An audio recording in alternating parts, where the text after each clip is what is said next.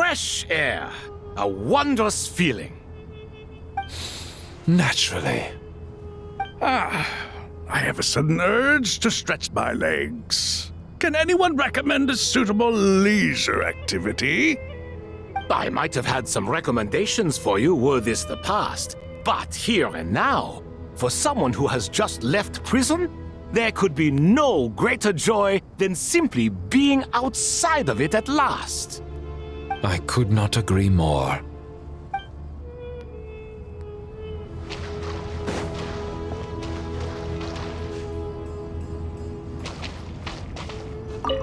As I thought, the so-called 7 pillars of King Deshret are as underwhelming as ever.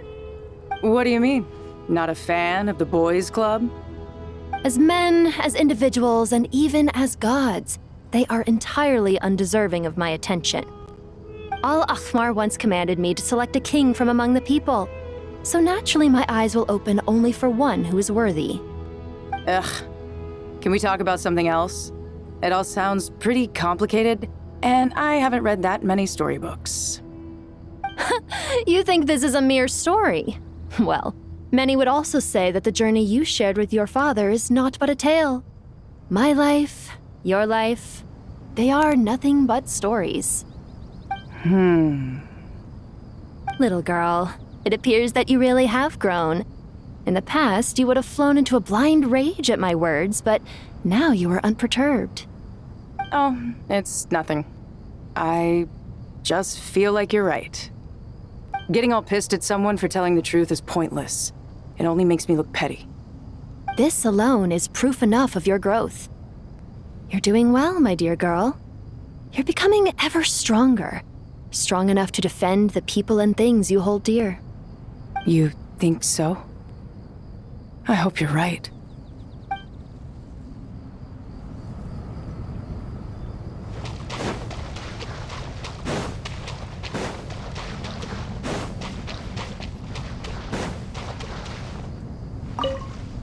You must be Sethos, the successor to the Temple of Silence. Hello. Yep, that's me. Nefer, right? That's what I heard the others calling you. Judging by your outfit, I'm guessing you come from the desert too? That's right. Started off in the desert, went to the rainforest, then went from there to Nod-Krai, where I work as an intel broker. Huh. Well, this is interesting. You don't seem to talk about yourself all that much. Yet here you are, volunteering your life story to me. However abridged. Maybe I'm looking to make some new friends. I like making friends too. I'm easier to talk to than Sino and a little more streetwise than Tighnari. Which is why you came over this way, giving me the chance to strike up a conversation with you. Was I that obvious? I think you did fine. You were mindful of my attitude and hoped to lure me in through sentiment. Lure you in isn't exactly how I'd put it. I see it more as an invitation. An invitation to what? To put down your luggage. Lay down your burdens. To return to your homeland. And be truly welcome in the place you once felt so estranged from. You're a more interesting heir to Bamun than I was expecting. Since you're familiar with my grandfather, I'll assume you're aware of our situation. I'd like to make friends with you. And I think you'd be a great asset to us. Not to mention the power you and I both hold. Originally belonged to the same organization. Aha, there we go. Now we're getting somewhere.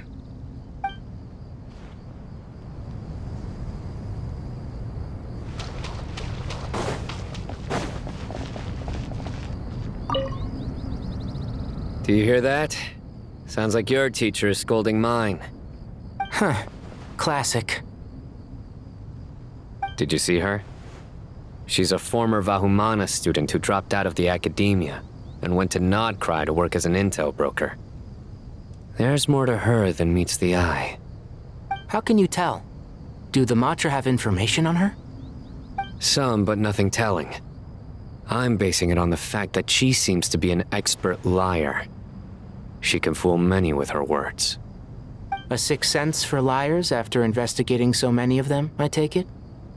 Yep. What about you? What do you make of her?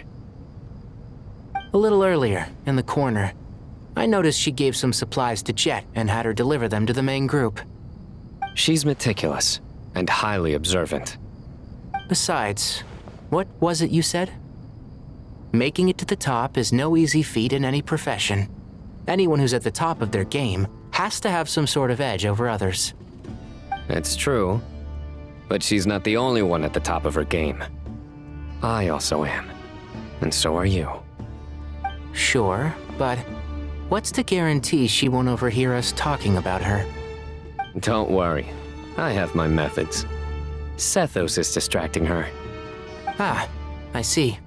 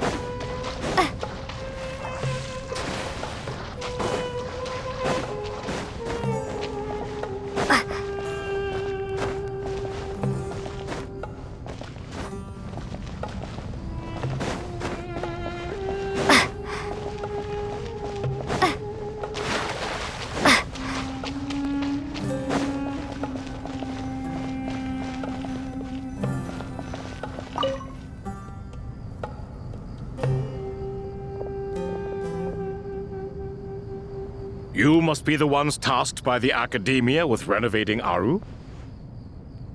That's right. Good afternoon. I'm Kaveh, And these two are Termezi and Naisaburi. Hey, I'll hate them! Come and introduce yourself! We've met before. This is Thoth, the Ibis King, and everyone knows these two. Afternoon, gentlemen. I've only ever seen these two in murals! Ah, the paintings in the temple. They show us chatting, playing cards, playing chess. Precisely the activities we most enjoy, funnily enough.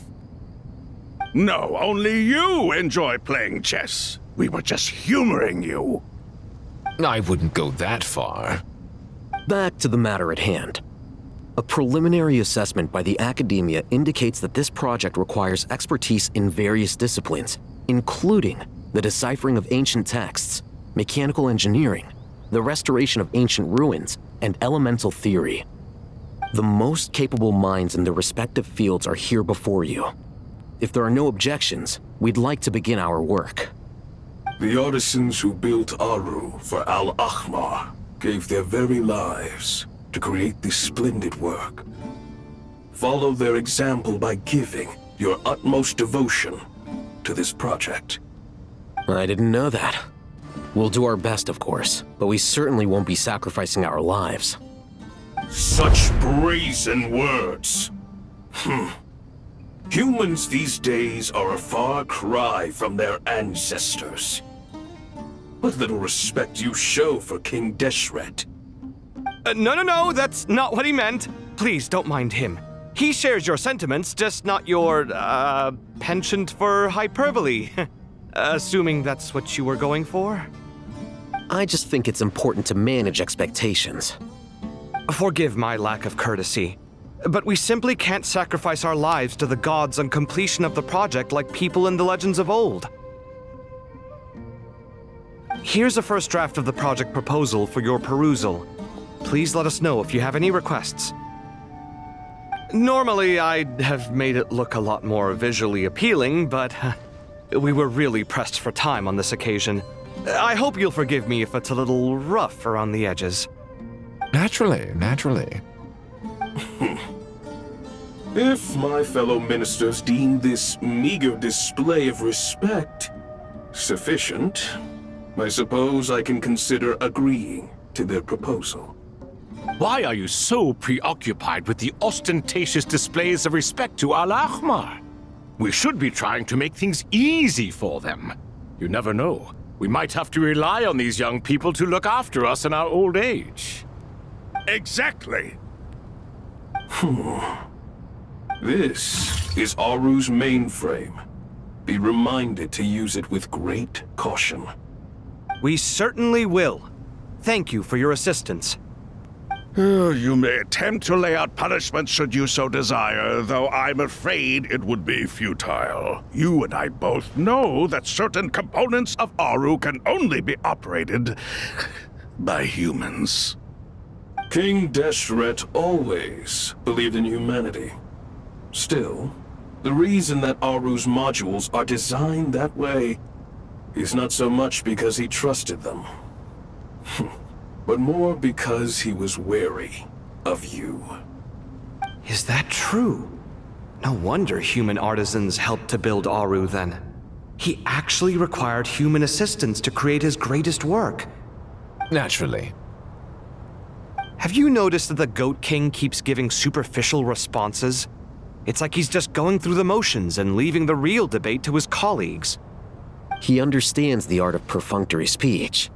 That's what earned him his position as the Minister of Ministers. It seems the rumors about King Deshret being a poor judge of character are baseless after all. Excuse me for being blunt, but it sounds suspiciously like you're putting yourself on a pedestal and mocking me. You're mistaken. And while there's nothing strictly wrong with making every conversation about yourself, it's not exactly a positive tendency either. You? Whatever. I knew it'd be like this working with you. All right, let me past. I need to look at this console. It's your job to activate it after all. Let's begin. Everyone, please proceed with the external checks and preparations as per the procedures outlined in the engineering plan.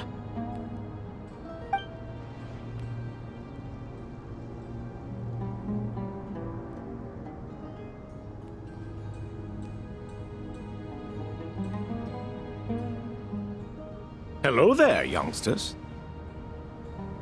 Whoa, the Ibis King came to life! What do you mean, came to life? I've been alive the whole time! You did say we could start our research, right? Are you having second thoughts now? I've reviewed the proposal. The work you're planning to carry out on this grand device is ambitious in its scope. You have ample confidence in your abilities, I take it? I wouldn't say I'm feeling hugely confident, but given how bad things are, I'd rather at least try something than sit around waiting to die. You are the top scholars of your day. I trust you are aware that there are countless links between Aru and the Akasha? Aru and the Akasha? But... I thought the Akasha was the Academia's greatest technological accomplishment, created years ago by the Dendro Archon to help her people access knowledge. And you too? Do you not know either? You've read the instruction manual, right? You tell them. An instruction manual? The Akasha has an instruction manual? The Dendro Archon is a kind and thoughtful god indeed. It used to sit on a shelf in the corner at the House of Dana. Not the most popular read. If the manual is to be believed, Aru was in fact the original inspiration for the Akasha system. What? But there are so few records about Aru anywhere. And practically none of these scientific expeditions into the desert had anything to do with it. Ah, but this is something you could not possibly have known. You may have heard many stories about the desert, but what is the most important aspect of history? Consider this a quiz. Anyone from Vahumana present? I'm from Vahumana. It's, well, veracity. Precisely. And a large part of veracity is the chronological order in which events occur. I may as well tell you. In the beginning, Nabu Malikata, the goddess of flowers, descended upon Sumeru. The glory of the heaven was within her. She brought life, oases, and knowledge to this land. Then she created the Jinn, enlightened them, and ordered them to serve her. 2 other gods also walked upon this land where wisdom flowed in abundance, and the 3 met beneath the great green trees. It was the first and greatest alliance. We should speak with reverence of this covenant between the 3, which transcended both time and life. For they promised that in Sumeru, wisdom would be shared with all. All the great changes in Sumeru's history began with the goddess of flowers. For King Deshret's sake, she pried into the secrets of Celestia, and for this was burned to ashes by the flames of wrath. So grieved was King Deshret by her passing that he lost all interest in state affairs and devoted himself instead to the knowledge that she had brought back.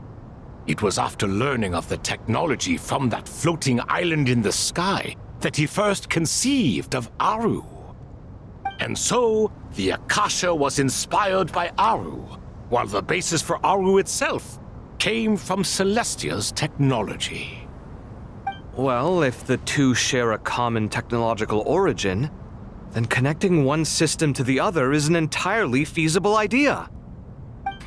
Unbelievable. Have you no reverence at all for celestial technology? No, I do, but there's no time for that. The schedule is too tight. Blame it on the deadline. Perhaps you could try coming up with our cutoff dates. You know what it's like having to turn around 5 different drafts in one day? I wouldn't wish it on my worst enemy. Yeah, also, Sir Ibis King, you don't plan on getting directly involved at all, do you? Yes, well, you strike us more as having come to give a popular science lecture. Or, wait, does this count as more of a first-hand witness statement? Neither. Anyway, this sounds like far too much work for me. Still, if Aru is so powerful, why didn't King Deshret use it for more ambitious ends? because it was never fully completed. King Deshret had grand plans, but he perished before they could come to fruition. In the beginning, his wish was to create something that could rival the very world itself. The Lord of Flowers sacrificed everything for that ambition. What he desired, she bestowed, and thus was knowledge brought into the world. Her courage and sacrifice had to be honored with the most splendid of monuments, or King Deshret would surely have deemed it a grave injustice. And that monument, built from knowledge and technology, etched with a sacrificial and courageous love, even in its unfinished form, it deserves to be treasured. At that time, King Deshret said the following to the Lord of Dendro. Since we share an eternal covenant, I shall never be your enemy. Hence, the fruit of wisdom from the heavens is not to be devoured. Remember, it is not that I lack the power to become the enemy of wisdom. Yet you and she have taught me much and shown me kindness. For this, I cherish you both. In the end, Aru was only used to store a portion of the souls. It was but a primitive form of the masterwork the king had envisaged. His final hope for Aru was to return to the past, when she yet lived. So the point you're making is, King Deshret was both powerful and ambitious, and he only ceased his imperious ways out of affection for the goddess of flowers and the Dendro Archon. You could see this as an act of mercy, but you could also see it as the sentiments that lay between these three gods placing constraints on him. This was, after all, the foundation of the alliance between them. This explains why Aru was both a prison and a monument, and why the answer to the three questions was time. You have to be careful who you get involved with, or you invite all manner of misfortune. This is as true for gods as it is for humans. Love is the same. It is both a prison and a monument. All right, let us pause the story here for now. Seeing as you've been so diligent, I'll offer a little help. Who's in charge again? Is it you two? Ah, yes, me and him. Now then, close your eyes. Wisdom hides in the space between the tangible and the intangible. It is to convey the incommunicable through the simplest of mediums. By the power of King Deshret, I shall grant you a glimpse into the unseen secrets that lie at the threshold of existence.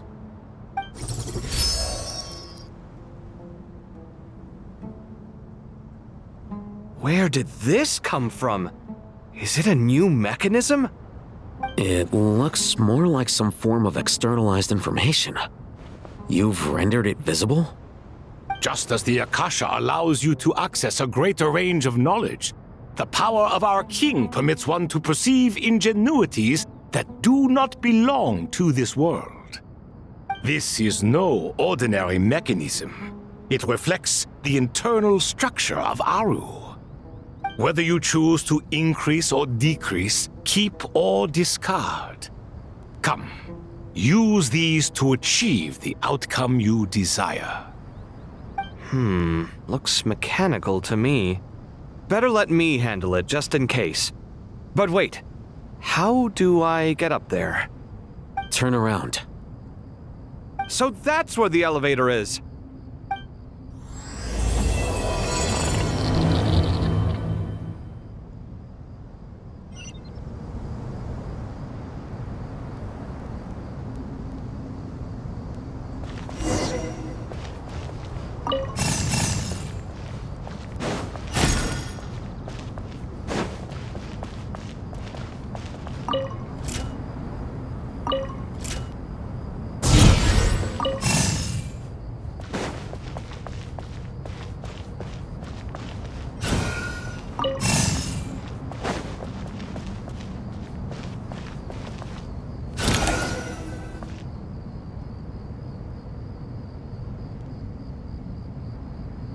Obelisks were used to record important information in the ancient desert civilization. Hey, Al-Haytham, there's some writing here I'll need you to decipher. I've sent it to your screen. Do you see it? Got it. It's a little blurry, but I should manage. Take a look and tell me what it says. Oh, and I'll send any other similar text directly to you from now on. Let's start with this one. It's a variant of an older script. Herein lie verses written for the Yellow Sands. Looks like cultural information from the age of King Deshret.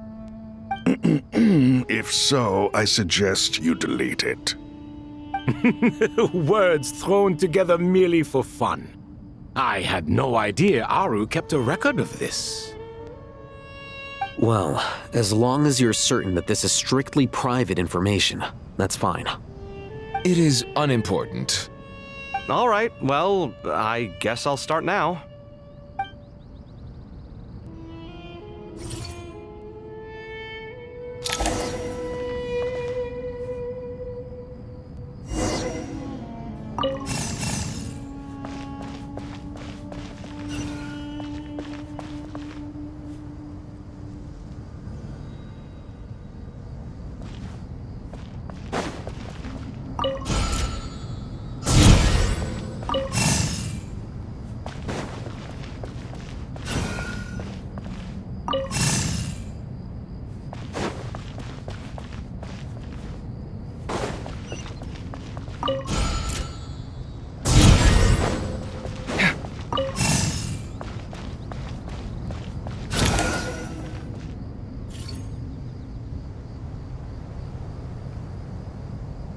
Found some more. Sending them over to you now.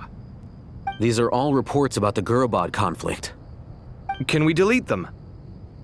I'd say so. Most of this information has already been archived anyway. What if there are details in there that Vahumana missed? What are we supposed to do if they come after us in the future? They'll just have to live with it. If we don't resolve these issues now, there won't even be an academia in the future, let alone a Vahumana Darshan. Yeah, you're right. Okay, done. There's some other similar monuments nearby. I'll check them out.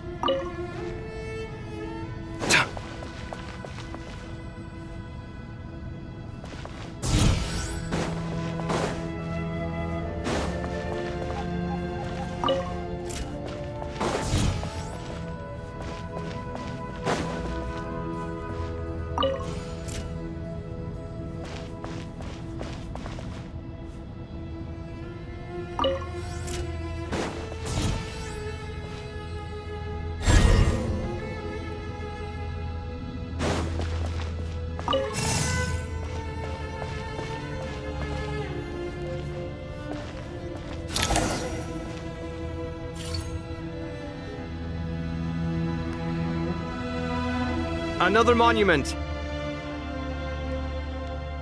Hold on.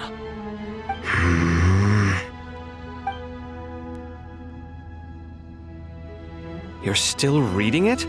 How long is it?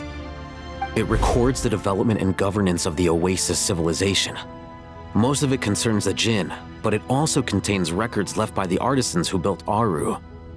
Is it important? Some of it. There was no way for me to read the whole thing in its entirety, so I had to rely on my intuition to pick the parts worth keeping. What about the artisans' records? What do they mention? They're speculations, mostly.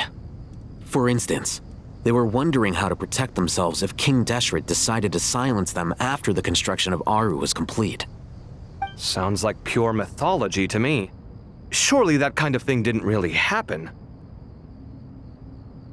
The records do emphasize that this was merely their conjecture based on various myths.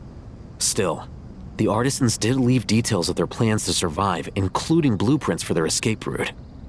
Even that got recorded? Okay, well, I'll make a copy of this first before I delete it. Is that truly necessary? You won't be needing those. No, the blueprints are important. I want to keep them as a memento.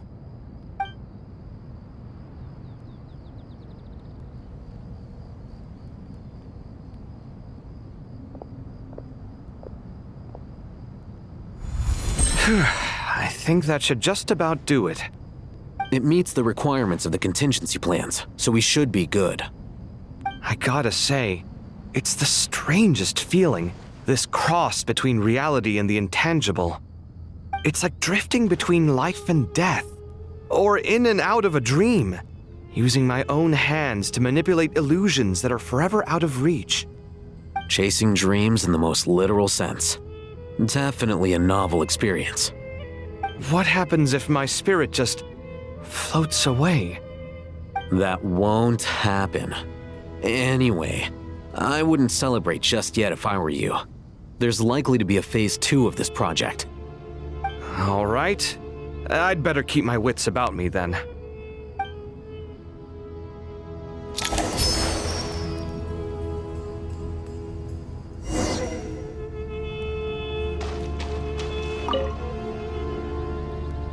I expected that the outside world no longer respected the ancient gods, but even so, I do find the tone of these youngsters to be dreadfully impolite. It should hardly come as a surprise to you. I remember you saying the same thing last time. I assumed that was just a one-off. I did not realize it was the norm. Don't you think that young lad's matter-of-fact tone sounds familiar? It bears a rather uncanny resemblance to you, Goatee. Surely a sign that he is a man of rare intelligence. Oh. The rest of them, though, much better. The blonde-haired one, for instance. So sincere. That's the kind of kid I can respect. Oh, really? Well, what about your disciple, Nefer? She's about the furthest from sincerity that a person can get. And now you hit the crux of the issue. Thoth is spouting lies again. He cares nothing for sincerity. He likes Nefer simply because her personality is just like his. Thus, in giving his approval to Nefer, Thoth is simply validating himself. The rest is but smoke and mirrors. You have some nerve saying that. There really is no helping you two. Shut up, chess rookie. What nonsense is this? How dare you tell me to shut up? How can you engage in such banal chitter-chatter at a time like this? Aru has been opened. The glory and splendor of a bygone age is about to sweep over the earth like a flood. And you're here squabbling like petulant children. All three of you are insufferable. King Deshret was merciful, indeed, giving you a chance to be released from prison. I say, you should have been locked up for good. Ah, but Bennu, look on the bright side. Had they not been released, we would not have been awoken. Oh, you've been here this whole time. You should be scolding them along with me. I miss Hermanubis. It's not a real reunion without him here. And now you're avoiding the topic and talking to yourself. Why King Deshret designed your personality like this, I will never understand. Isn't this simply proof that our king supports my free will? Oh, look at those two rust buckets. Suddenly, you two do not seem so bad after all. Here, here. If being stuck together for thousands of years fosters no friendship, I cannot say what would. Naturally.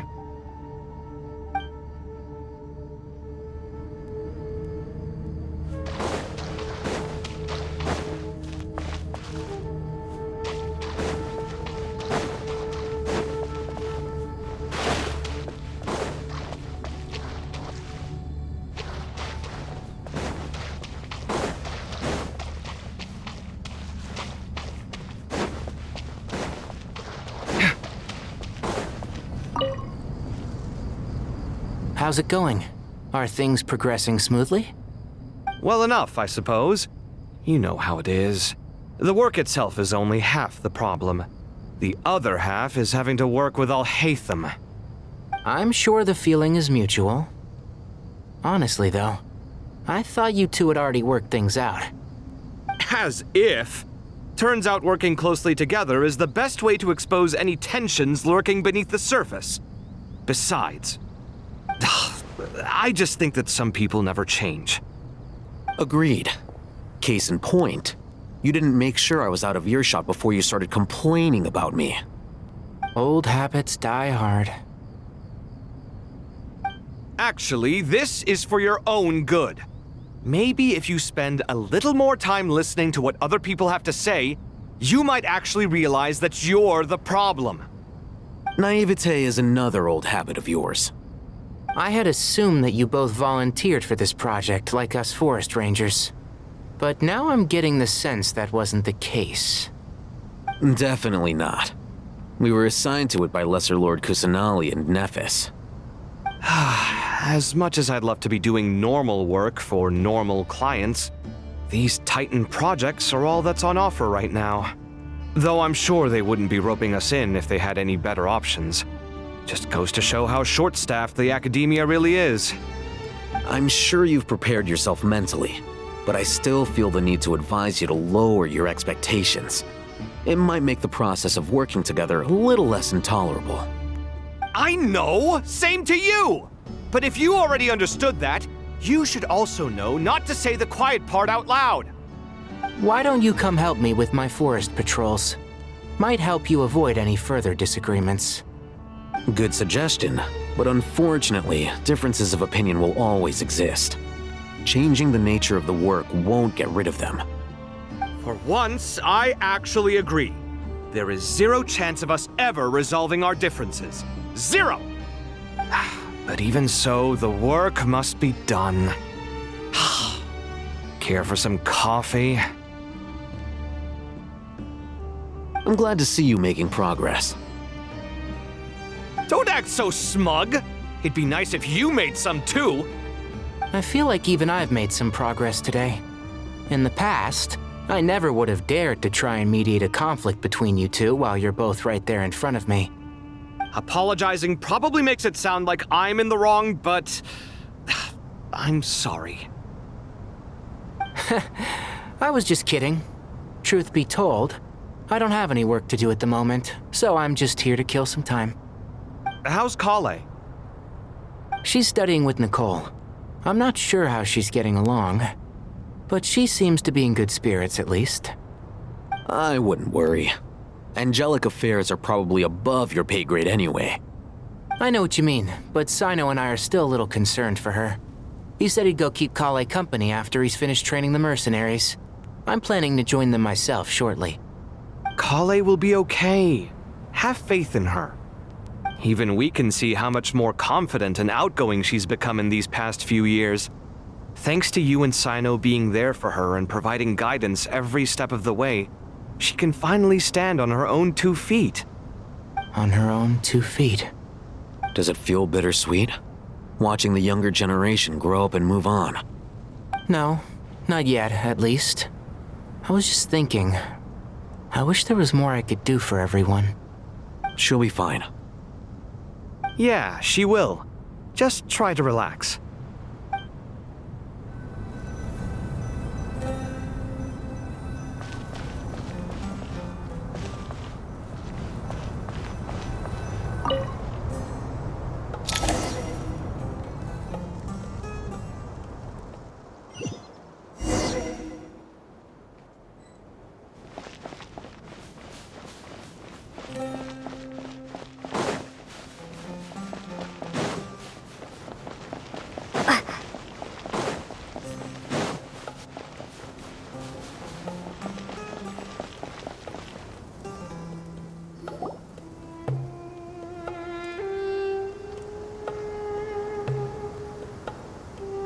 Traveler from afar, do you worry for the fate of Sumeru as well?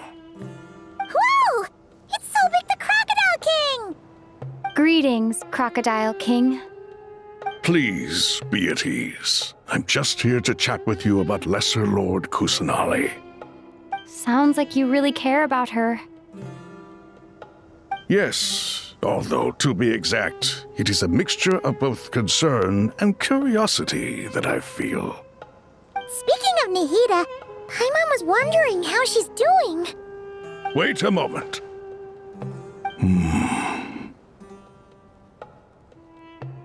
What is it? I tried calling out to a pep, but there was no response. This can only mean that she is focusing all her energy on taking care of Lesser Lord Kusanali.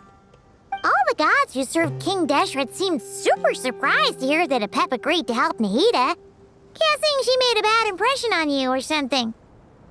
Are you aware of the history between her and our king? Then you are learned indeed. I'm glad to know that Sumeru has the support of someone like you.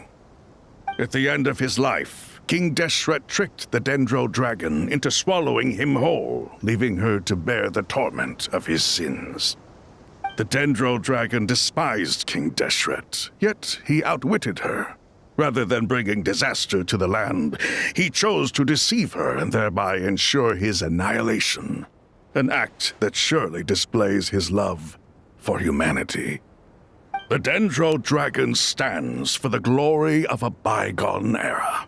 She hated Al-Ahmar and what he represented. All the gods, all the power they wielded. And so, her willingness to help the Dendro Archon through this crisis comes as a great surprise indeed. It makes one wonder whether, perhaps, the Dendro Archon assisted her in the past. Yep, Nahida did her a huge favor.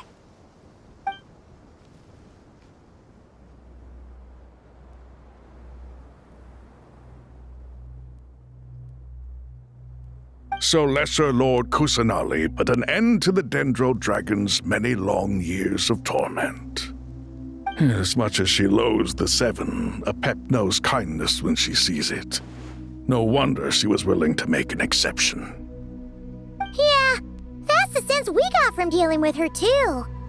She is not incapable of coexisting with other living things. Rather, she actively chooses to avoid coexistence. And this despite the fact that she symbolizes life itself. How ironic. All of this being said, I wouldn't expect too much from her if I were you. Nothing will change her hatred towards humanity and gods. We'll keep that in mind. Anyway, how much longer do you think Nahida needs to stay with the pep? For all we know, the Fatui might still be in the desert. Just to be on the safe side, why don't we grab anyone who isn't busy right now and go look for her? I'm alright, Paimon. Huh? Was that Nahida's voice? It seems the treatment was effective.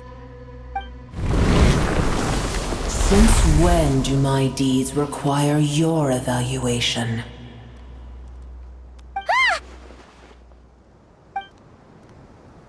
Here will do just fine. I had no intention of taking you any further. One ought not expect greater generosity than they have earned. You always hide your kindness away like an oasis within a sandstorm. Only those who make it through the swirling winds can know just how beautiful that oasis is, and how much hope it brings. You dare appraise my being? No, I'm expressing my gratitude. I want to thank you for sharing your precious life force with me.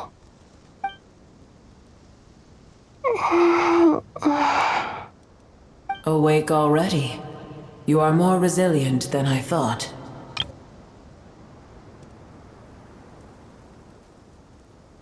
Pep. I feel much better. Thank you.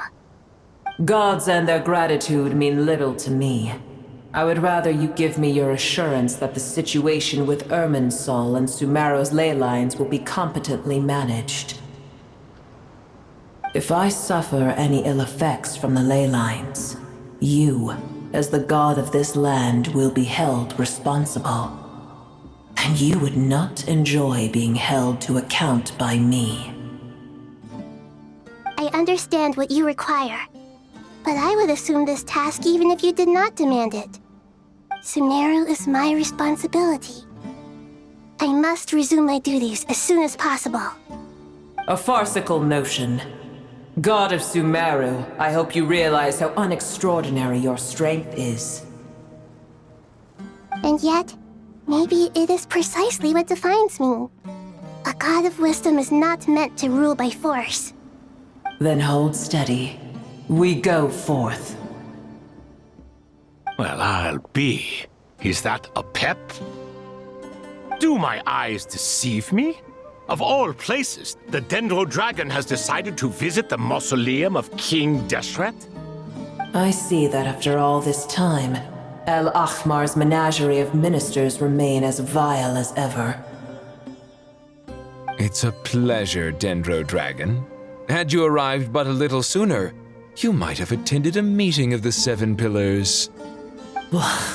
What a nauseating thought. You are not the first insects I have had the displeasure of dealing with today. A swarm of them tugged on my tail on my way over. Goodness knows what hovels they crawled from. Why do all the creatures of this world remain so lowly after all this time?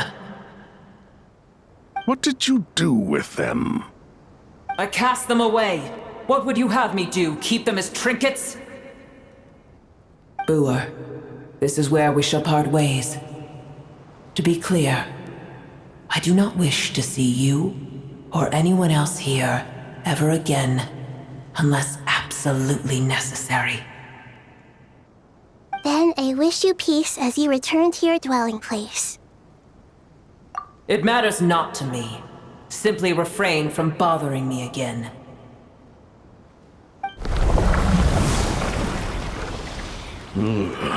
A force to be reckoned with. At times like this, I feel glad that she has no interest in any of this. Hold on, just hold on, okay? We're almost there. We made it! Huh? Wait, that voice! It's...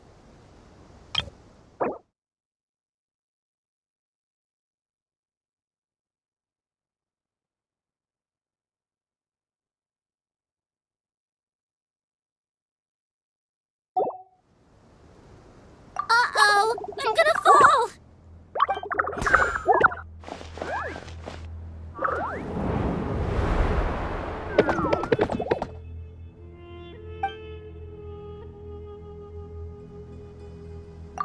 Well, that's a relief. A pair of safe hands indeed. The Dendro Archon's familiars. They are the last thing I expected to see here. Huh? Wait, what are the Aranara doing here? Don't you guys hate the desert? Obviously I was worried about the Dendro Archon. I've been supporting them with my Pari powers the whole way here. Oh, they seem pretty nervous. Is it because there are too many people around? Not just people. It's all these non-human beings, too. It's hard on them. I can't believe you made such a long and dangerous journey just for my sake. I appreciate your support so much. Thank you all. I'll have to ask everyone to wait while I help our new arrival settle in. Once I'm done, I'll gather everyone to discuss our next steps. Traveler, Paimon, shall we find a place for our friends to stay? Awesome! Let's go! Well, first I have some questions.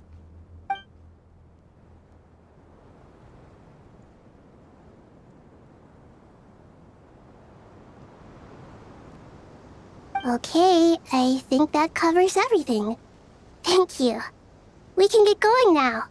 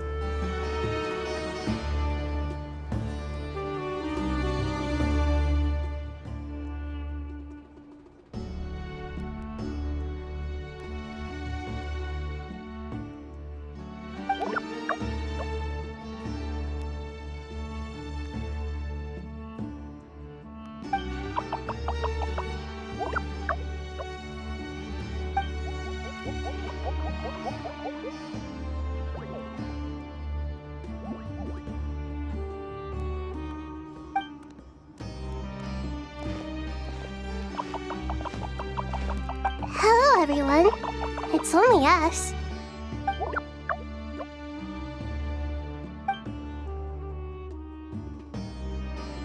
It must be very tough for you coming all the way out here, especially since you don't like the Veluca.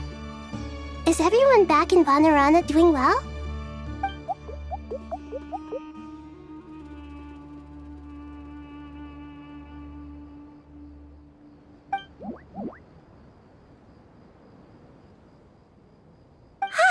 Everyone's here.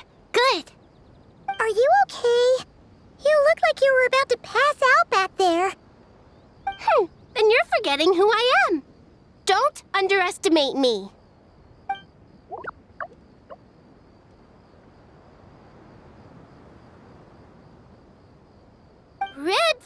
Oh, excuse me! Are you comparing me to Paimon?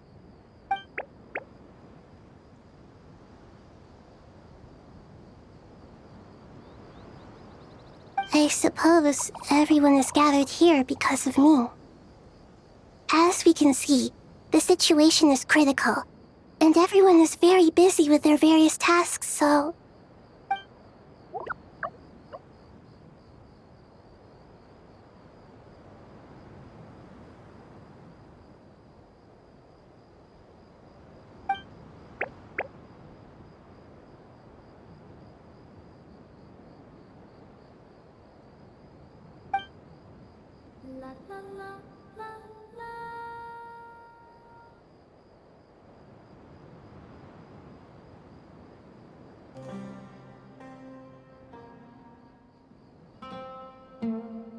I can't thank you enough.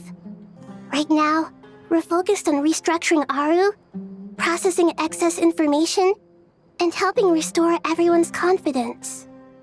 I'm sure you'll find it all very straightforward. I can help too! Just let me know where I'm needed.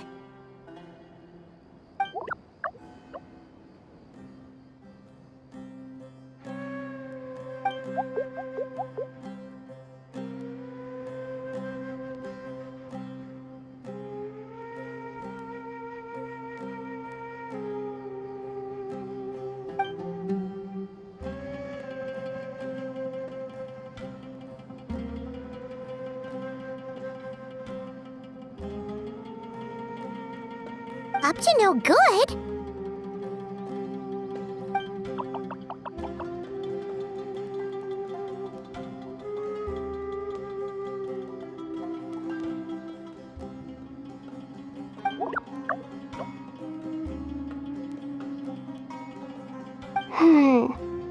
That definitely sounds suspicious.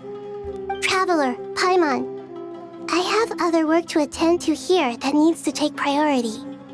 Could I trouble you to investigate the situation Arabalika spoke of? No problem. Leave it to us! Thank you. I'm counting on you.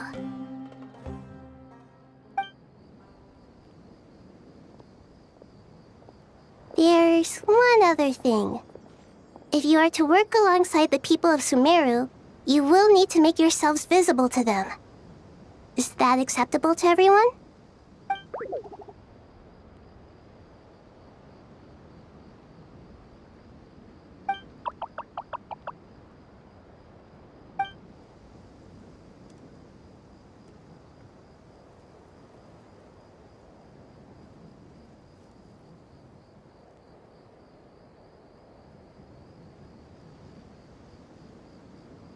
There's nothing to fear.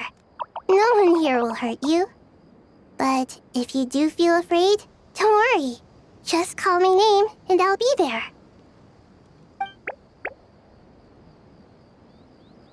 Very well. Now, I shall bestow a small blessing upon you all.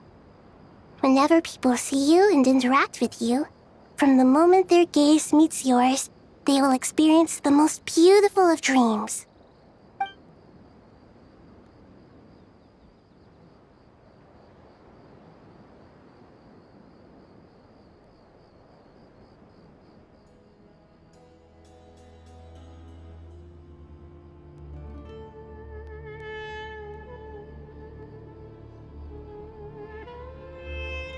Do not fear.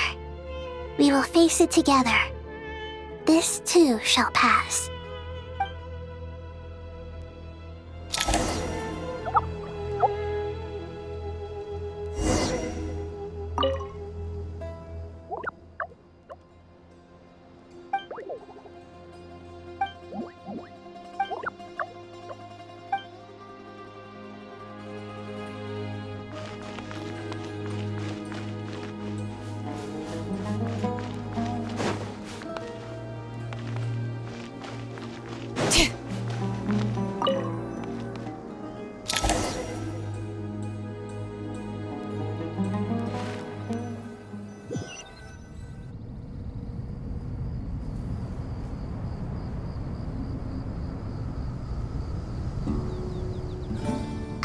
Everyone's here.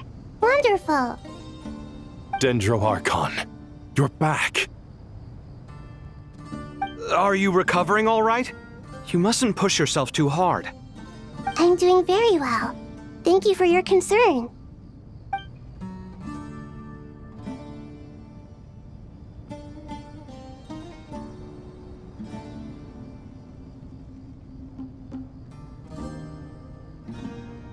I see. Using the power of Aru to reboot the Akasha and gain access to Irminsul. It's a sound plan, although... I regret to be the bearer of bad news, but with the state that Irminsul is currently in, it's impossible to access via traditional means. Even the Akasha won't change that. Alas, we had feared this may be the case. And what about non-traditional means? Non-traditional means? Are you saying... Desperate times call for new measures.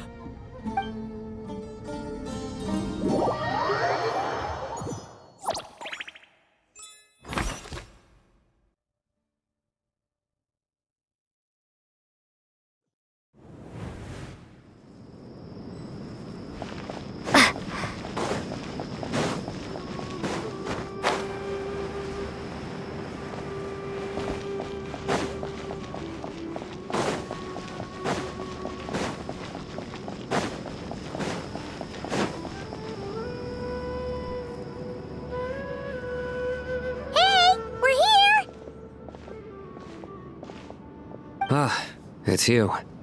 Is there a situation?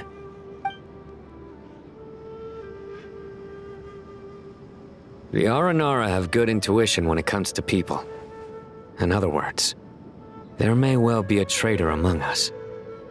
Given everything that's going on, I'd be more surprised if there wasn't.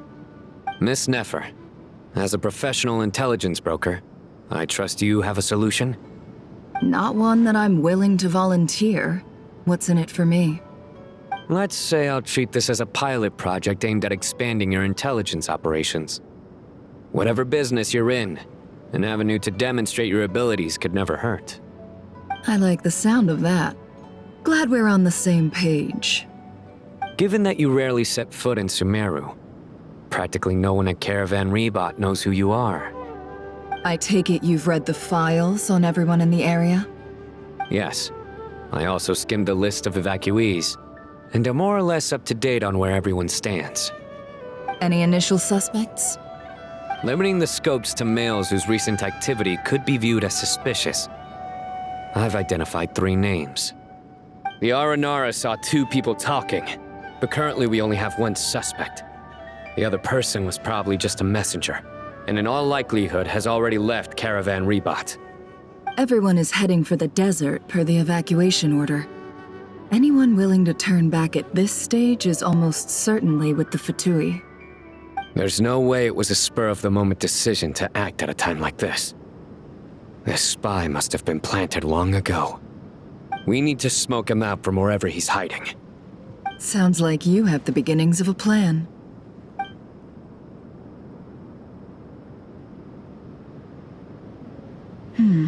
I see. Your suspicions are well-founded. I'd be watching him too if I were you. So far, we still lack solid evidence that he's been bribed. He hasn't made any recent purchases that would indicate he came into some cash. Then let's get closer to him to confirm before we make our move. I can handle it. I'm not based in Sumeru, so barely anyone at Caravan Rebot knows who I am. And you're certain you've never encountered this person in Nod-Krai? I'm certain. Besides, it's extremely rare for me to have had any direct contact with Sumeru mercenaries besides Jet. There's no way he could have seen my face before.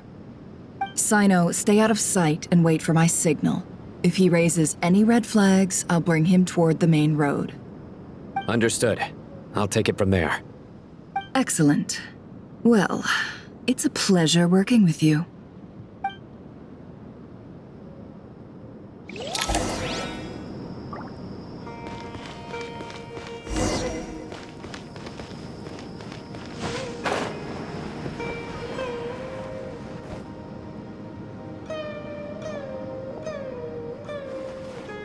Darker skin, scars, frequents the desert and has ample combat experience.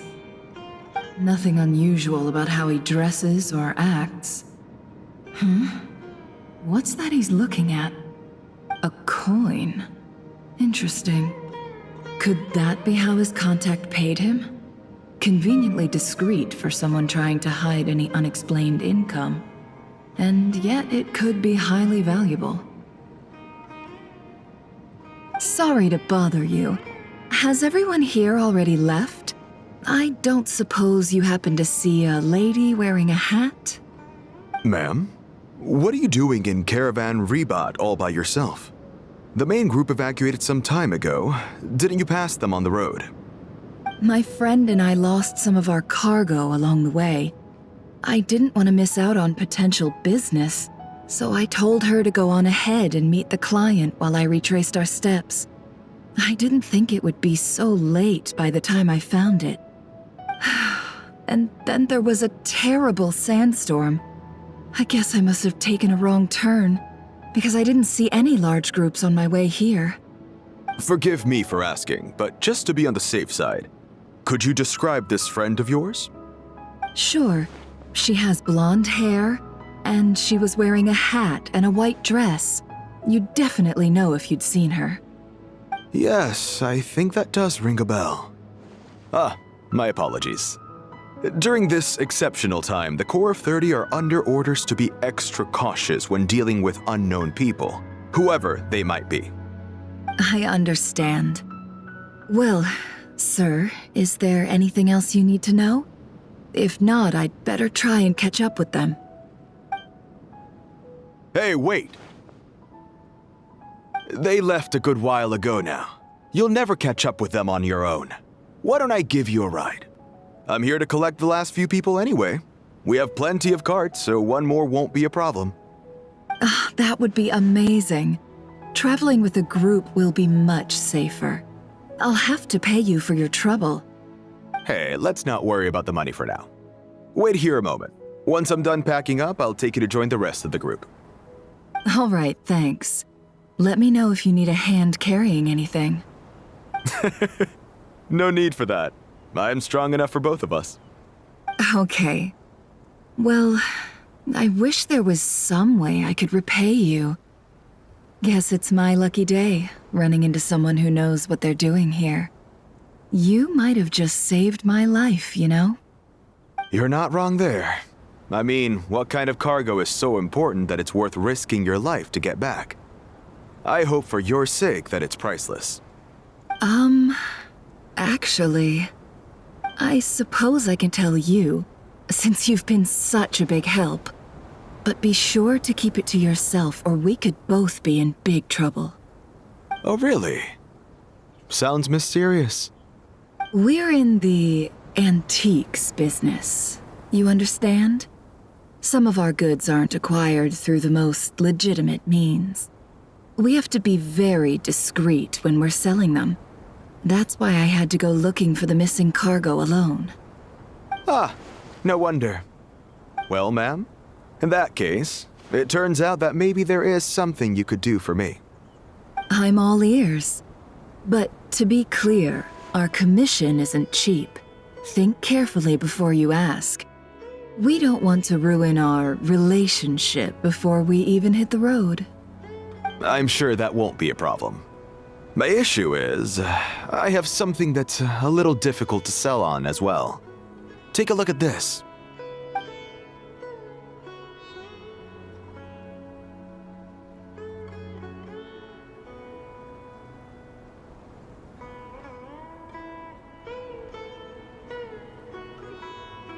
Pure gold. That's quite something. How'd you come across it? Dig it out of some ancient tomb? If you look hard enough, there are many treasures to be found in the mausoleum of King Deshret. It has no distinct Snezhnayan markings. That'll be why he's going with that story. And he clearly doesn't want to arouse suspicion, so he's on the lookout for an opportunity to make a quiet trade. Surely you have an existing business partner. Won't they take it off your hands? I hope I won't be attracting the wrath of my competitors by helping you sell this. The shop I used to work with is having cash flow issues at the moment after losing some money. I'm under enough pressure as it is without having to deal with them. On the off chance anything went wrong, I'd never get my money back. I understand. Gold is the last thing that traders with cash flow problems want to see. Well, in that case, I think we can work something out. As it happens, I'm just about done packing. Shall we make a move? Sure. Let's walk and talk. This evacuation was a huge operation. They needed a few people to stay behind and tie up loose ends. And I ended up being one of them. You're lucky you ran into us in time. I certainly am. I don't know how this happened. One thing led to another, and look how it ended up. I just hope our client doesn't get spooked and cancel their order. Fingers crossed. But either way, life goes on, and we all have to make a living somehow.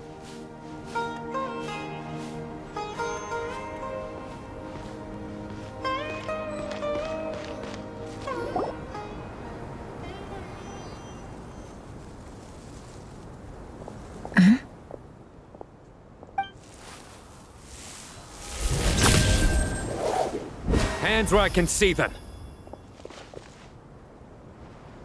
General Mahamatra! No, wait! What are you doing?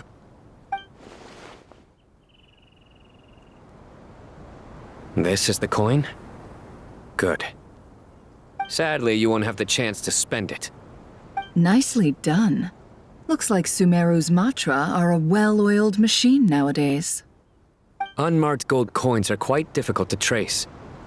Thanks to you, we have secured the evidence. Here's what's gonna happen.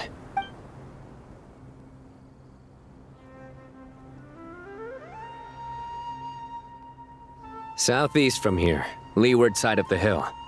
That's where he's meeting his contact. Great work. Candace tells me your interrogation skills are highly effective. Hers are quickly catching up. She's improved a lot in recent years. Looks like it's over to you for the next step. Because I'm quickest on my feet? Because you know how to trail a target. Plus, it'll be easier to monitor their activity from the air. Fine. I'll be quick. One more thing. The Traveler just brought a message from the Dendro Archon.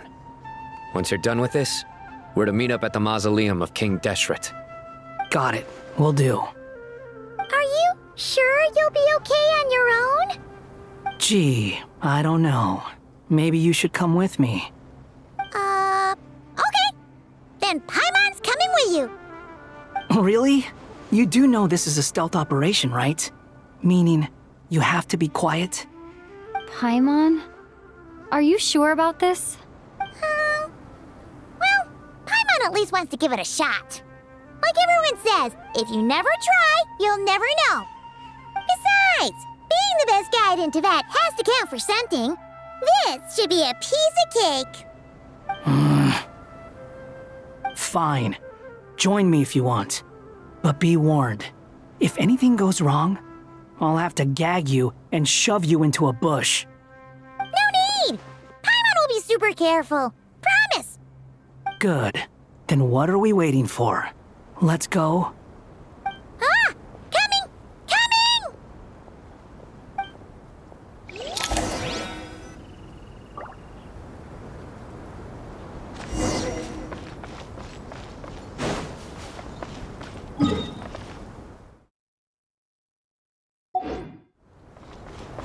The wind rises.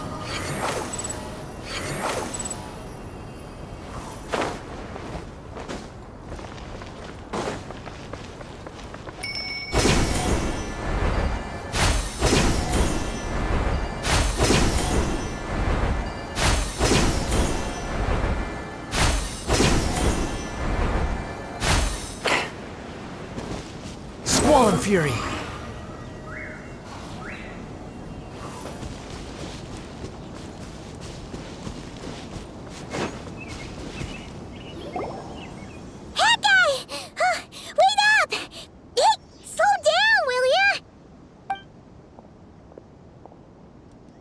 We're here. Now we wait. Okay, yeah, cool. Cool. What's on your mind, Paimon? Huh? Oh, nothing? I thought all you cared about besides being a guide was food and sleep. Why the sudden urge to go on a dangerous mission? What's that supposed to mean? Paimon's been on plenty of dangerous missions before. But never on your own. You hardly ever leave the traveler's side. Just saying, I'm kind of at loose ends right now. So if you did want to share, I suppose I'd have to listen. If not, suit yourself. Makes no difference to me. Hat guy? Do you think Paimon is useless? What? Where's that coming from? When we were in Nod-Krai, Paimon suddenly realized something. Even though Paimon's with a traveler every single day, whenever we face real danger, she can't do anything to help.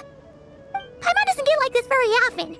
She just got really scared when the traveler got kidnapped that time.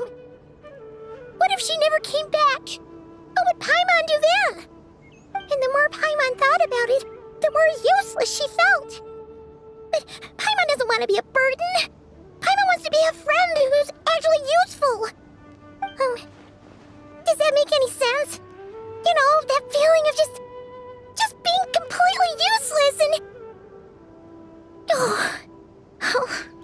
Paimon probably sounds so ridiculous right now. You asked the right person. Boy, do I know that feeling. Oh, hat guy. I'm not gonna try and encourage you. What I will say is this. When you start doubting yourself, you have two choices.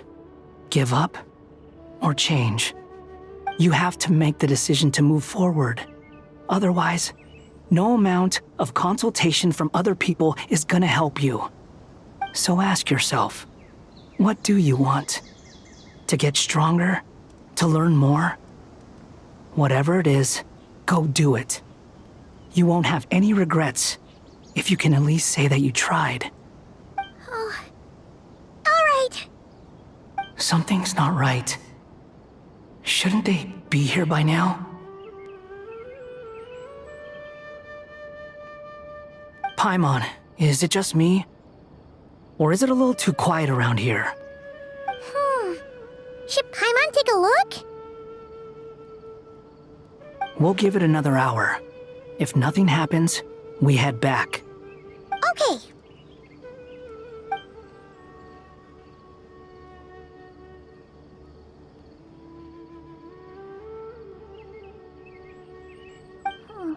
How strange.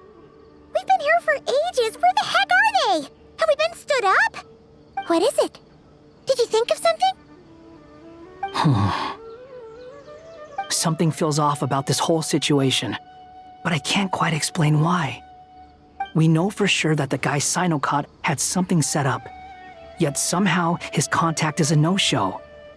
So, either the handler got caught, Or, more likely, they decided to cut our guy loose. But how would they know to do that? Wouldn't they at least send someone here to check things out? That's the problem. They couldn't possibly know what's happening here. Unless... This feels all too familiar. Come on, let's head back.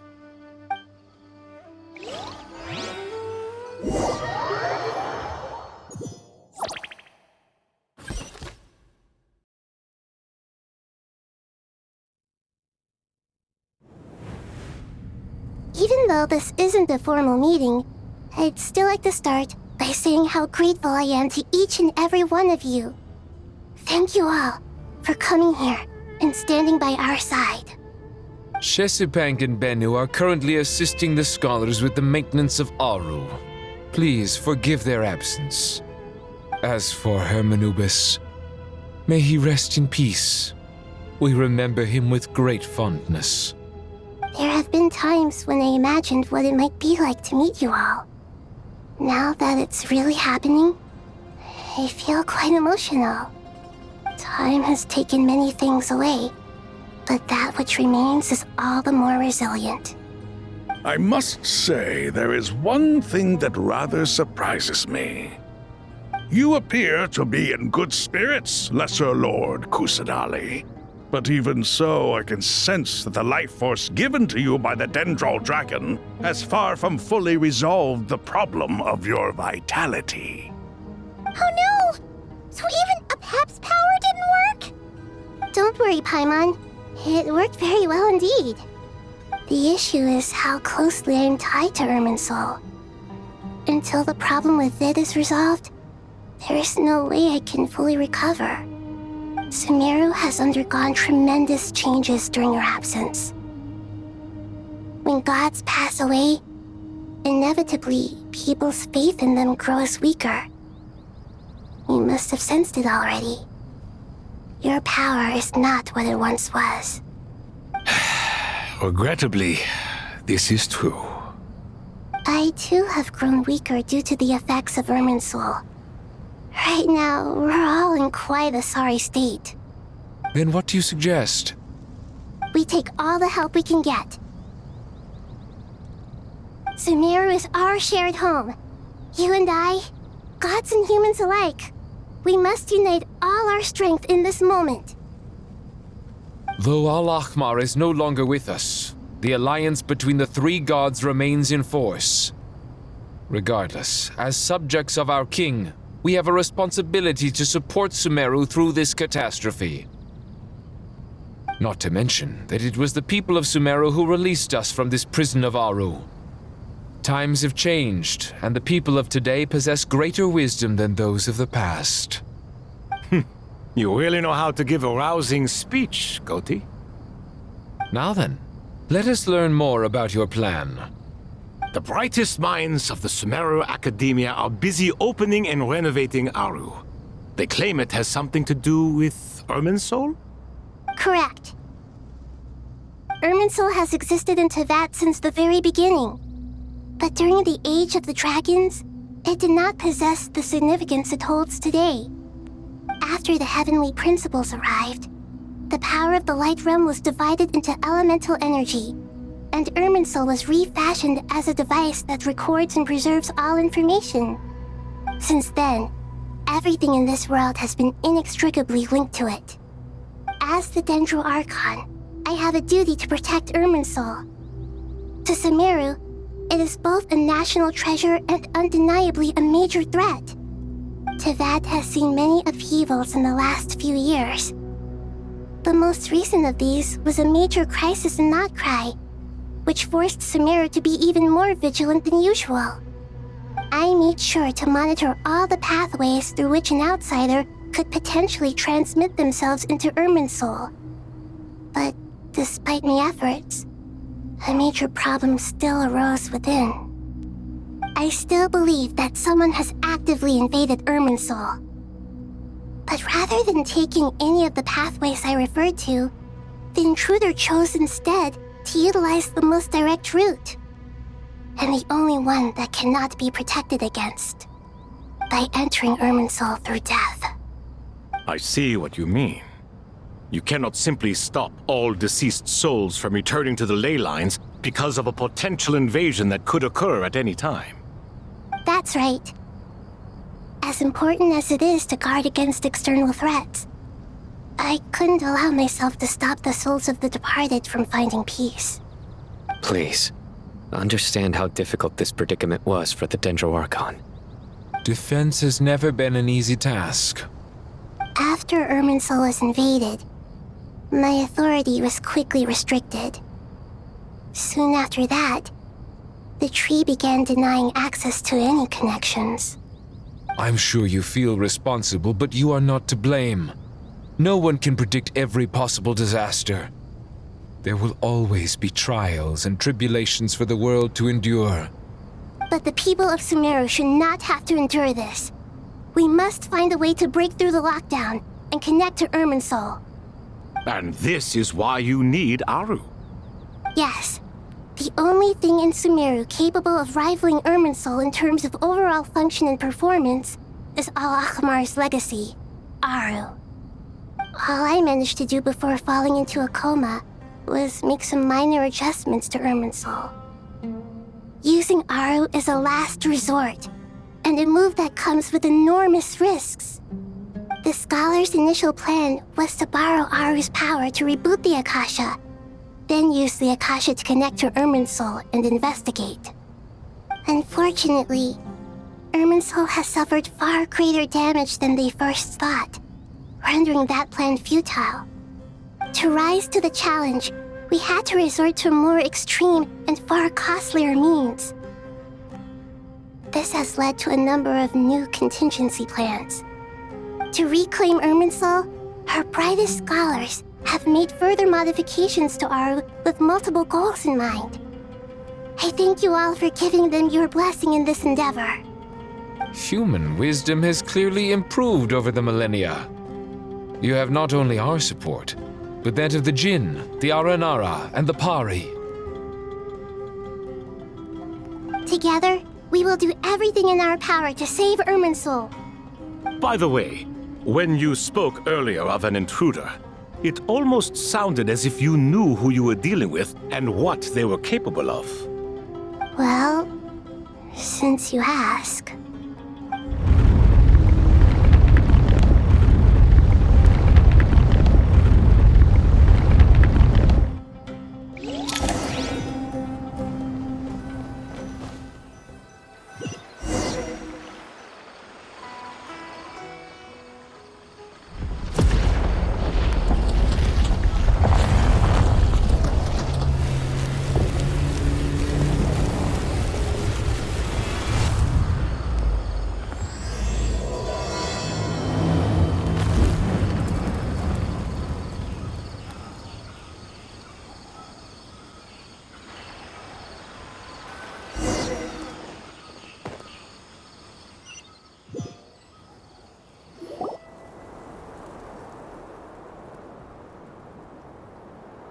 Master Tainari! What is that? Is this Irminsul? How did this happen? What's going on inside? Luckily, we managed to evacuate everyone. What in the world was that? That was terrifying!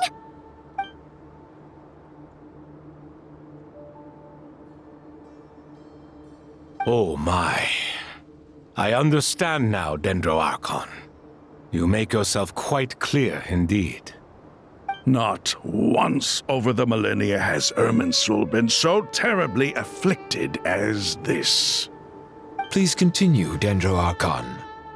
Irminsul's root system is what comprises the ley lines. In the past, it has always been hidden away, going unseen by the general populace. But now, an evil intruder is making it reveal itself. It has become a tree of unbridled greed. A clear sign that a deranged experiment has advanced to a new stage. Blasphemy. From where I stand, an experiment in the name of blasphemy sounds rather improper. But if we are to honor Dottores' will, this is what we must do.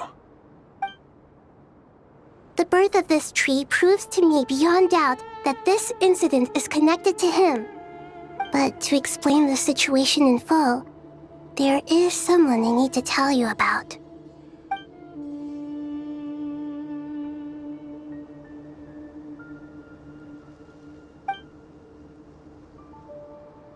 Zandik. So it was him. I saw him in the desert once. A man of supreme arrogance. So this is where it has taken him. But didn't Dottore die in Nod-Krai? How is he still able to do all this? He must still have loyal followers amongst the Fatui. Even so, I'm still unclear as to how he has been able to wield such a profound influence over Irminsul. I can confirm that Fatui forces have arrived in Sumeru City. Furthermore, Irminsul seems to be undergoing some kind of mutation. Evil branches are beginning to grow. Things that do not belong to this world are slowly but surely materializing. Sorry, I couldn't think of any other word to describe it. They don't seem to be fully formed physical entities yet, after all, but they are gradually becoming real. A baleful tree climbing up into the heavens. Speaking of Dottore, I have some information on that front as well.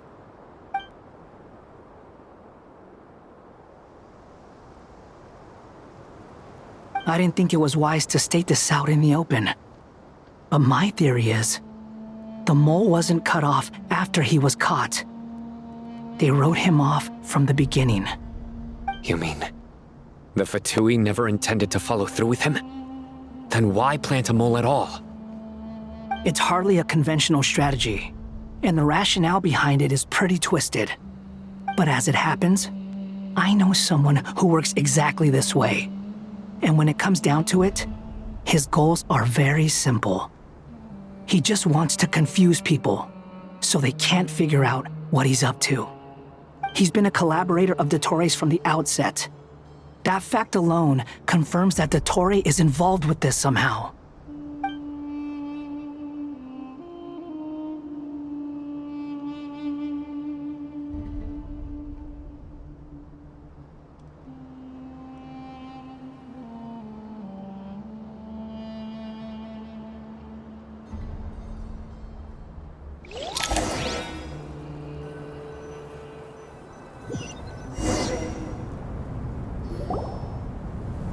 There is still much to be done.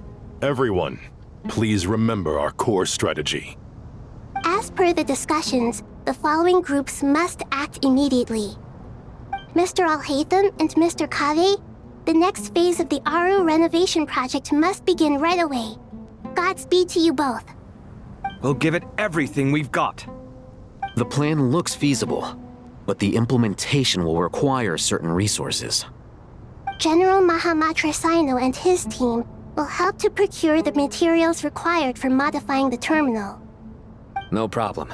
I've already spoken with Sethos and Hat Guy, and they've agreed to assist me. This kind of thing is best left to the fleet-footed, right? Hat Guy? If it's efficiency you're after, we're the right people for the job. Following up on the elemental energy amplifier we discussed, Ms. Dory, I assume you're the one most familiar with the status of this project. Aside from the Dendro Archon, of course. Yep, that's right. Leave it to Lord Sangama Bay. Got it. Well, I'd like Madame Farazan, Kale, and Nicole to support Dory on the technical side. You can count on us. Will do. Rest assured, I'll take good care of Kale. Dia, Candace, and Nefer, you'll be in charge of negotiating between the various parties. I trust you remember our goal. You bet. We can handle it. Good. I believe that covers everything. Tainari will provide ad hoc support as needed, if that's okay. Poor Tainari. Must be tough being Nephis' student. Getting bossed around all day, every day. Hey, don't try and drive a wedge between us, you old rascal. All it says to me is that Master Nephis has faith in everyone's abilities. While I'm nominally here as backup, I doubt there will be many situations where my help is needed. Exactly. Finally, Traveler, you and I will head to the border between Sumeru and Natlan. Once that task is complete, I'll be asking some of you to accompany me to the Eternal Oasis. The Eternal Oasis? I thought that was just a legend. So it does exist after all. Regarding your trip to Natlan, under normal circumstances, a meeting between our two nations would be a far more formal affair. Unfortunately, Sumeru is all but completely cut off from the outside world at present. So regretfully, we won't be able to give the Pyro Archon Mawika the grand reception that she deserves. My apologies for the inconvenience. No point putting too much pressure on yourselves. That goes for everyone. Right. Especially you, Dendro Archon. I'm sure you're still feeling quite weak. Don't worry about me. The Dendro Dragon's life force will sustain me. Plus, we'll be there every step of the way. Nahida will be just fine. Yes, I believe in myself. And I believe in every one of you. Well, time to get going.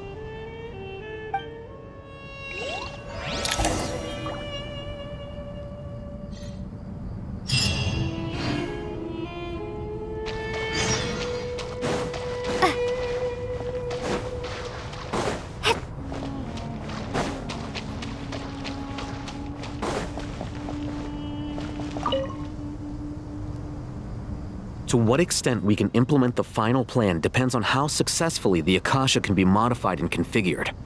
And to make sure the configuration works, Aru will also need some further optimization. Yeah, no surprises there. Once we roll this out, any Sumeru citizens who already have Akasha terminals can simply continue to use their existing devices. This still leaves us with a significant equipment shortage, though. Many groups of people were never issued Akasha terminals, including mercenaries, the desert folk, and many others. We'll need a supply of rare materials for the renovation of Aru and the production of new terminals. Right now, the best place to source these locally is from the primal constructs within King Deshret's mausoleum. Time is not on our side here. It's gonna be a race against the clock. The Aru merge and renovation project will have to be carried out by you two. Everything's riding on this, so failure is not an option. Best of luck to you both. As discussed, General Mahamatra Sino and Mr. Hat Guy will source the required materials. Mr. Sethos is quite familiar with the layout of King Deshret's mausoleum. With him accompanying them, things should go quite smoothly. I have every confidence. In the meantime, we may as well take a breather. Makes sense. There's not much we can do until the materials arrive. Get information and stay close. What is this, boot camp? Knock it off. It's just Sino being Sino. You know what he's like. Everyone clear on our mission objective. Look at the excess primal constructs, dismantle them, and extract the required materials. And King Deshret's 7 pillars agreed to this? If they're just sitting there doing nothing, we might as well put them to use. Thoth's words, not mine.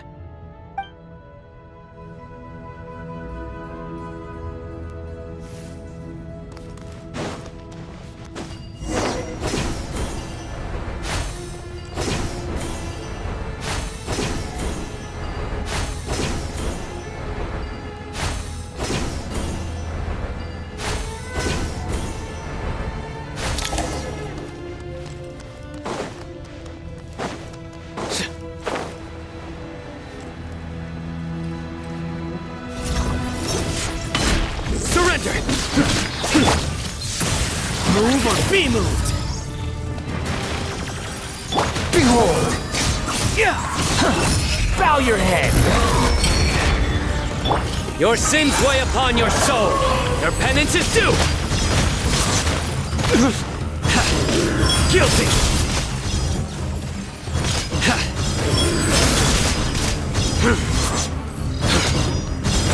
Your penance is due! You stand condemned!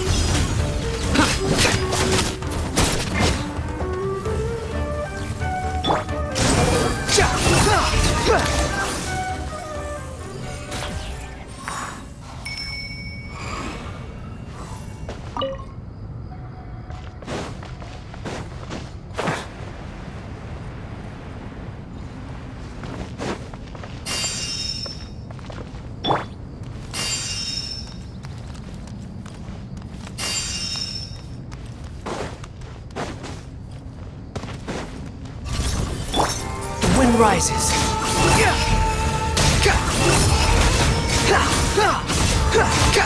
You're dead.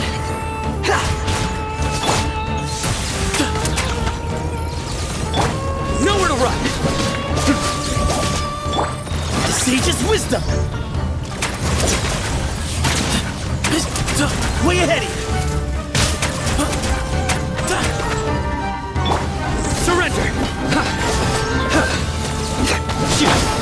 Excuse me? Wretched vermin! Squall and fury! Judgment is upon you! Your penance is due!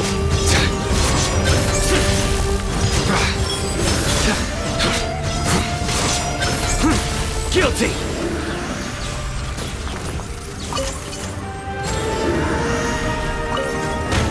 Your penance is due!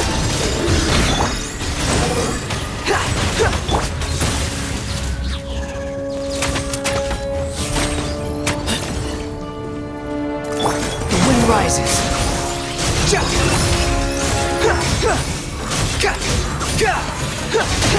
That's far enough.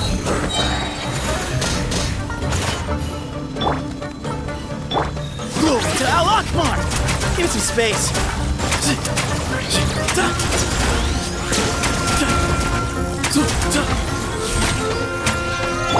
Unsightly insects!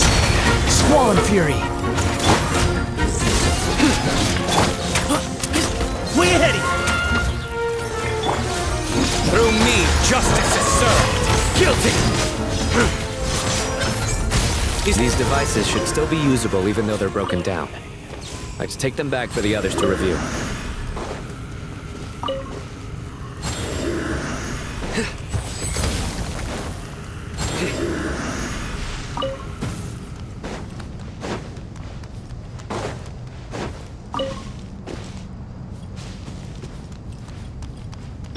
The wind rises.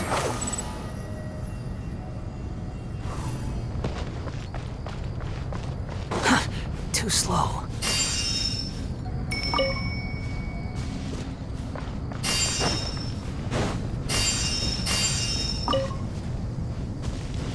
Quit following me.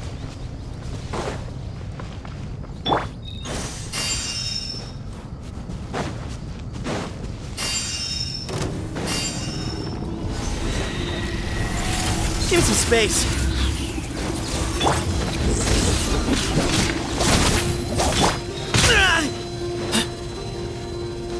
Excuse me?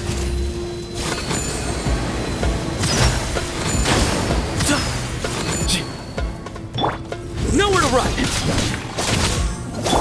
Squall and fury!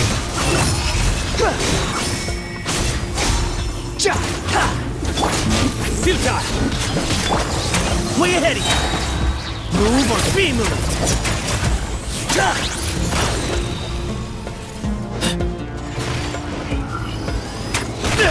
I was too slow. Surrender!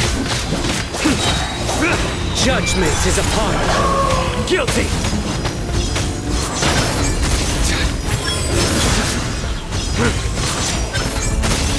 You stand condemned!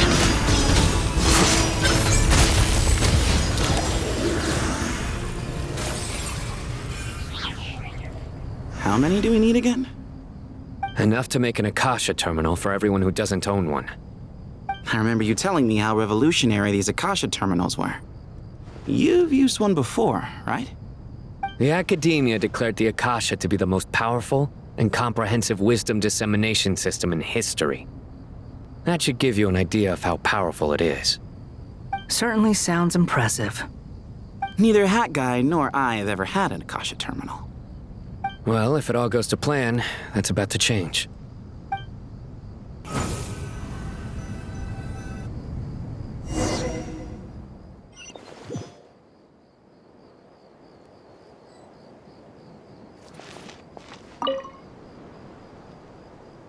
Oh, goody! Thank you so much for handling the delivery. What a long way it was. You've really outdone yourselves. I'm well aware what a bumpy, dangerous journey it must have been. Now, I would have loved to oversee the process myself, but of course, those of us who know the plan can't leave the mausoleum. Oh, trust me, I'm patting myself on the back for my assembly work here. Simply flawless work. But will you really be needing all of this? According to our plan, yes, this is the quantity required. I have no complaints about the quality either. Only the price. So expensive. I heard you covered a lot of the funding out of your own pocket. Oh, that's an exaggeration. The academia provided most of the funds. I just offered a small token of my goodwill. Of course, the real tragedy is how little profit I'm making on this. You know, it's a serious crisis when you can't even make money out of it. It's really quite a beautiful design. And I'm intrigued by how such a diminutive device is able to output the power of the Light Realm. Did you attend the lecture on Light Realm energy, Madame Farazan? I don't believe I saw you there. Of course I attended. I was just a little late, so I had to listen to the whole thing from outside the back door. Ahem. Anyway, I have a perfectly good understanding of Light Realm, elemental and abyssal energy, as well as the relationship between the three. Good to know. Master told me in private that the conversion process between Light Realm energy and elemental energy involves highly classified knowledge that shouldn't be disseminated too widely. But even so, the scholars still shared said information. Well, you can't enforce a rule that everyone breaks. Is that the idea? At first, the Dendro Archon was reluctant to explain it in great depth for safety reasons. Later, she came to terms with it and simply informed my master that we would all have to face the question of survival together. To protect someone from such dangers means keeping them in the dark, but for someone to know and embody the wisdom within, they must understand its very essence. It's an information hazard. We're exposed to danger just by knowing the facts. And just like bait, it lures us in by offering us the solution to our problems. But if you're not careful, you'll end up pursuing it down a dark path. A tricky problem. But today, this big problem has been broken down into many smaller, more trivial ones. What do you mean? I get it. For instance, you and I share secret knowledge, while she and I take on the risks of life, death, and fate. Something like that? Hey, what? That is not what I call a trivial problem. Well, as they often say in Vahumana, an event that is monumental to the individual is negligible in the grand scheme of history. Generally, the fate of the individual is an insignificant affair. Being from Amorta, where the subject of our research tends to be a lot more personal, I have to disagree. It's hard to dismiss the individual as insignificant. In other words, the big problem of survival has been broken down into many small, interconnected factors, and each one of us represents one of those factors. When the same secret is shared with a group of people, the same fate binds them together. Most people would find this unimaginable, but to us scholars, this is the path that has always beckoned to us. Sharing knowledge is a good way to fight against fate. I will always believe in that. All right, I think that's everything. Thanks a lot. But don't go anywhere just yet. I'll still be needing you to calibrate the equipment.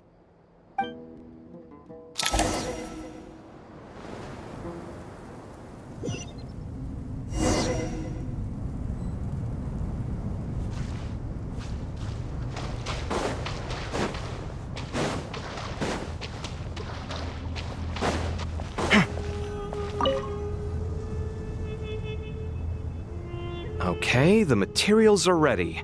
We can proceed with the next phase. Alhaitham, how are you getting along? Most of the information in Aru is written in ancient desert scripts. Some of this is written in a tribal language, while other parts seem to be a variant of an oasis script, based on the glyph forms. Oh. Not lost to history, I hope. Some are. All we can do is infer the meaning based on the rules of related languages. Although, this section actually fills in some of the missing historical record. I'm transcribing it so we can bring it back to the academia. After Aru started up, 2 more lines of text appeared here. Can you read them? Humans may not read what is written by the gods, except by not reading. Victory should not be easy to attain, for it symbolizes divine wisdom. Knowledge must not waver, for it has external borders. Is this a clue to solving a puzzle? Or is it being symbolic? You can't read it unless you don't read it. Victory is wisdom. Knowledge is confined by borders. Wait, I think I've got it. It's a metaphor, isn't it? It's talking about... a chessboard.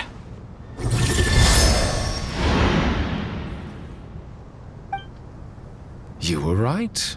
The youth of today are skilled at solving riddles. Have the secrets buried in the desert not been unearthed over the years all the same? Since Aru is a place reachable through wisdom, this day was bound to come sooner or later. Oh, I've always been against overly cryptic sentences. Don't you get tired of reading and writing all that? Ah, it's you 3, just in time. We've been delving deep into Aru, and now this board has appeared. I've heard this was how you'd while away your free hours. You must be quite the experts by now in that case. It is true. King Deshret's chess games are some of the most well-loved of all his wonderful creations.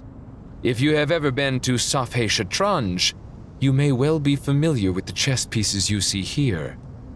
Is this chessboard supposed to be another visualization of the interior of Aru, then? Naturally.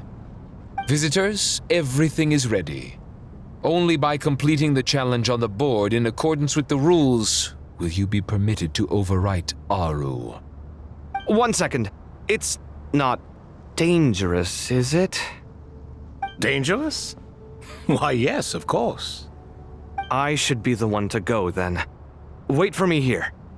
Sounds like the self-confidence of our present company has rubbed off on you. Don't be ridiculous. I'm your upperclassman, and that means I have to look out for you. I appreciate the sentiment, but a game of chess typically requires 2 players. Besides, I'm sure they won't let things get out of hand. Keeping things relatively safe is in your best interest too, isn't it? Fair enough. I mean, you guys are controlling the difficulty, so please don't go too hard on us, all right? Ah, but Bennu said he wanted to put some respect into these whippersnappers. All right, all right. Thank you. Obviously, we'll still try to be careful. This doesn't seem like ordinary chess. Is the goal to defeat the opponent? No, you must enter the board and pass the trials we have placed there. Ready? Let's do it.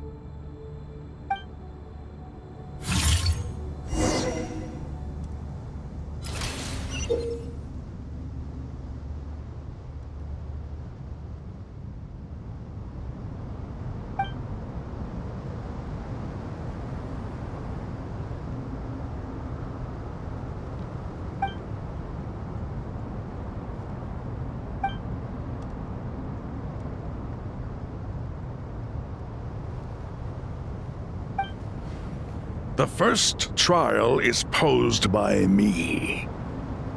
I don't think this is gonna stop us. Ah, but the key to this game lies in working together.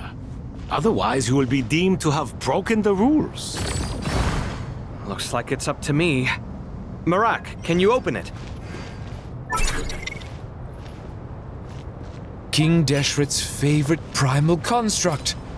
living on in suitcase form of all things. Amusing. Ho ho! Excellent work.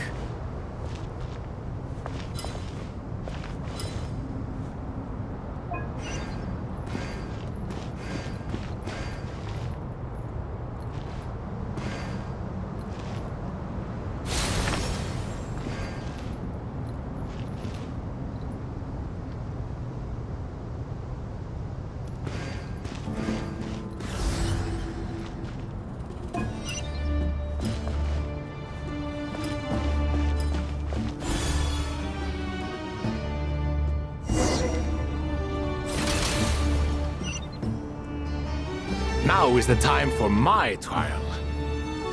Now, don't be nervous. I'll make it nice and easy for you. Really? Thanks in advance. We appreciate it.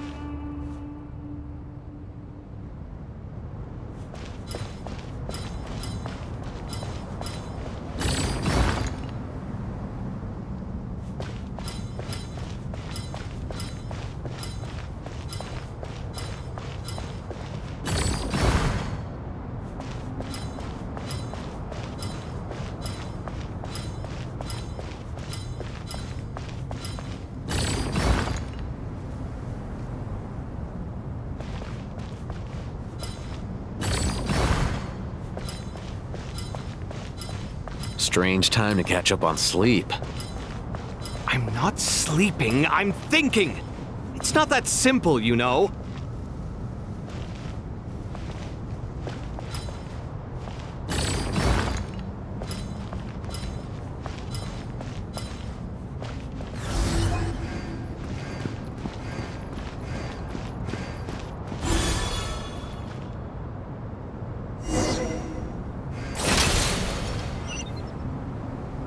Ibis King, don't you think this all rather inappropriate? You may as well be handing them victory on a silver platter.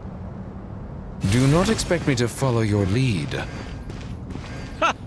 Suit yourself.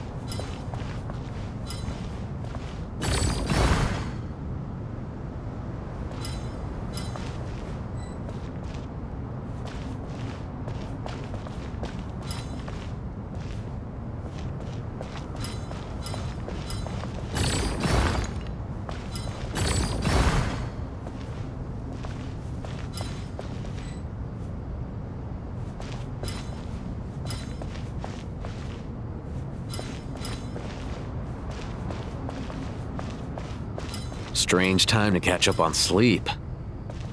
I'm not sleeping, I'm thinking! It's not that simple, you know.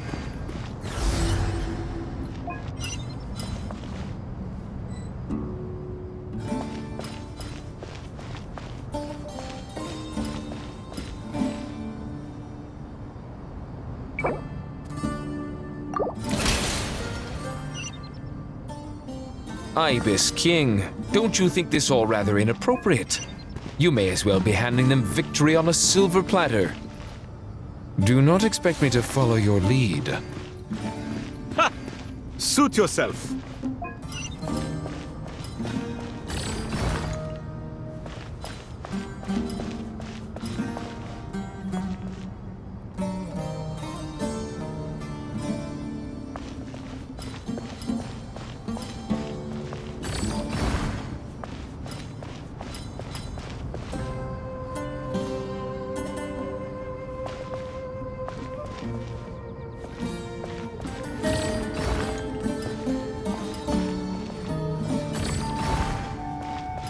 Strange time to catch up on sleep. I'm not sleeping, I'm thinking! It's not that simple, you know.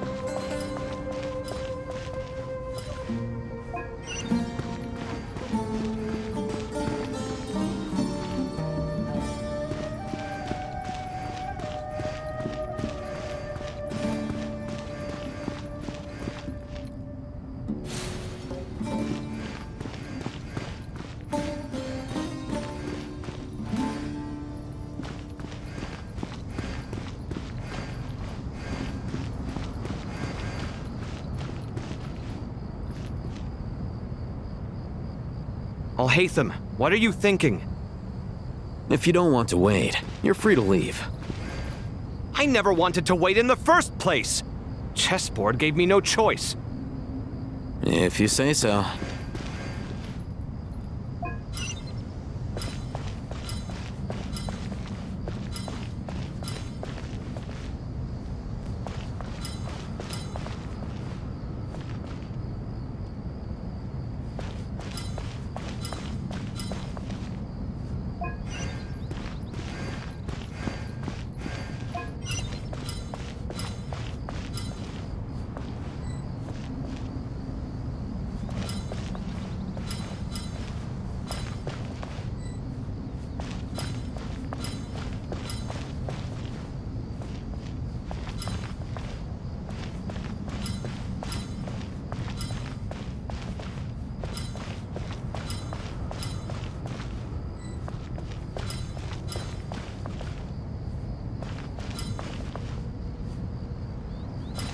Strange time to catch up on sleep.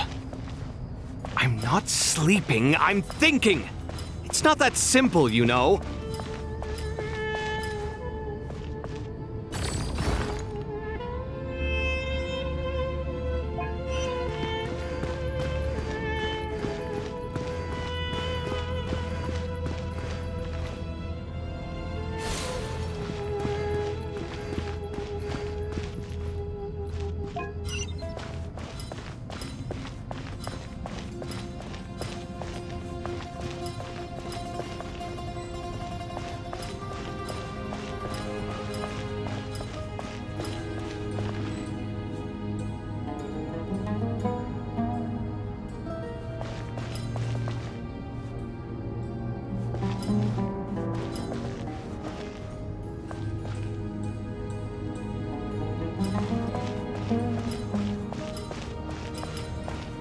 Strange time to catch up on sleep.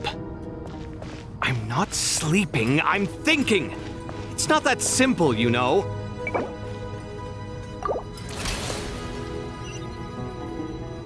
Ibis King, don't you think this all rather inappropriate? You may as well be handing them victory on a silver platter. Do not expect me to follow your lead. Ha! Suit yourself.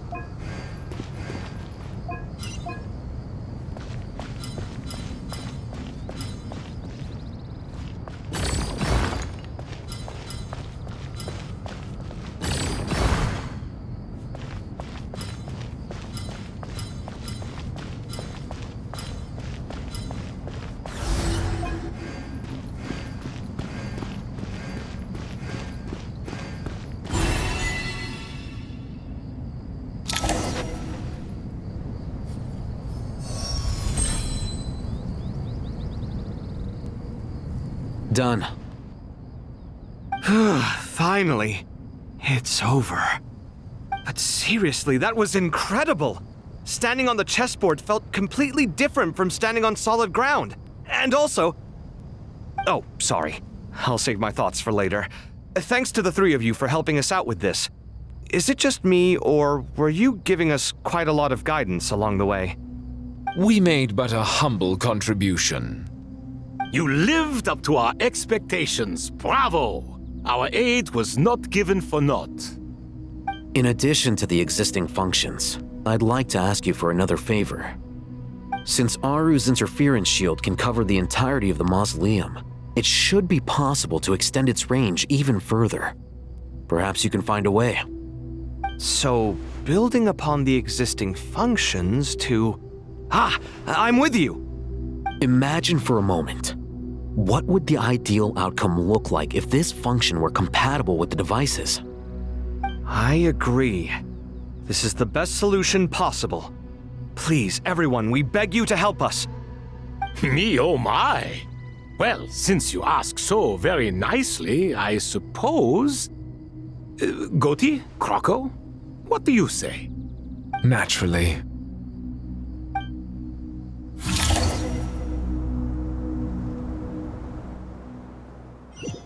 Time to go! Let's go find Nahida!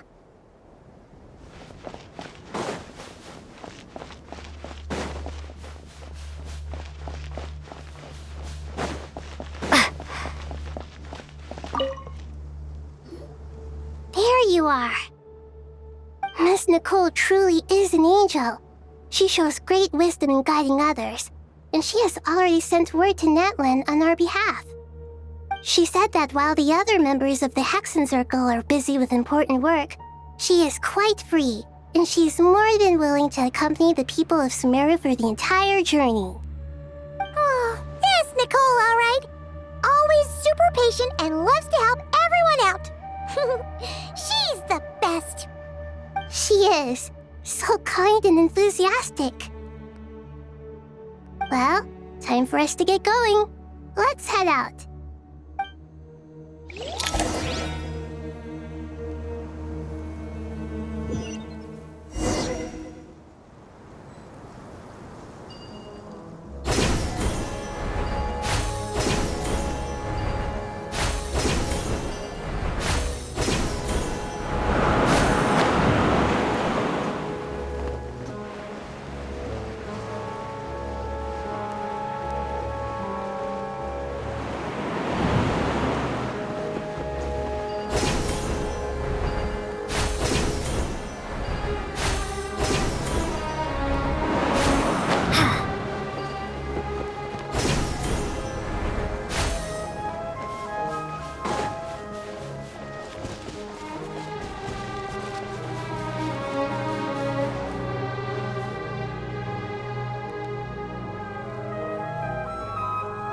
This should be one of the closest places to Natlan in all of Sumeru.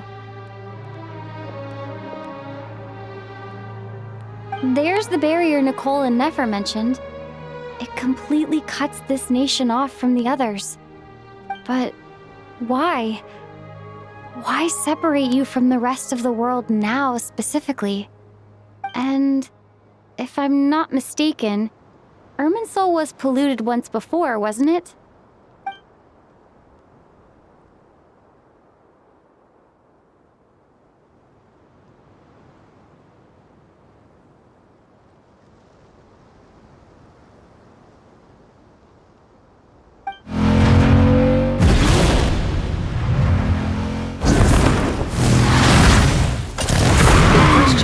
I'm wondering the same thing myself. That voice. Moika, you got here pretty quickly. Hello, traveler. It's been a while. Hello there. Hello, Dendro Archon. Moika, I apologize for asking you to meet at the border on such short notice.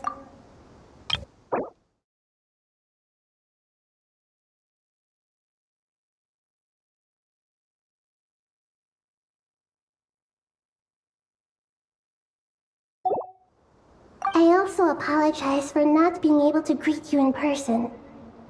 The form in which you see me now is one carried by the Traveler. The real me is inside the mausoleum of King Deshret, and I am reaching out to you with my mind from here. Irminsul has been infiltrated by the Doctor. We must be on our guard, as he can spy on information in the world from within the tree. Fortunately, there is no record of the Traveler in Irminsul, and you are still within Natlan's borders. My records will be preserved in the Night Kingdom, rather than the ley lines. As long as the Night Kingdom remains disconnected from the ley line cycle, the Doctor has no way of knowing my movements. Exactly. So by meeting each other in this way, the meeting essentially never happened. No wonder Paimon didn't come. You were concerned that her activity would be recorded by Irminsul. The Natlanese have heard about the situation in Sumeru. With the borders sealed off, merchants have been forced to stop their shipments. It's pretty serious, and you're the ones bearing the brunt of it. I'd like to address the question you raised at the beginning. I can offer a brief explanation, although it will sound rather cruel. I don't reach this conclusion gladly, but Irminsul predates the Heavenly Principles. It existed long ago, when the dragons of Natlan were at the height of their power. So even when the people of Sumeru became ill because of pollution, it was not a critical issue from the perspective of Irminsul itself.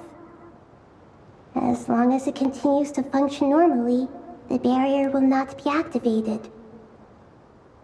But this time, the Doctor's invasion has directly affected the tree. That is what caused the barrier to deploy. The Heavenly Principles established a rule that when Irminsul is plunged into grave danger, a portion of power will be reserved to isolate Sumeru. That way, even if Sumeru is destroyed, the outside world at least has some time to catch its breath. We'd certainly need it. The Heavenly Principles created almost everything that exists in Teyvat today. To them, preserving the existence of the world and its inhabitants takes priority over protecting Sumeru. Meaning, protecting Sumeru now falls to you. Yes. My own power may be limited, especially compared to yours. But that doesn't mean that we're just gonna sit around and wait for the end. If necessary, I will utilize any and every means at my disposal. Nicole of the Hexen Circle didn't say exactly what this meeting was about. But after hearing everything you've said so far, I think I can guess where this is going. That's right. Nahida and I discussed it at length. We both know how presumptuous this is, but...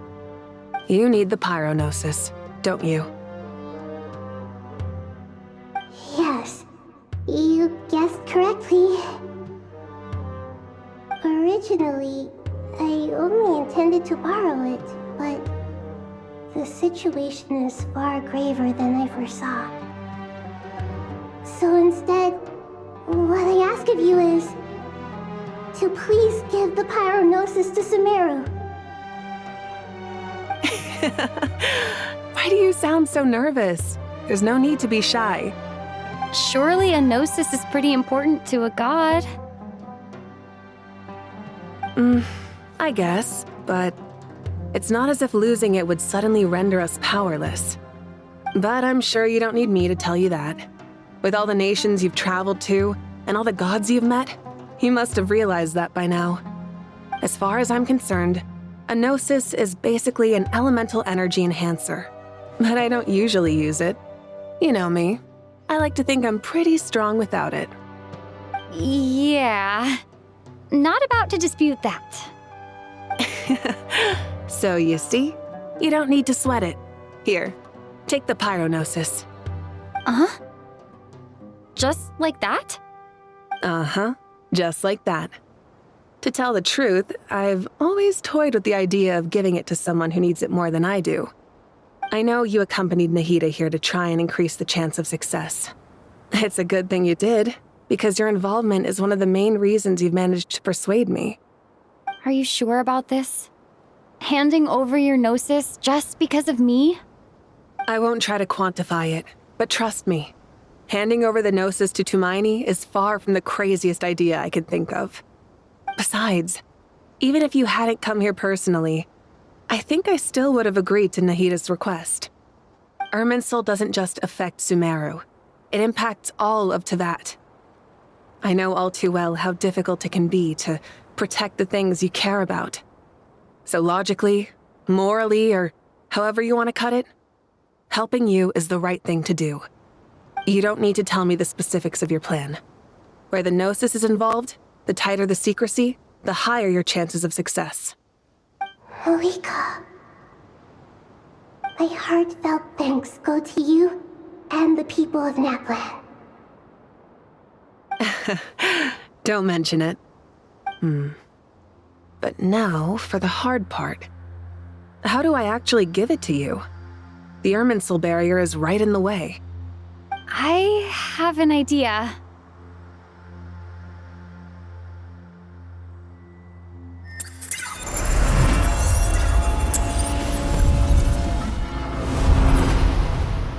Just as I thought.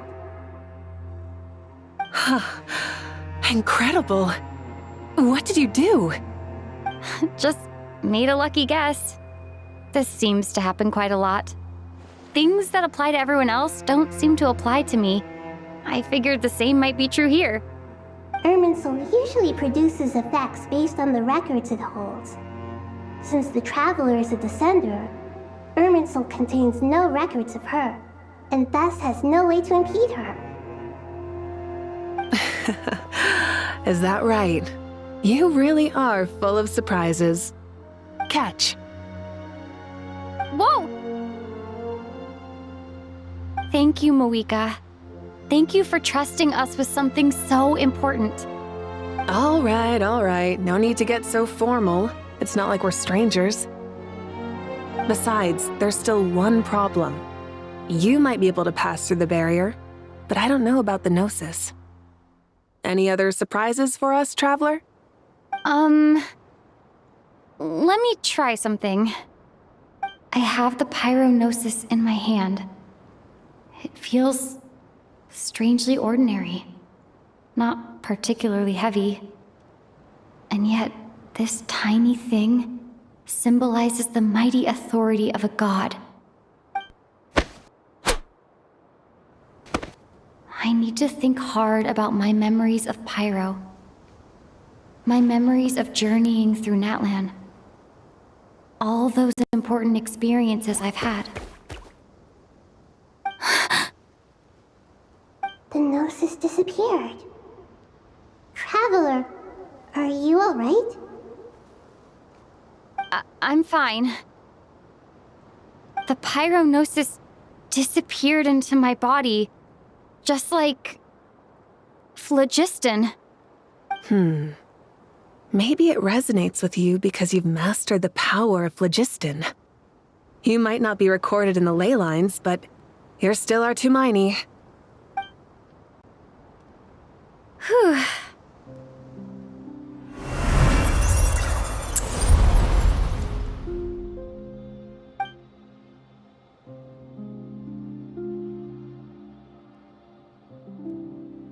Please allow me to express my gratitude once again, Moika. Pleasure. Well, I've given you all the help I can. The rest is up to you. Good luck. We won't let you down. Yeah, we aren't about to lose.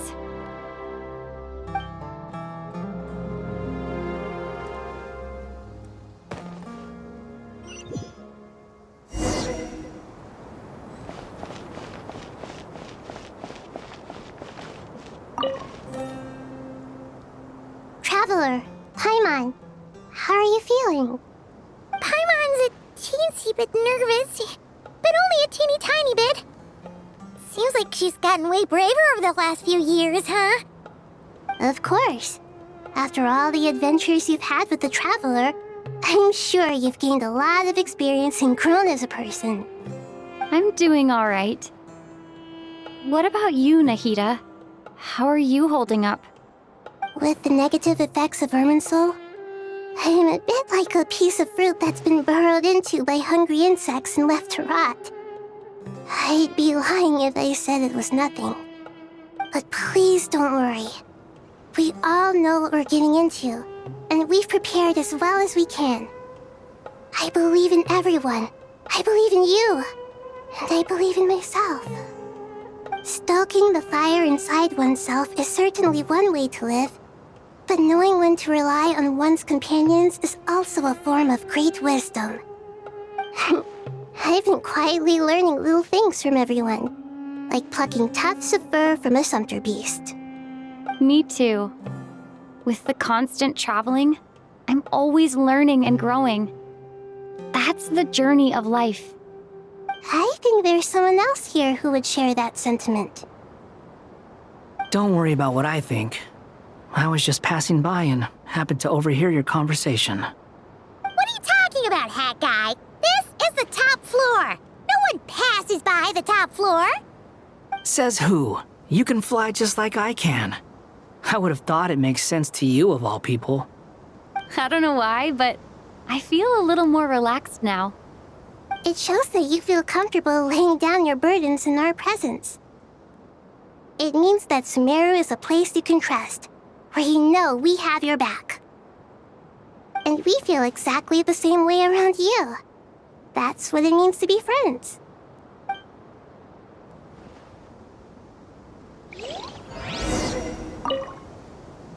Feel free to mingle if you'd like some time to catch up with people. Just remember to get a good night's sleep when you're done. Tomorrow is a very important day.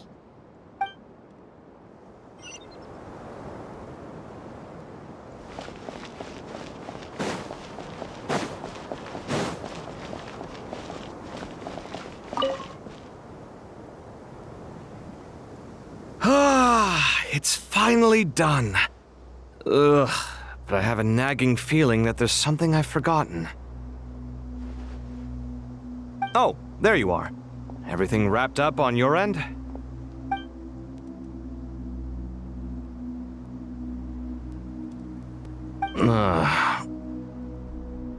Okay, fair enough. That was a pointless question.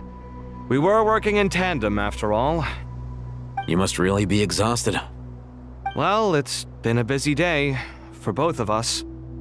When work ends, you clock out. No looking back. Yeah, we're definitely due a break. Probably a little late to start drinking now, though. I'll stick with water. Here, this one's for you. Thanks. You want a bite to eat? I can grab us something. Or wait, I think there's a stove nearby. Let me take a look. Are you nervous? A little, yeah. Unlike you, it seems. How are you not feeling at all nervous? Because everything that happens next is beyond my individual control. I don't worry about things I cannot influence.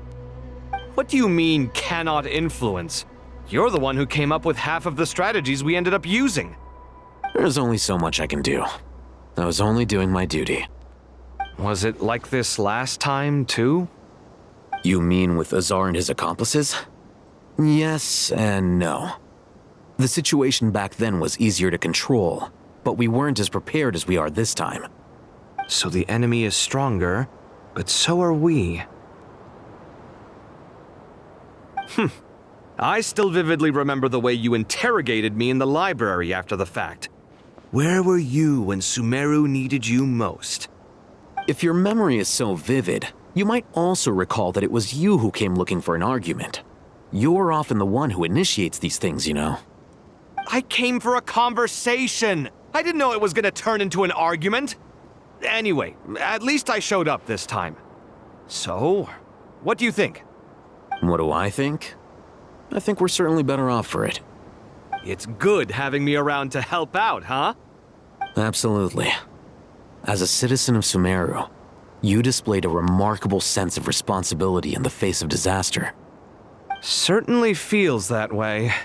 I just shudder to think how the world would have ended up if we hadn't gotten control of the situation. So, do you think this is what impending disaster looks like? The sky is so clear, and there isn't a whiff of decay or destruction in the air. It's hard to imagine that the fall of humanity could happen on an ordinary day like this. Awful things happen all the time. Sometimes people can stop them, and sometimes they can't. What you and I have done is increase our chances of stopping this one. Lofty ideals may provide no defense at all against nihilism, but perhaps little decisions can. Oh, nothing. It's nothing. I hope everything works out tomorrow. It will. As long as we stick to the plan, our chances of success are good. It's really strange. You're my junior, yet you always seem to act more like an upperclassman than I do. I think it's mostly a matter of temperament. Ugh. Walked right into that one, didn't I?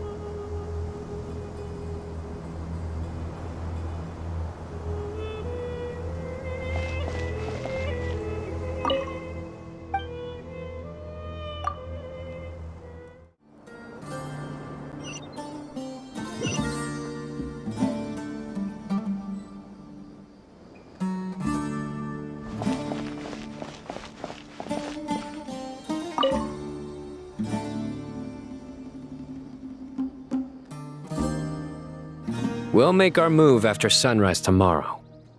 Good. Is everything ready? As much as possible. That'll be enough.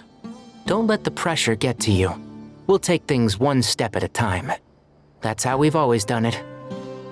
Master Tainari! Mr. Sino! So this is where you were. I brought some juice and some water. Would you like some? I know how easily you get dehydrated in the desert, so you should definitely have some water. In which case, I'll have the juice. I gotta ask, though. Who's on juice-making duty at a time like this? Madame Farazan said she was feeling a little nervous, so I told her about the automatic juicer my friend invented. She took it right off me and started making carton after carton of juice. A juicer? Did Sucro send that to you? Yeah. I hadn't had the chance to try it out before this incident occurred, but I couldn't bear to leave it behind in Gandharvaville. The juice is very sweet. I think so too. Kale, how are you feeling? Physically, I'm okay, but it just still feels strange to me. Why would a great power like this come to someone like me? I know the feeling well. That same question ran through my mind every day as a kid. At least now, you have someone who can relate to you. All the more reason that you should apply for Spontamod. Tainari fiercely opposes the idea, though. Those two things are completely unrelated. What are we all chatting about, Would anyone like any juice? Oh, you have some already. I had some earlier, ma'am. Maybe give the extra to someone else? Very well, very well. I shall be off then. There's this enormous power, and then there's little old you. You feel like there's no connection between the two. And that sense of dissonance is difficult to get used to. Yeah. But after all this time, I can't believe this stuff still gets to me sometimes. Makes me feel a little childish. Kale, just because we normally keep the conversation light doesn't mean we can't discuss deeper issues. I don't think it's childish at all. You were the victim of a terrible crime. It's normal to struggle with the fallout from it. You have absolutely nothing to be ashamed of. My professor once told me that no incident can be considered truly resolved until the victim says it's over. Your rage and your pain are completely justified. Thanks. Miss Nicole said that the same god remains which were once used to inflict so much pain upon me have now become a weapon with which I can protect everyone. It's like my own personal kind of evolution. Every innocent person who's been hurt needs time to realize that it wasn't their fault. I was the same. But it's all about to be over. Tomorrow, it ends for good. I don't know if you've noticed, but you rarely stumble over your words anymore, and your outlook has become much more positive. It's a big change from how you used to be. And since this isn't over, you can settle the matter on your own terms. It's time you seized back control. I believe in you. Yeah. Sumeru is my home. And it's so important to me. I have to protect it. No, I will protect it. And once you're done, how about you come back and apply for Spantamod? Stop it with the sales pitch, would you? Hey, excuse me. There are still 3 unclaimed cups of juice here. Why don't you take one each? Ugh, my arms are getting sore from carrying them around everywhere. Madame Farazan, why are you... Here, let me take them off your hands. Thank you, Madame Farazan.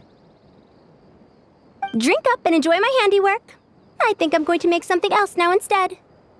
Please, try to relax, Madame Farazan. Your nerves are starting to get the better of you. I know.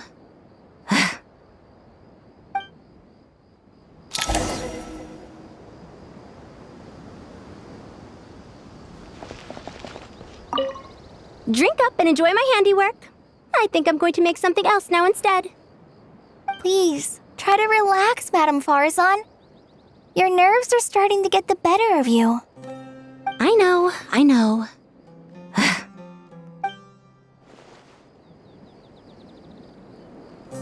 Drink up and enjoy my handiwork. Please. I know.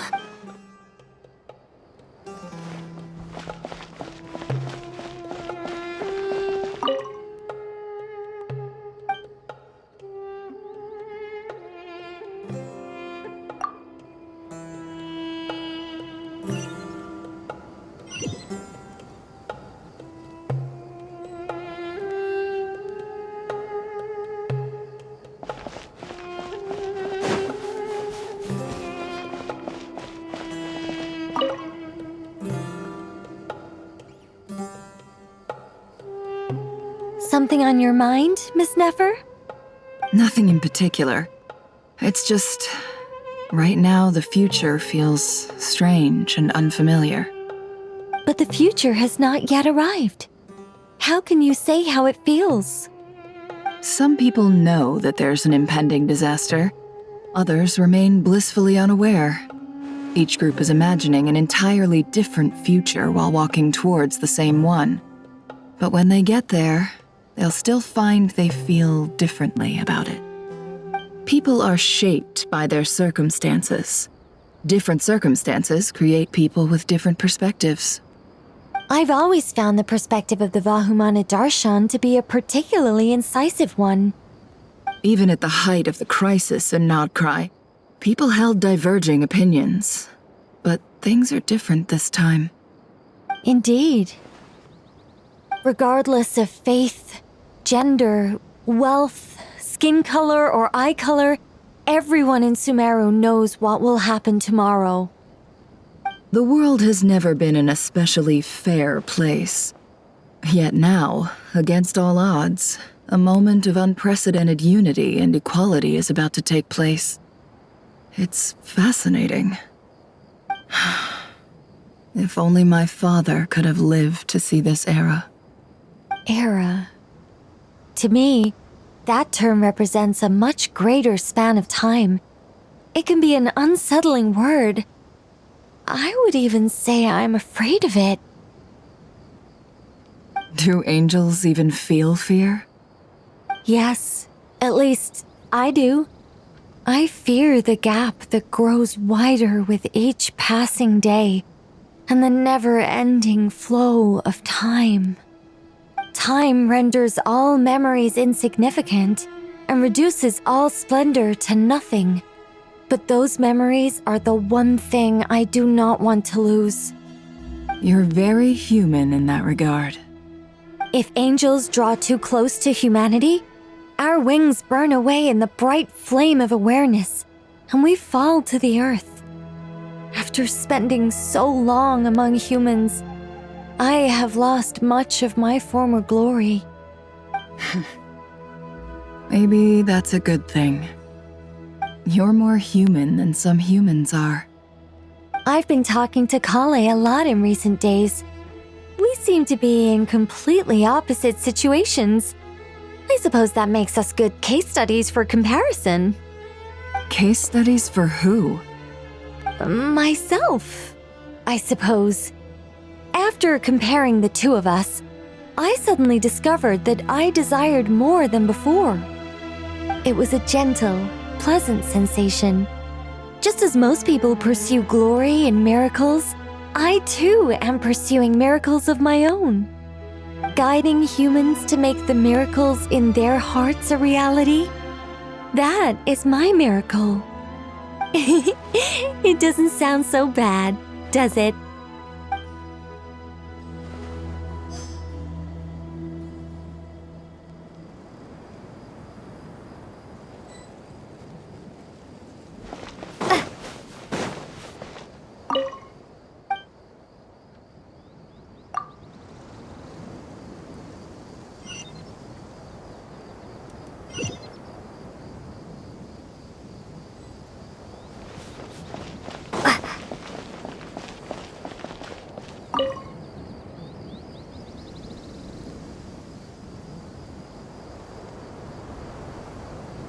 Look at the time. I should head back. I'm so sorry. I was in a hurry and didn't look where I was going. Are you all right? I'm fine. Wait, you're... Have we met? Not exactly. I think we may have crossed paths by the house of Dana before. Oh. You're Hat Guy! From Vahumana, right? You recognize me? The clue's in the name, Mr. Hat Guy. Fair point. It's getting pretty late. What's keeping you up? I could ask you the same question. If I'm not mistaken, all the workload for the Ratawa Histarshan wrapped up a good while ago. Well, I have something of a background in Satyavada life, so I was helping the Dendro Archon make some preparations. But I must have lost track of time. Did you find the experience enlightening at all? Honestly, it was tedious and uneventful at first. But eventually, I think I did sense some profound truths. But they also brought a lot of suffering with them. I was told that I even shed tears while I was meditating, though I have no idea why. Sorry. I hope I'm not scaring you. Not at all. It just proves you're very accomplished in your research. Good night. I wish you all the best for tomorrow. Thank you, sir. You too.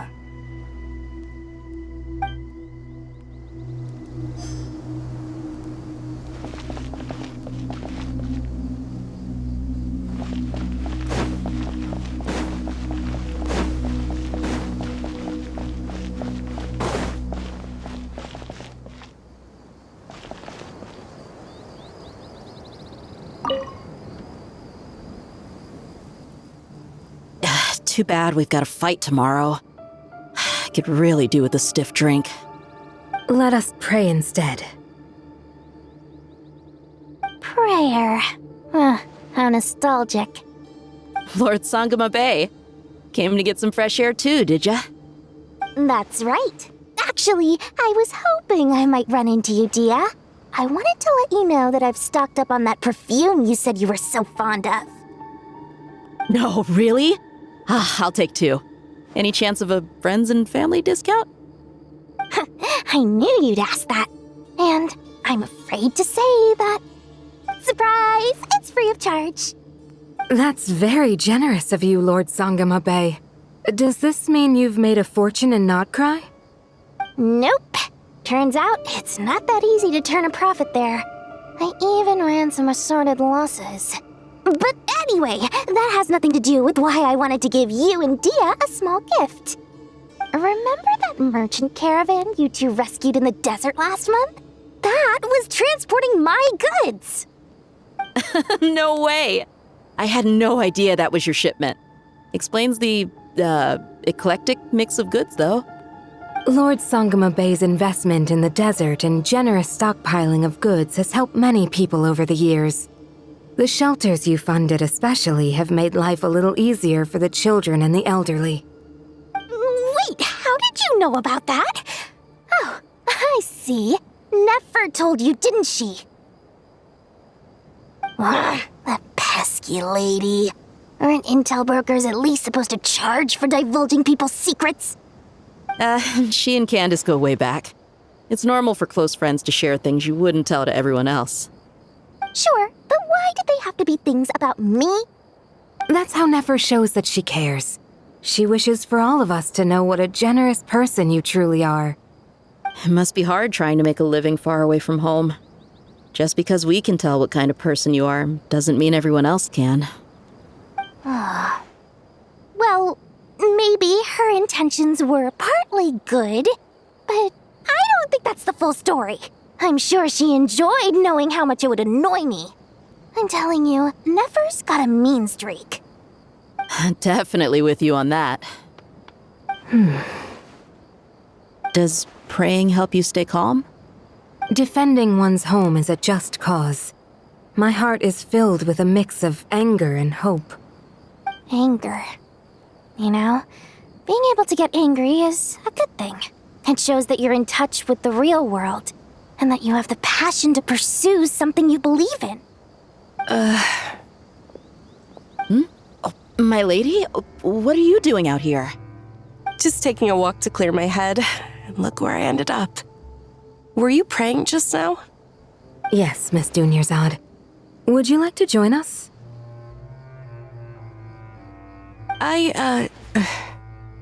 Come on, it's fine. She won't mind who you pray to. Oh, then sure. I remember you, Miss Dunyarzad. You visited my shop before. If I recall correctly, the god you worship is the Dendro Archon, correct? That's right. She is such a gentle and kind god. But to me, she is more than just a god I worship. I see her more as a friend. And so do many others. She's not some almighty god who reigns on high, but a genuine friend. Agreed. She's a wise teacher and a good friend. I spoke with several people during the evacuation. Everyone's aware that tomorrow's battle is one that ordinary people can join too. A battle to fight for our friends and our homeland. Oh, it makes me glad. I can finally do something for those who protected me. You've grown so much since we first met. Oh, a compliment? Ooh, more please. Thank you. My lady, you've always been a remarkably strong and ambitious person. It's indisputable. And that's not just a compliment. It's a statement of fact.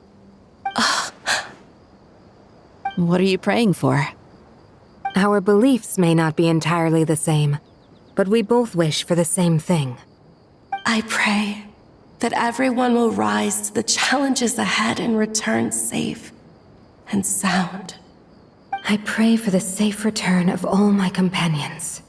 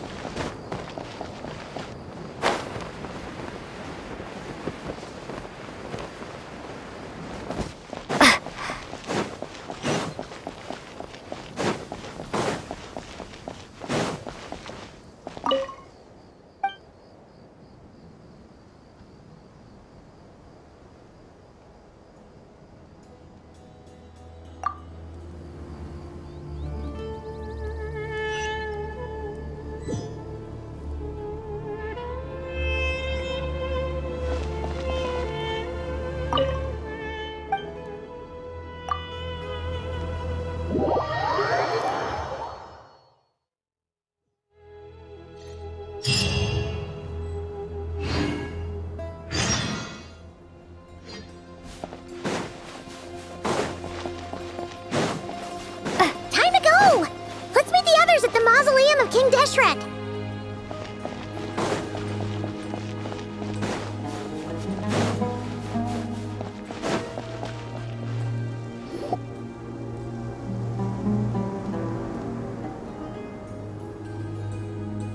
I have not felt this way in a long time. Standing up high, gazing out at the rolling dunes. One cannot know what freedom truly means without first losing it. The golden slumber truly lives up to its name as a dreamland. Though desert sands exist there too, no mirage, no matter how glorious, can compare to true beauty. Dendro Archon, what is on your mind? I was wondering whose counsel I should seek on the questions in my heart. What kind of questions? So many. More than can be put into words. As I once said to a friend, we look, we see, and we comprehend. But the question still troubles us. What are the many disasters that this world faces but the sum of all irresolvable questions? The biggest question you should be asking is how to seize victory. Yes. Although, I would express it differently. I must not fail. And so the question I am most curious about now is whether the path to victory will be an arduous one. What we declare to be a young sapling, we may, in fact, find to be a towering tree, if we would only cast aside our ignorance and look beyond the veil of time to see her true form. Nahida! We're here! Just in time. The preparations are almost complete. Ready when you are. We're here too. Miss Nicole! Miss Nicole! You run so fast! I thought I'd get a lot of exercise as a forest ranger, but I can barely keep up with you. Sorry, I got a little carried away. Lesser Lord Kusanali, the equipment is ready, and the modifications to Aru are all complete. As discussed during our meeting, accessing Irminsul via the Akasha is no longer feasible at this stage. There are other options, it's just they're a little more extreme and more technologically demanding to implement. Maybe you should take it from here. The architecture and functionality of the Akasha terminals overlap considerably with Aru. There is reasonable evidence to suggest that one was developed based on the other, or that they both utilize technology of the same origin. As long as the transplant and merge operation succeeds, Aru should theoretically work on a scale greater than the Akasha and approximately equal to Irminsul. It will become the largest active computing device in all of Teyvat. A system this powerful is capable of a lot of different things. In the past, the Akasha was primarily used for one-way information transmission, but I suspect it could also serve as a central bridging hub. In the pursuit of greater knowledge, some scholars have attempted to connect their consciousness to Irminsul through the use of terminals, incense, and meditation. Correct. In academic language, scholars who reach that stage are said to have entered Satyavata life. Hypatia has performed this practice many times in the past, and she was once under my care for a period of time. Right. And this at least proves that there is a zone within Irminsul that can be connected to. That's right. Providing wisdom to the people is one of the very reasons for Irminsul's existence. I think I understand where you're going. Please, continue. In that case, I'll skip to the conclusion then. We need to further modify Aru, merge it with the Akasha, manufacture terminals, and distribute them to every single person we can reach. Every person? Even the desert folk? Yes, everyone. I've already calculated the amount of raw materials we need. So you mean we're going to get new Akasha terminals? Yes, but this time the people of Sumeru won't be using them to acquire knowledge, just to connect to Irminsul. That's the key. When we evacuated the city, we brought all the important assets from the House of Dana, in case we ended up needing them. Fortunately, this included the Akasha system's main terminal. We've checked all the relevant records, and one thing is certain. Nothing like this has ever been done on this scale before, so... Everyone in Sumeru is part of the plan. Whoever controls the people controls the situation. Since this function of Irminsul was introduced, it has only ever been made available to scholars, who don't constitute a particularly large group of people. But by expanding the scale to include all the people of Sumeru, all the individual connections will stack up to create a significant load on the system. Under normal circumstances, Irminsul would be able to cope with the additional load. But with it already being under strain from other activities, its remaining capacity is limited. Thus, it might be possible to shut it down completely by overloading it.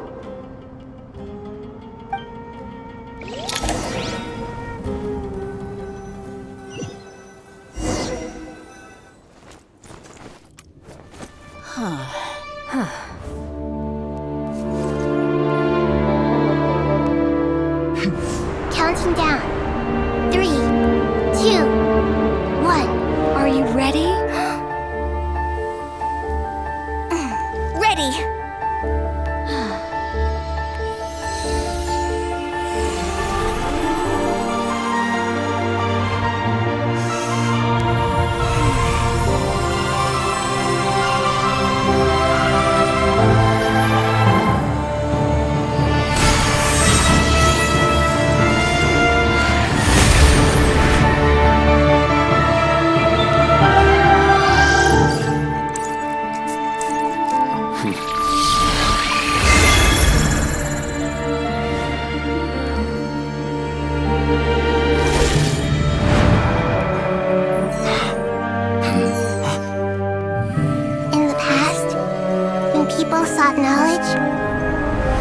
To the Tree of Wisdom.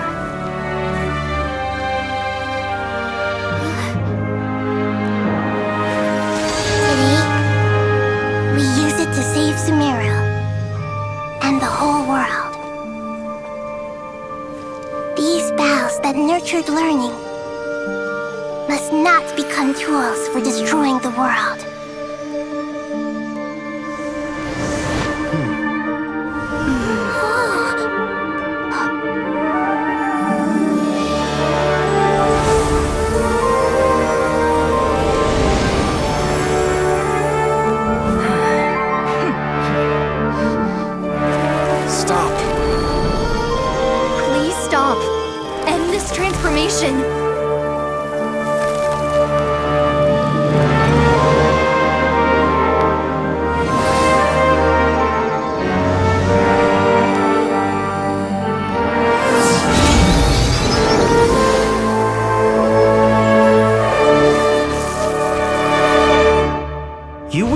down Irminsul just to stop me? You fools.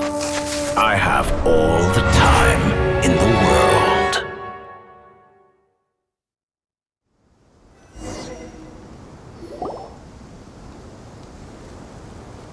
Success! The evil Irminsul tree has stopped growing! Great!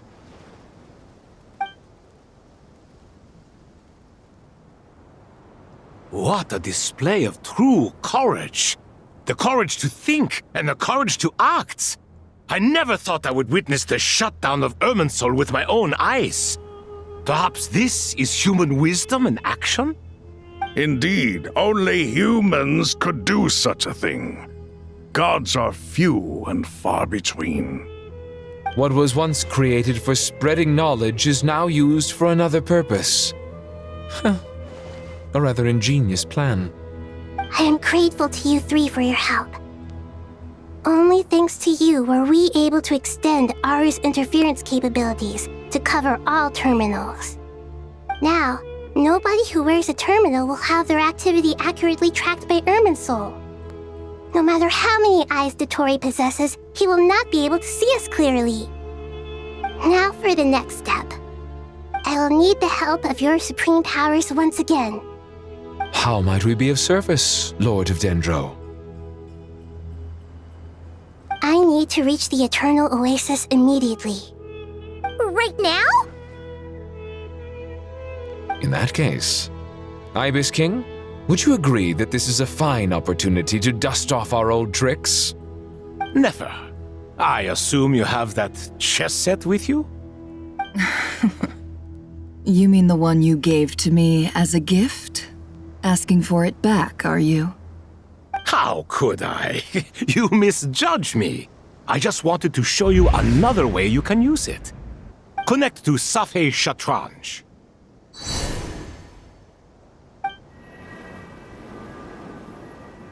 Safhe Shatranj? You mean that place in the desert? Thoth's chess set gains its power from the chessboard laid out in the desert by King Deshret and ourselves. All ceremonies conducted using the chess set must be activated via Safhe Shatranj. In other words, the chess set is an extension of the chessboard. In the past, moving a chess piece was a sacred and momentous act. Transfer initiated. Entering live combat mode.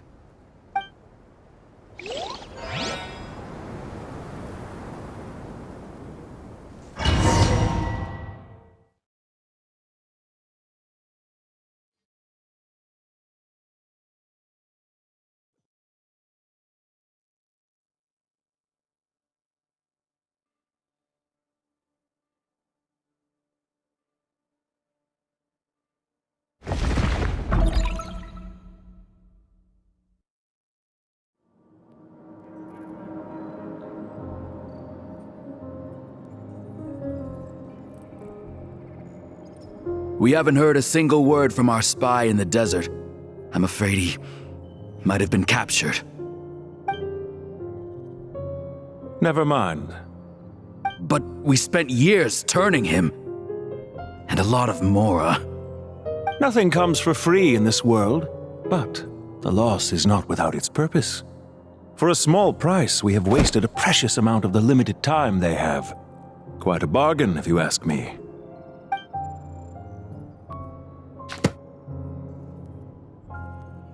Understood. Weighing profit against loss is a necessary part of life. But to tell the truth, I have been operating at a loss since this all began. Since many centuries ago, in fact. For instance, why would a banker act as the executor of a will? If you hadn't deposited your personal belongings at Northland Bank, I would have no reason to be here right now.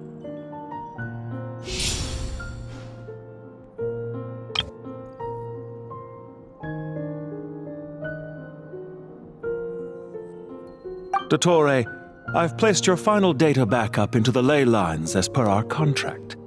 I trust we are now square for the safe deposit fees you paid. Is it not a little petty to split hairs like this, given our amicable relationship? I consider sound bookkeeping a matter of principle. Do not forget that you only live to see this day thanks to me. In fact, every day of your life since you met me, you've been living on borrowed time. Why, that's hardly a fair assessment. I will concede that my survival was perhaps at your whim, but I became a harbinger on my own merits. Managing money is not like other professions. Mine is not a role I could have acquired based on your recommendation alone, and certainly not one I could have lasted so long in without genuine ability. The information stored in the ley lines is quite comprehensive. Rest assured, I have not forgotten how strong your pride is. Well, I presume you have no sense of fragmentation while talking with me. How could anything possibly go wrong with such strict measures in place? The remainder of your soul was split in two, with one half sent to Nod-Krai and the other stored in the most secure vault of the Northland Bank.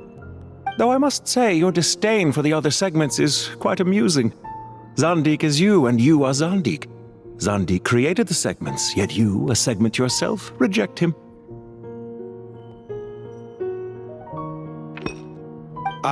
That is, Zandik, created segments of various ages in his later years. To achieve this, he had to freeze time and part with a portion of his soul. But as constructive as it sounds, it erases my uniqueness. If each segment is equally me, then by the same token, none of them are truly me. A soul living forever in the past inevitably holds different views than he did in his later years. The same thing that completes me also restricts me. You too might ask yourself which stage of your life you want to be preserved at. The day your business failed? Or the day you were framed by a gang and sold off to a medical lab as a test subject? We needn't dredge up the past. This undesirable plan was eventually scrapped. Lesser Lord Kusanali was quite right. I needed an opportunity to eliminate myself. And after that, I concluded that there was no more effective plan than directly splitting the soul. Once the soul is transferred out, you will find that creating a physical body is far simpler than creating a puppet. The other half of your soul suffered a crushing defeat in Nod-Krai, you know. And yet in the process, I obtained the information I always wanted, did I not? Because now we finally know where the best testing ground truly lies. I once thought your ultimate goal was to ascend to godhood, but as it turns out, that was merely one of your experiments. Experiments take many forms. Most people are too eager for success, too fixated on the end goal. They forget that the experimental process itself is just as important. A suspiciously vacant seat, a new face. I trust you can put two and two together. The reason it doesn't exist is because someone tampered with the record. What can I say? After all your efforts, you really did uncover the world's secrets. So, is the new world you promised a lie? No, it never was. I am glad to be able to control Irmin's soul from within. Now I shall attempt to create a new world inside the existing one. Almost everyone faces the prospect of death, but not a single person has ever been able to experiment unrestrained in the afterlife through sheer force of will. I am the only one to have overcome this enormous challenge. Would I not be letting the world down if I didn't make the most of the opportunity to experiment? Clearly, the dividing of your soul did not affect the magnitude of your ego. Out of all the versions of you that have ever existed, this you is the most insane and the most radical. Is that why you chose to work with me? Which was it then? My insanity? Or my radicalism? Could I call myself a venture capitalist without a suitably ambitious plan to invest in? Yours happened to fit the bill quite perfectly. Well then, I must say, while I am surprised enough that you showed up at all, what surprises me more is that you chose to present yourself as my former subordinate, and not as the banker Pantalone. Why make things harder than they need to be? Exposing my true identity in a situation like this would only serve to destroy diplomatic relations between Snezhnaya and Sumeru. I daren't imagine the consequences. Showing up in the name of the original antagonist gives you the recognition you rightly deserve, while also being sensitive to Snezhnaya's predicament. It was an easy win. As for why I'm here, if you're suggesting that your credit is in the negative, I won't argue with that. Many people say that about you. I'd argue that a significant factor in your willingness to cooperate is the fact that you have but a few years of life left after my death. Living and dying together has a way of binding two parties together rather closely. Is it not true that a relationship should be judged by both the positive and negative returns it yields? So some of what I said actually made it into your head after all. It's true that I hope you don't die too soon, but don't you find that a strange thing for me to say? After all, you've already had quite a long life, especially for a human being. Let's not pretend that you're any more innocent than I am. Are we not the same in this regard? We both despise the existing laws of this world, and neither of us enjoy being under anyone else's control. Is it really so greedy to want the world to operate by a new set of rules? Of course not, my dear friend. And as I've said before, mutual interest is the foundation for the most reliable of relationships. You can attest to that. I just hope there never comes a day when I have to work too hard to prove that. Read greater, sir. People have been spotted approaching Sumeru City. How strange. Despite your access to Irminsol's data, it appears the soldiers noticed before you did. They must have found a workaround. Well, Dottore, I trust you know what this means. The fact is... They're coming. They'll breach the city gates any moment now. But even so, I would say Irminsol is a wonderfully convenient thing on the whole. If you do manage to create a new world, perhaps you could plant one outside my office, too. I'll consider it. What do you need me to do? Stall them? The experiment will take time. Stall them for as long as possible. Very well, but you're really asking for the moon here. Have you heard this story? There was once a guilty man, kneeling in the center of a church while an angry mob outside waited to bring him to justice. He pleaded with the gods, begging them to grant him one final request, the chance to finish confessing his sins before he was sentenced. Many suns and moons passed, seasons changed, and still his confession continued, as if he intended to speak until the end of time. Are you suggesting I worship you as a god? Or were you hoping that I might confess my sins to you? Certainly not the latter. That would make my life miserable indeed.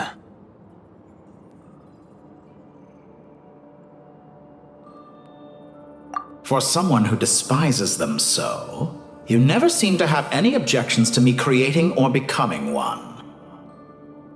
At first, I thought you'd be furious. Concerned I would terminate our partnership, were you?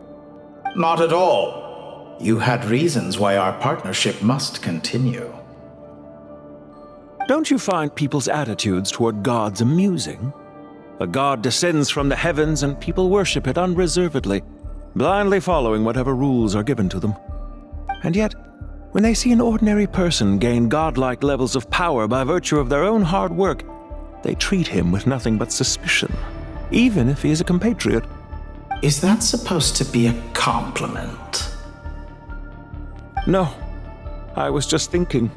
I pity the man who would call you a compatriot. There's no need to be so self-critical.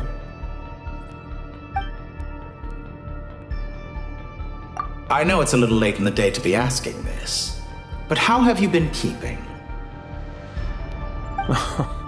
I'm flattered that you would take the time out of your busy schedule to consider my well-being, Doctor.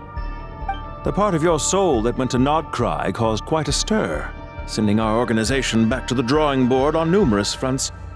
It was quite a headache for everyone involved. Dear me, I must have caused you no end of trouble. You certainly did. I had the rare honor of being summoned before the Tsaritsa with Pulcinella to answer for myself. A terrifying ordeal. Don't worry, I pulled through.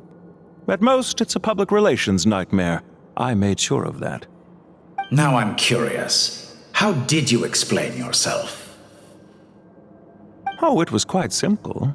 I just pinned the blame on someone who wasn't there to defend himself. I could hardly be expected to defy the demands of someone as insistent as the Second Harbinger, now could I? How you slander me. You know full well that I am perfectly amenable to reason. There's no question that you are partly to blame for the ruin of my reputation over the years.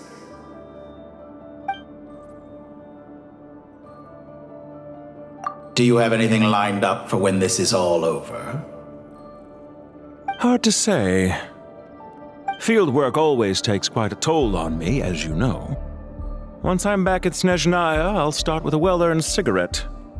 Why are you so eager to ruin your lungs after I went to the trouble of replacing them for you?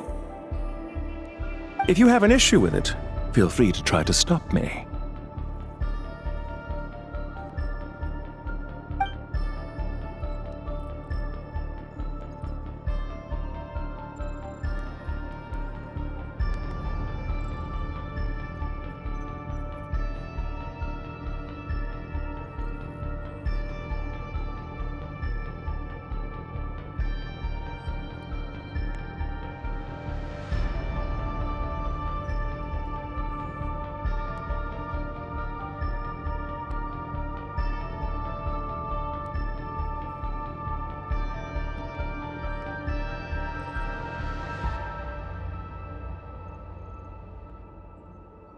What's on your mind?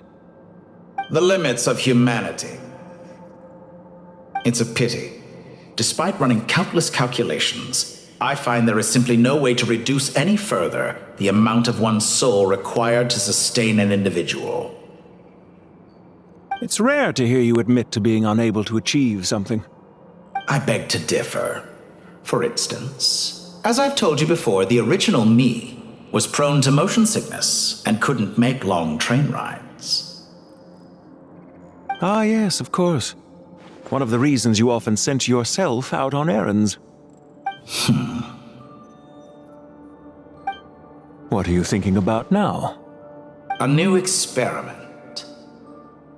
In the event that my soul was depleted, say we extracted my data from someone else's memories, yours for instance, and then combined it with your intact soul as the base material, what would we create?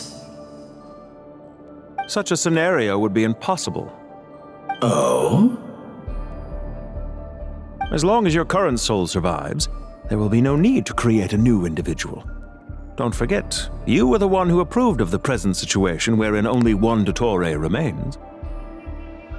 And if you ceased to exist, who would be capable of performing this experiment?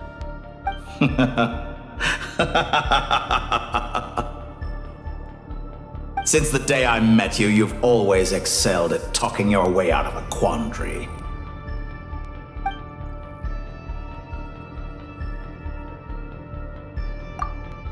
Isn't it a little too early to be saying goodbye? Not that I wish to keep you from your business, of course. Very well.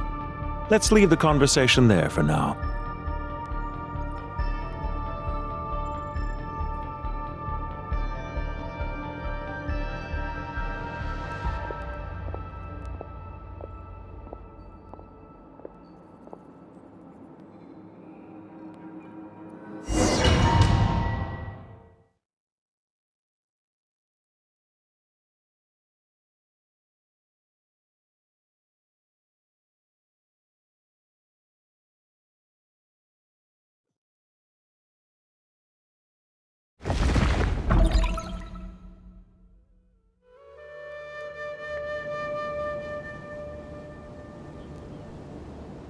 The power of King Desheret's 7 pillars is truly remarkable.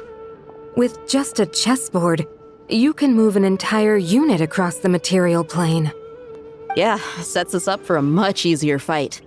Really makes my day. The last time we stormed the city, it involved a lot more running around.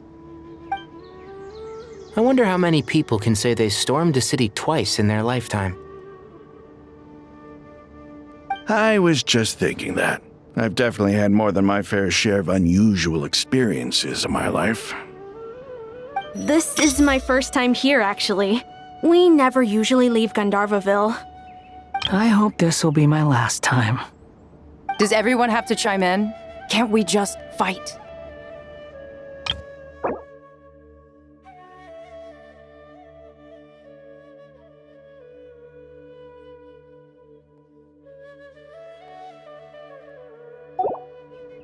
What an amusing comment, my dear lady. Yet humans often alleviate tension via small talk, do they not? Whoa! Why is Candace's shield talking? Because the image on her shield is one of me. And I, of course, can appear wherever I wish to. Well, la-dee-da. Isn't that fancy? Could I get in on this? You wish for your gauntlet to speak? Why, certainly. Ahem. I think you'll find that it is I whose image is carved hereupon. Thanks. Definitely feel stronger now. You're welcome, my lady. I am glad to lend you my power. Sino, what's the situation?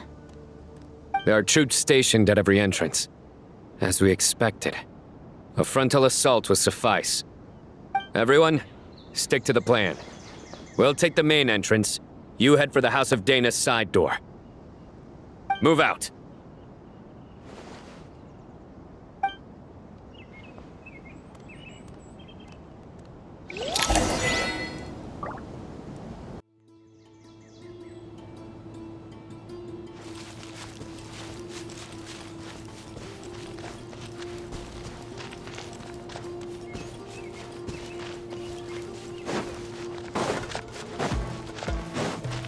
Out of my way!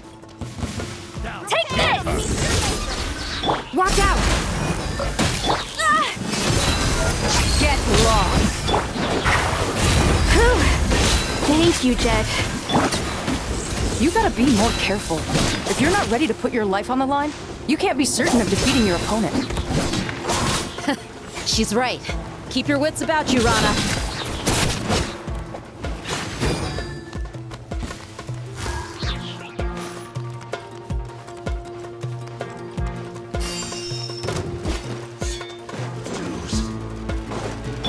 Buckle up!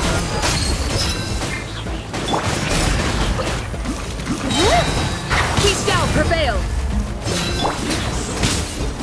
Your sins weigh upon your soul!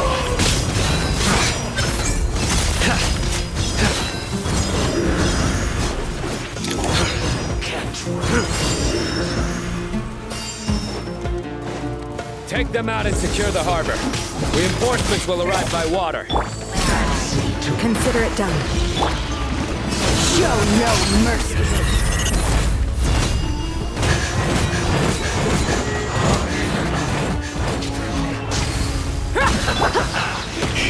Yield! Hear my prayer! An unfortunate fault! Do your worst!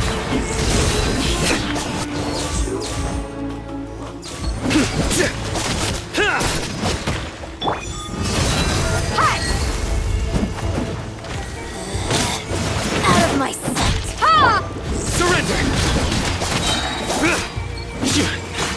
This body belongs to ice and snow.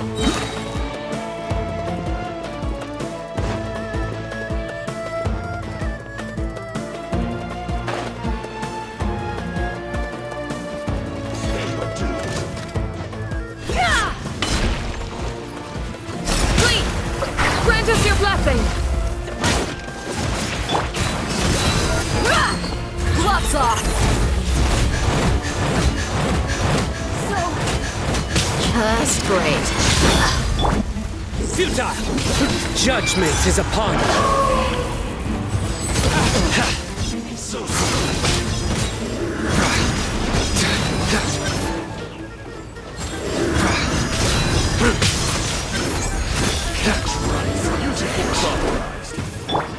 We shall prevail! Yield! Let's get it on! Hi! Do it!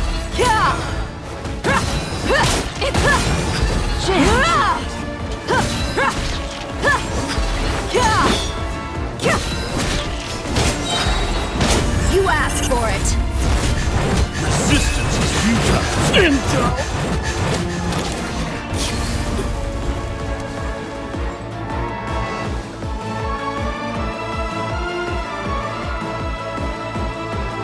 Waterway secured.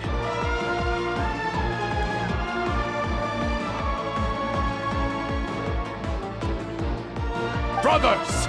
Sisters! Perfect. Just in time. Welcome. Once we've linked up, we'll continue the advance.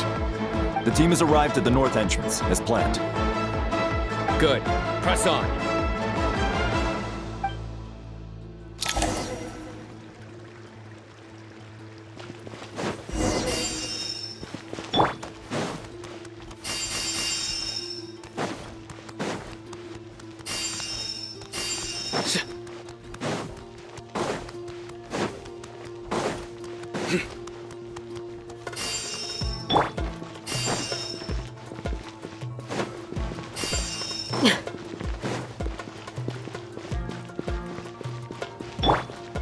Are you? Got ourselves Get alive! Let me amuse myself a little. too easy! Surrender!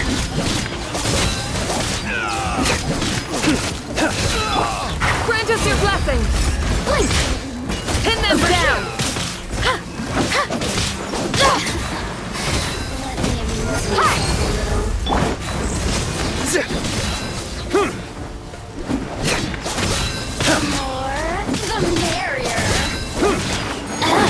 Look at me. Too easy! We shall prevail! Your sins weigh upon your soul! Guilty! You stand condemned! Guilty! Did it take too long? You stand condemned!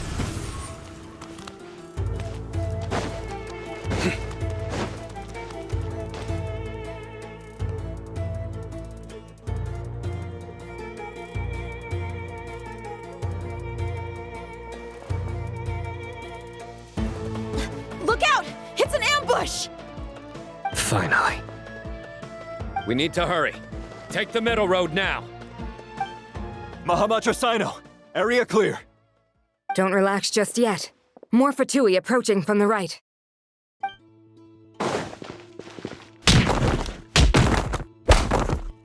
Irminsul cannot track our movements. If necessary, we could split up. Don't worry. We'll wipe them all out. As you can see, our people came raring to go. Good, good. How are things with the Traveler? Can Tainari keep her safe? Don't underestimate Tainari just because he's a forest watcher. He can handle it. All right. You know that's not what I meant.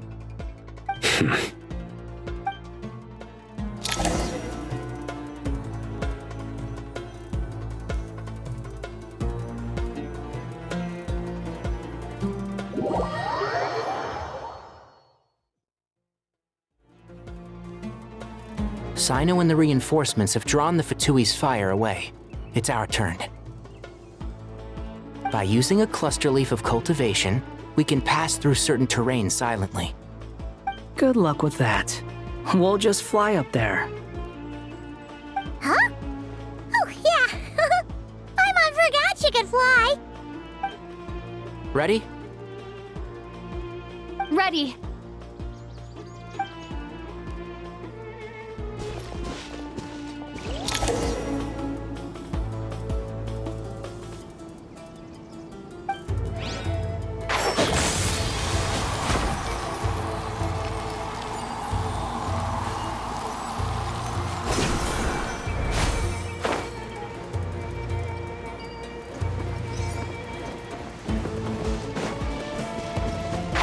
Can't see?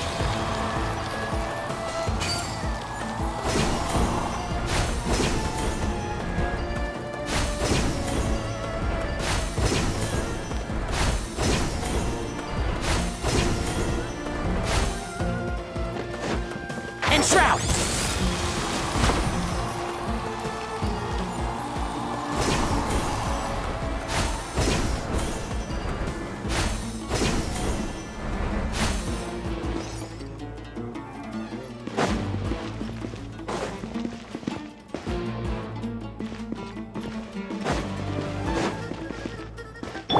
Squall and Fury!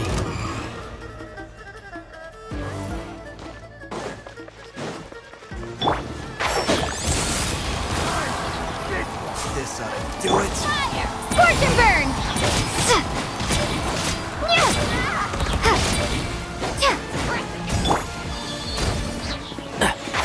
Can't see?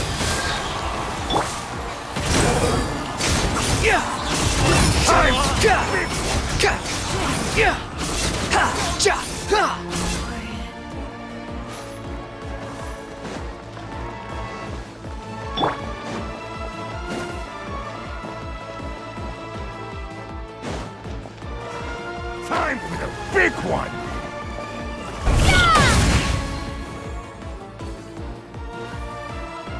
One with the forest. The wind rises.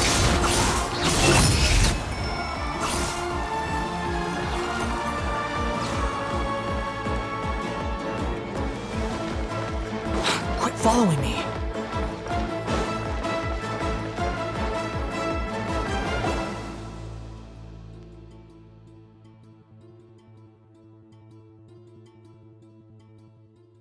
Fatui soldiers up ahead.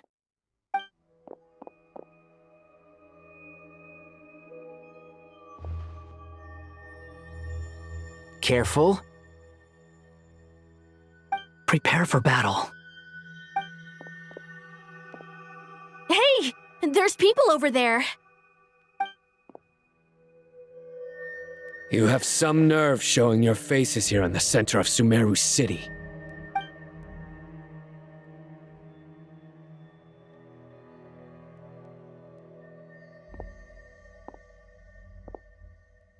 You're right on schedule. Well, this guy sure as heck isn't your average Fatui sergeant.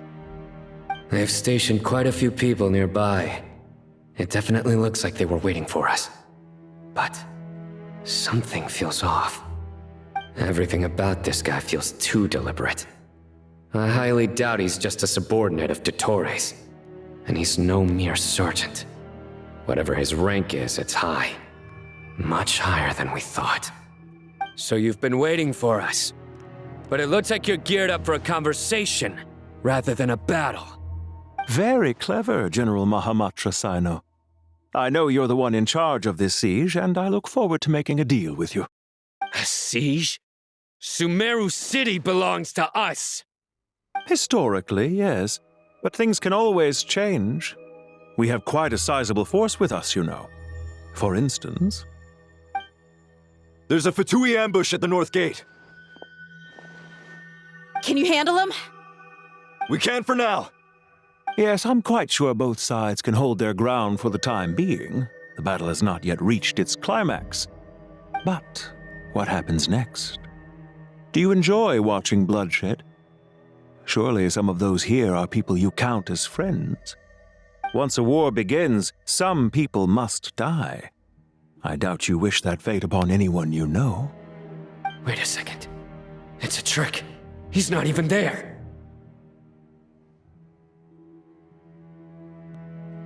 Silence! He disappeared! What was that, a ghost? Curses! He was never there to begin with. That was just a shadow projected there to lure us in. Enough talk! Attack!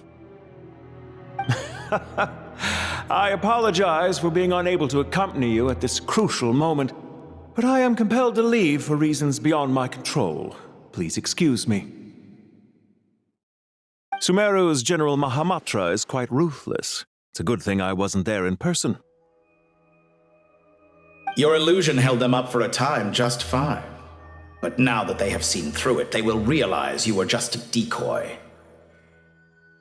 Decoy or not, what matters now is that they will be heading your way imminently.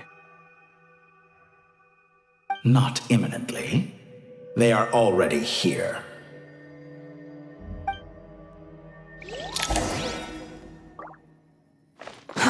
Too slow.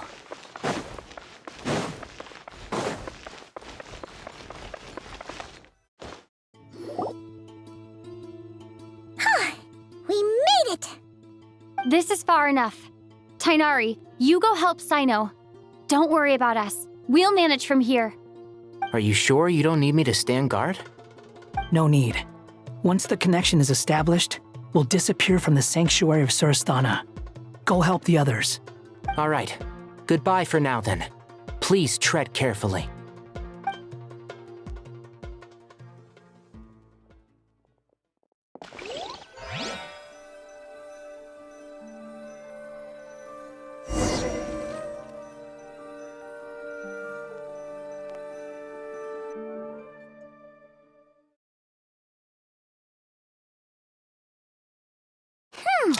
Now where's the interface Nahida mentioned? Come on, where's it hiding? Found it. It's over here. We can connect to the inside of Irminsul through the Sanctuary of Surasthana's built-in security system. You should be pretty familiar with the process. Is it the same route as last time? For the most part. We don't need to adjust any of the parameters. Then I should be fine. And Paimon? Once you're both ready, we'll set off. Wait! The stakes are way higher this time, right? Maybe Paimon should stay outside and help the others. Then, you can focus on the fight without having to worry about Paimon! Huh? Why are you staring at me like that? It's nothing. I just suddenly realized how much you've grown. Hey, you've grown quite a lot yourself. Don't you two start getting into it again. Well, anyway, Paimon thinks she's pretty knowledgeable. Who's the best guide in Teyvat again? And don't forget, Paimon's a college student now. If we say Alhatham's not a weirdo, it's hard to explain how he came up with the idea of you applying to the academia. But for all that he counts, you're doing surprisingly well in your studies. Just goes to show how important it is to have someone supporting you. And Paimon's not the only one. Let's not forget that you only became a student because of Nahida's personal recommendation. That's fair. I have learned a lot in Sumeru. Oh yeah. Did you ever come up with that ugly nickname you promised me? What? No way! We're friends now! Paimon gave up on giving you one ages ago. Anyway, isn't Hat Guy enough of a nickname for you? Fine. Suit yourself. We need to go. Paimon, if you're staying, look after yourself. Will do. Paimon's gonna link up with Tighnari and Cyno. You guys are the ones who need to be careful. We will be. Bye for now.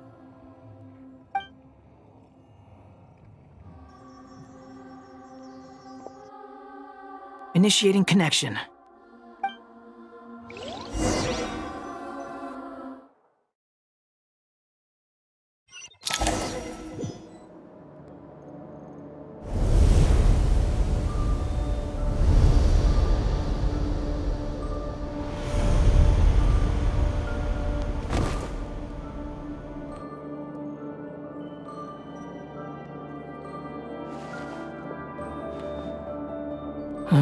Well, here we are again.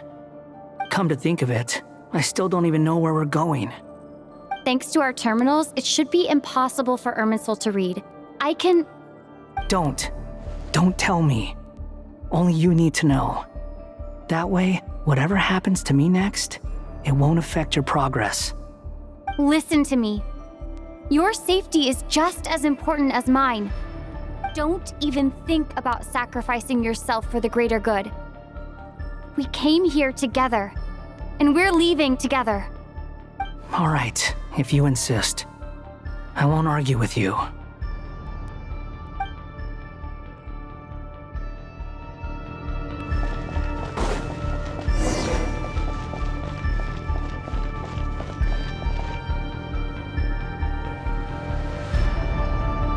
This place looks so different from how I remember.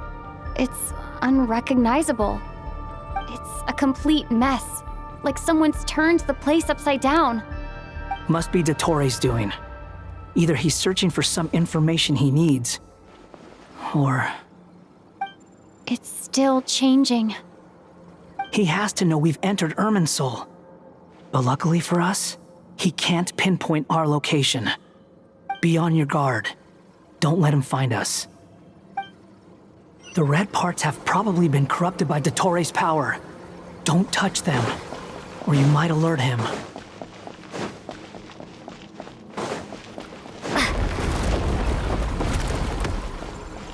He's looking for us. Tread carefully.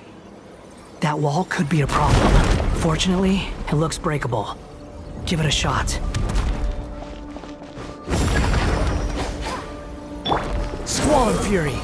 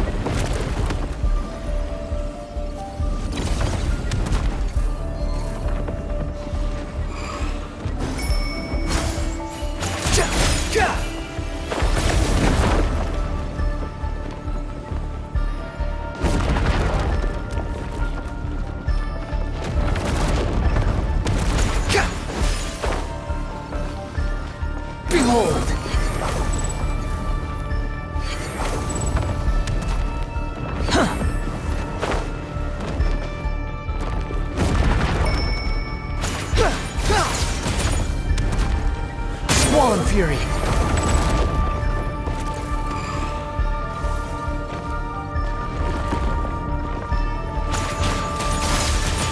Behold!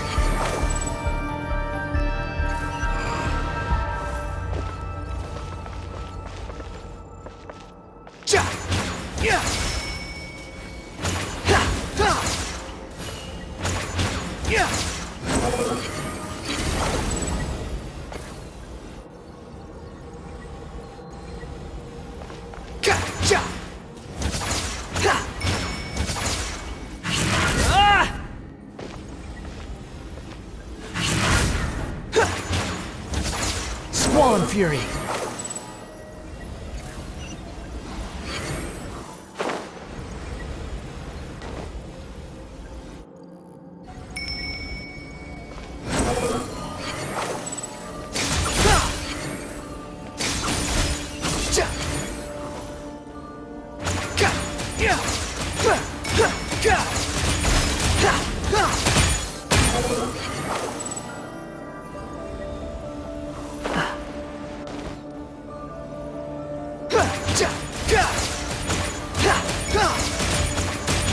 Rises.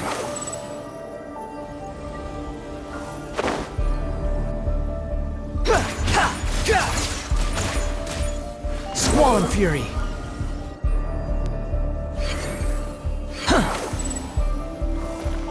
The same old trick again? Are you kidding me? Let's handle it just like we did before. This cheap trick isn't gonna stop us.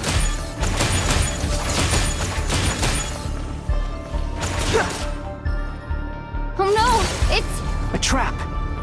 Is that why he was using the same trick over and over again? To get us to lower our guard?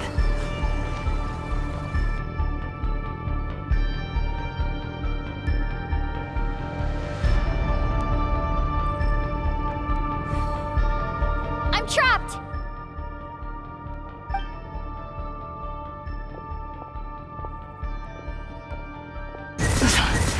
Why won't this thing budge? Hello? Hello? Can you hear me? Nicole? Is that you? Yes, it's me. I'm monitoring your progress from inside the Eternal Oasis, and I have to say, this terminal is simply marvelous. It makes tracking you so much easier. I couldn't see anything at first, but now that you two are inside, I can use your location with support from the terminals to get a partial view of the situation inside Irminsul. It's not the clearest image, but it's better than not being able to help at all. So, here I am. I can't intervene directly, but I can help to guide you out of the jam you're currently in. So please, just follow my lead. Dottore in his current form is a blight upon both Irminsul and the ley lines. Pay attention to your surroundings. There must be sources of his contamination. Is that one of them? Precisely. Good work. But we're not done yet. Stay close, and let's see if we can find any others like it nearby.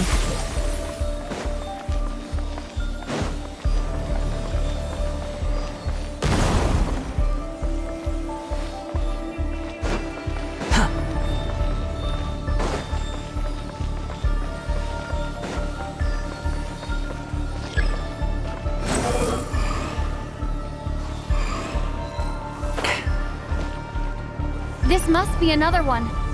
Agreed. Now... Wait! Watch out! It's Dottore. I think he's found us.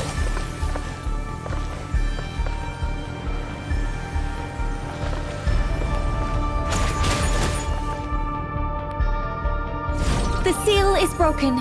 Quick! Get out of there!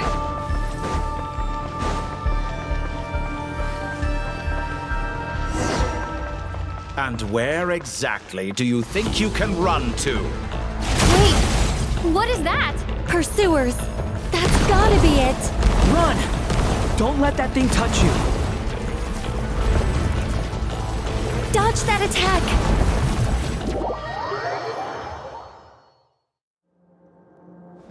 And where exactly do you think you can run to? Wait! What is that? Pursuers! That's gotta be it! Run! Don't let that thing touch you! Dodge that attack!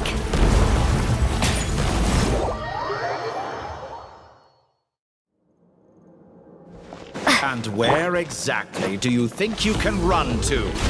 Wait! What is that? Pursuers! That's gotta be it! Run! Don't let that thing touch you! Dodge that attack!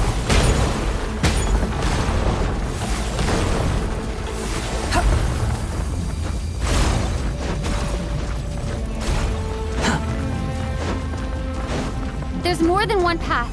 Which way do we go? To the left. Trust me. Fleeing like vermin. What a pathetic sight. Hey! Watch yourselves. Stay focused. There's a cliff ahead. Jump! More of those corruption sources. Destroy them as you did before, and open the exit as quickly as possible.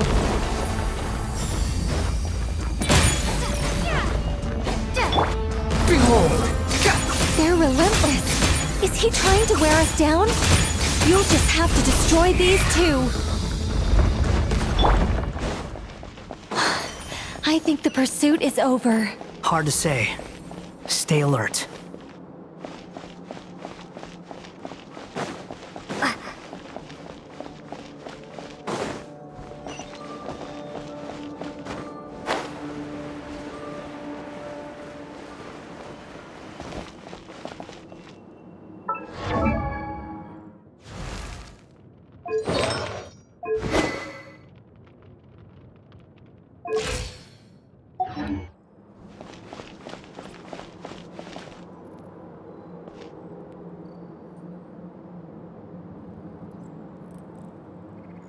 Whew. I think we've made it to relative safety. Phew, goodness. That was tough. You doing okay? I'll be fine. Don't worry. Take a short rest, and then... Nicole? Nicole! The connection's been cut. But that means... Look at you supporting one another. How very touching.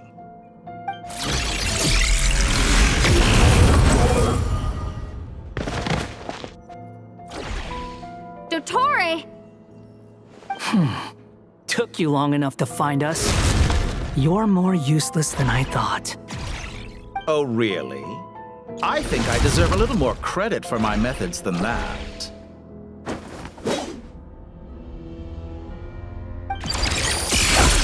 Rather than hunting you down, I chose to let you roam free. I indulged your presumption that I was unable to track your movements, played along with your clever little plan. Fleeing is for animals, but I rather enjoy watching you flee. Some things lose the will to run altogether as soon as you put them in a cage. If that's true, then why did you come looking for us? Because I wanted to observe you up close, of course. Don't misunderstand me, I'm not here for a fight. Is it so unusual that I wish to greet my old acquaintances in person? After all, it's been a while. Scaramouche.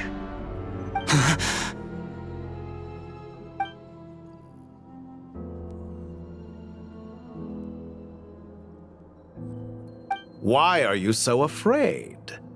I have done nothing unprecedented in discovering the truth. Nor did I go to any great lengths to uncover your story.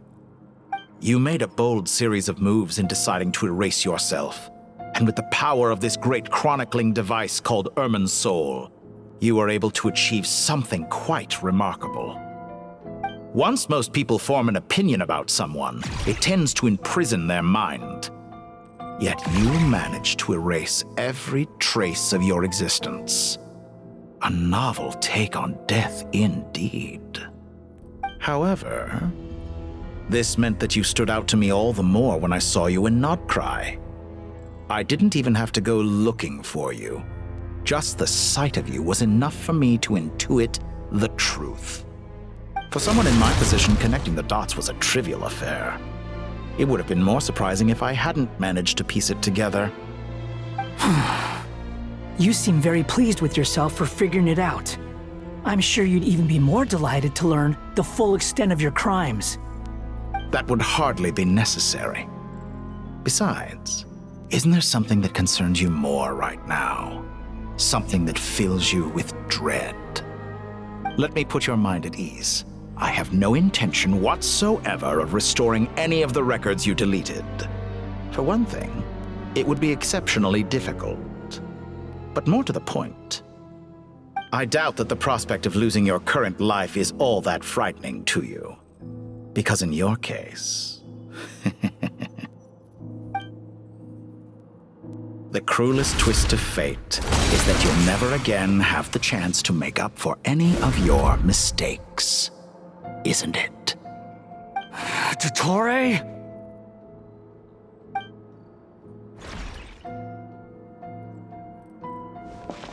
All here shall bend to my The wind rises. How amusing.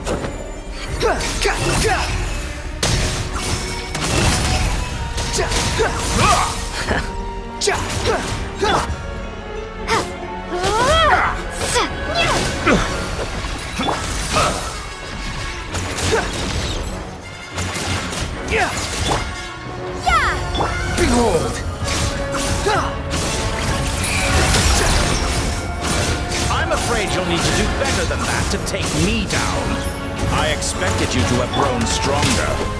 Ah, how foolish of me. I forgot that you lack any means to increase your power. You will pay for everything you've done. Oh, will I now?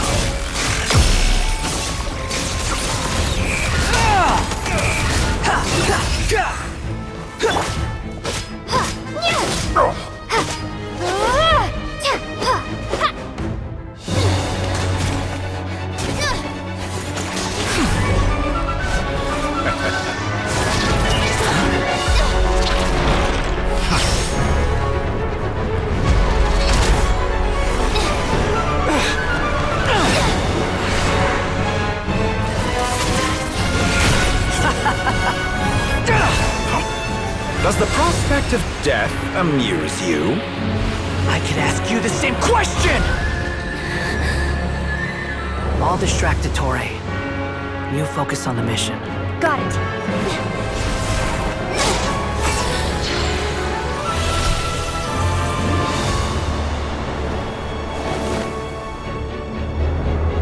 hopes and dreams of the masses. Open the secret door on this enchanting night. May wisdom's light eradicate ignorance and darkness, and hereby fulfill our ancient vow. Commence data extraction.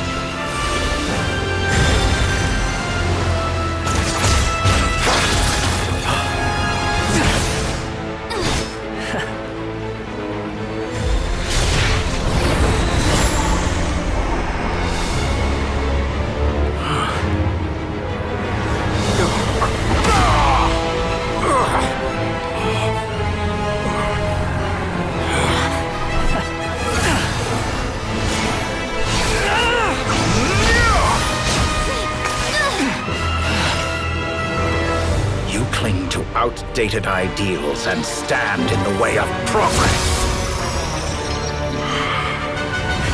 You will pay for interfering with the grandest experiment of all time.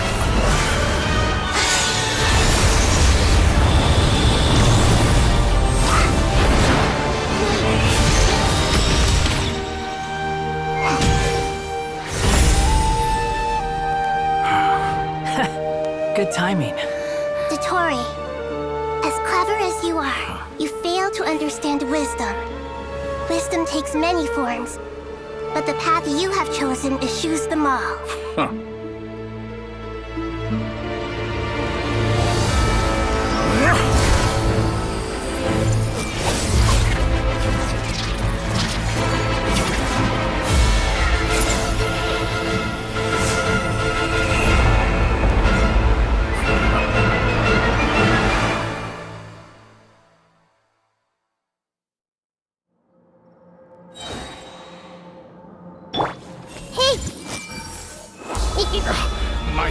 This fading! Since you are within Irminsul, it stands to reason that any power you wield comes from it. You're extracting the information from Irminsul just to strip me of my power. I will find his weakness.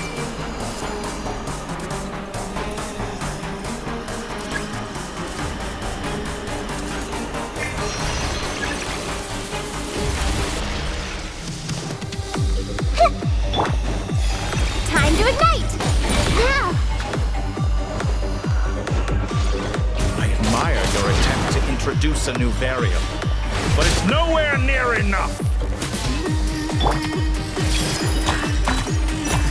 Like a little buzzing fly. Hey! A petty trick. The wind rises.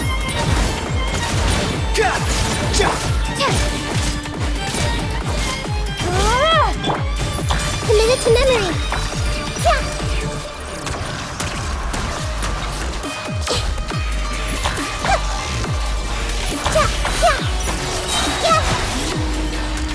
The Temple of Wisdom. Burn all before you. Blade of the primal flame.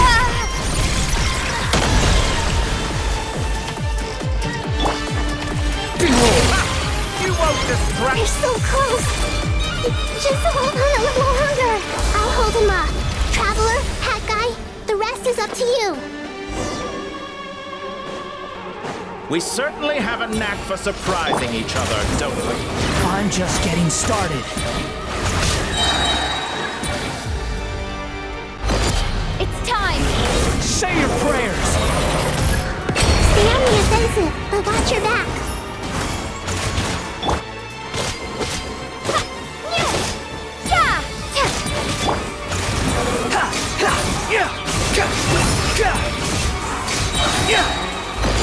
It's time!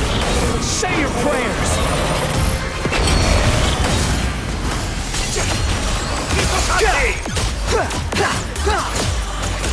Behold!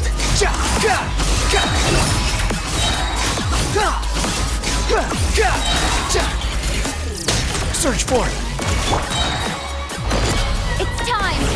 Say your prayers! The wind rises!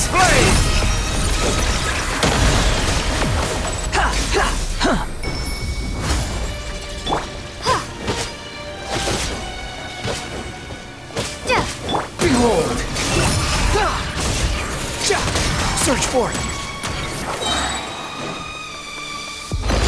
It's time! Say your prayers! Follow me! Yeah!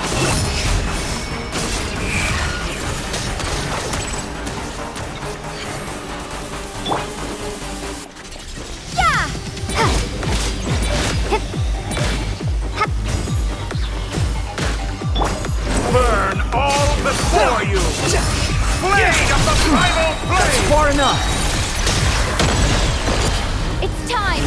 Say your prayers!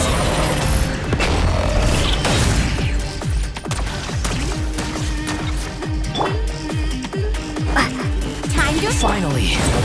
Time for you to die. Excited? Time for me to die? It's time! Say your prayers!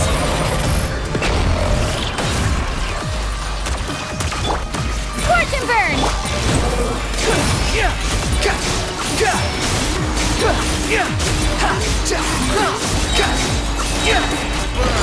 It's time!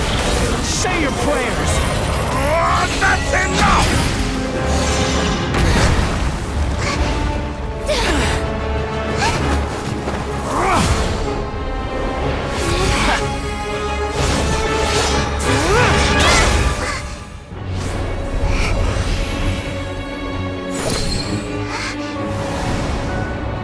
It's all yours. Do with it as you see fit.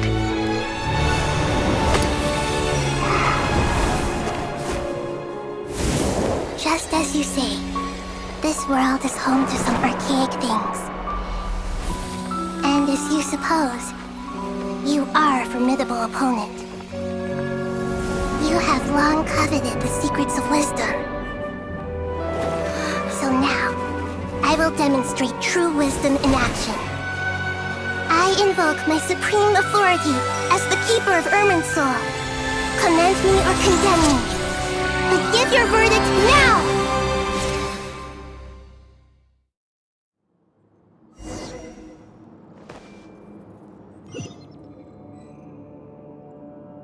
Blessed One of Wisdom, Mahakusaladhama, are you certain that you wish to exercise your authority to destroy Irminsul? It represents both your roots and your finest accomplishments. You truly intend to abandon the very thing you have always fought for? This is my decision. Irminsul has been corrupted beyond redemption. Irminsul is the original tree of Teyvat. It is the means by which the heavenly principles maintains fate itself. The 7 Archons should honor and revere it, for their authority was bestowed upon them by the heavenly principles. It is precisely because I honor and revere it that I fight for the humanity it exists to protect. Wisdom is knowing how to weigh the options and make the right decision. If you truly care about the fortunes of this world, then it is me you should seek to preserve.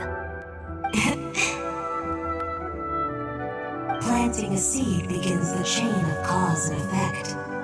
Since you have become a great tree yourself, why should the loss of another tree be anything to fear? Till we meet again, Lord of Dendro.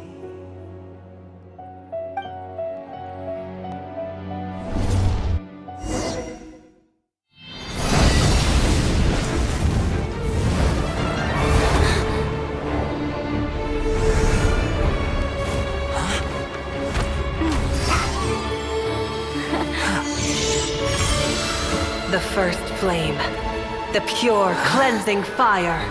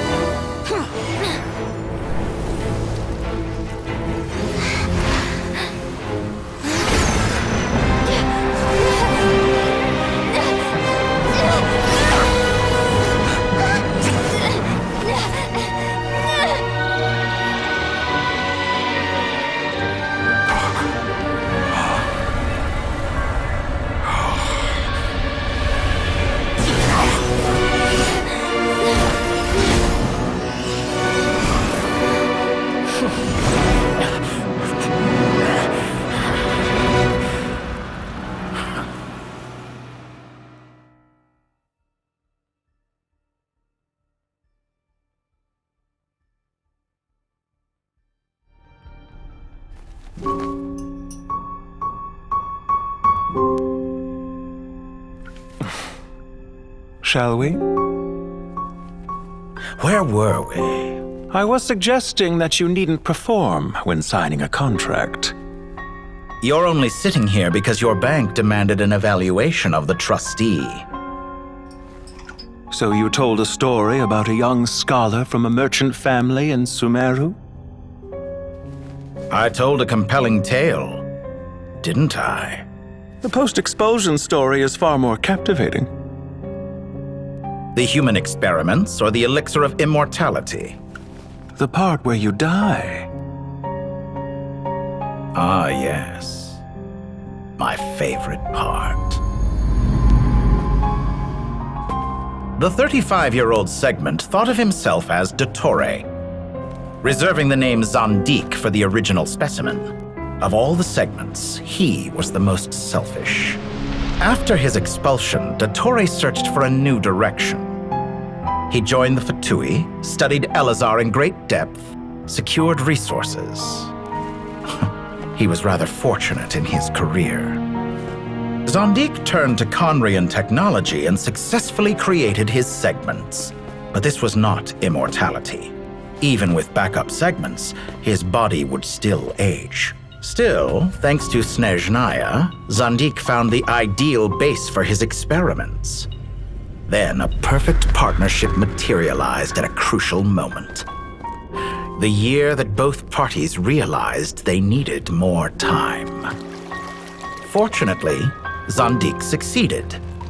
In a miraculous turn of events, he gained the extra time he needed. I seem to recall it differently. All right, it's true. No matter how much elixir he took, Zandik remained human and continued to age. Then, on the morning he turned 85... Help me up! Call for help! Surely he would be rescued, Zandik thought. But to his surprise, no one helped him. Zandik was too selfish for that. Don't forget, you're one of us. Yes, and we're all waiting. Waiting for me to die. Pantalone arrived for a meeting and happened to witness what followed. He found it unsettling. I never said that. But the Zandiks were unfazed. It was a rare opportunity for self-dissection.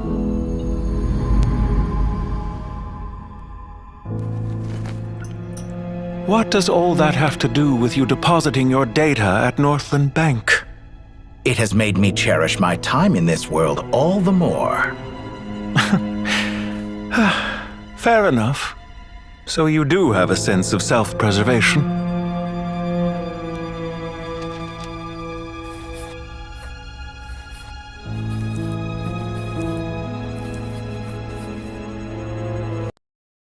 You mean?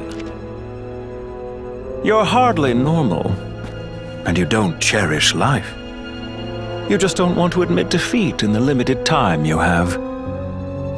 Even so, don't I deserve an interesting ending?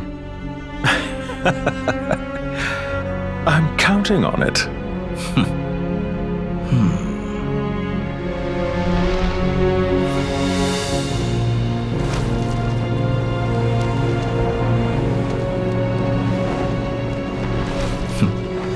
If nothing else, I expect my funeral will be a grand affair indeed.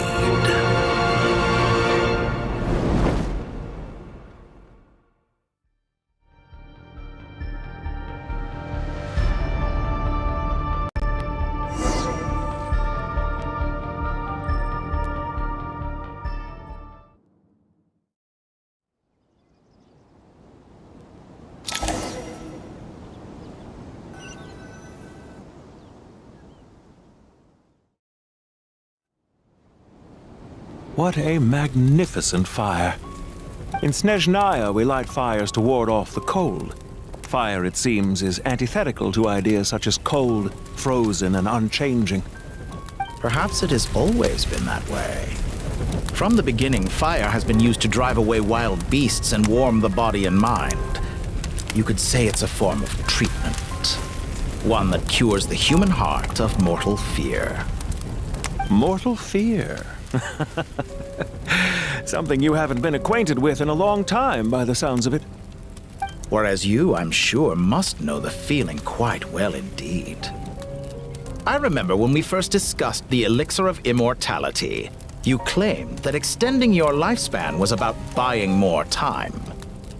But was that really the truth? You fear the prospect of dying a wretched end in this world, don't you? Of course I do. I'm only human, after all. And while you may have forgotten it, you cannot deny that you too were once human, Dottore. I do not believe that there is no such fear in your heart. Perhaps you are right.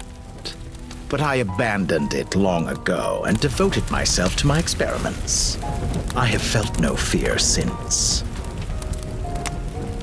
From the very beginning, I never thought you could win this game. But still you came, contract in hand, to honor our agreement. Because I am a reputable partner. And as we have discussed, experiments are about more than results alone. The process is equally important. I have come here and completed my creation, and I do not regret my decision. I'm afraid your journey ends here. After I die, there will be no one to make the elixir of immortality, and your remaining stock will only last a few more years. How then will you prove that you didn't perish in this incident alongside everyone else? When I feel optimistic about market environments, I never forcibly adjust them. They have their own direction, and I myself am one such environment. I have been quite particular about many things in my life, but where the manner of my death is concerned, I choose not to be. You make yourself sound so magnanimous. Oh, but I am, and I hope you will be too. It may have been a long time since anyone told you this, Dottore, but I recognize that you are a truly rare talent. Ha! I can see it. The experiment in blasphemy that I've been performing all this time. It has been a long process, and I do not care about the results as much as people might imagine. If the very goal of your experiment was to explore infinite possibilities, then there was never any reason for it to end. Indeed. Yet now, the experiment has officially drawn to a close. What should I call you? Zandik? Or do you prefer Dottore? Suit yourself. Goodbye, Feofan. This time, that's what it truly is. And don't I know it? Goodbye, Zandik.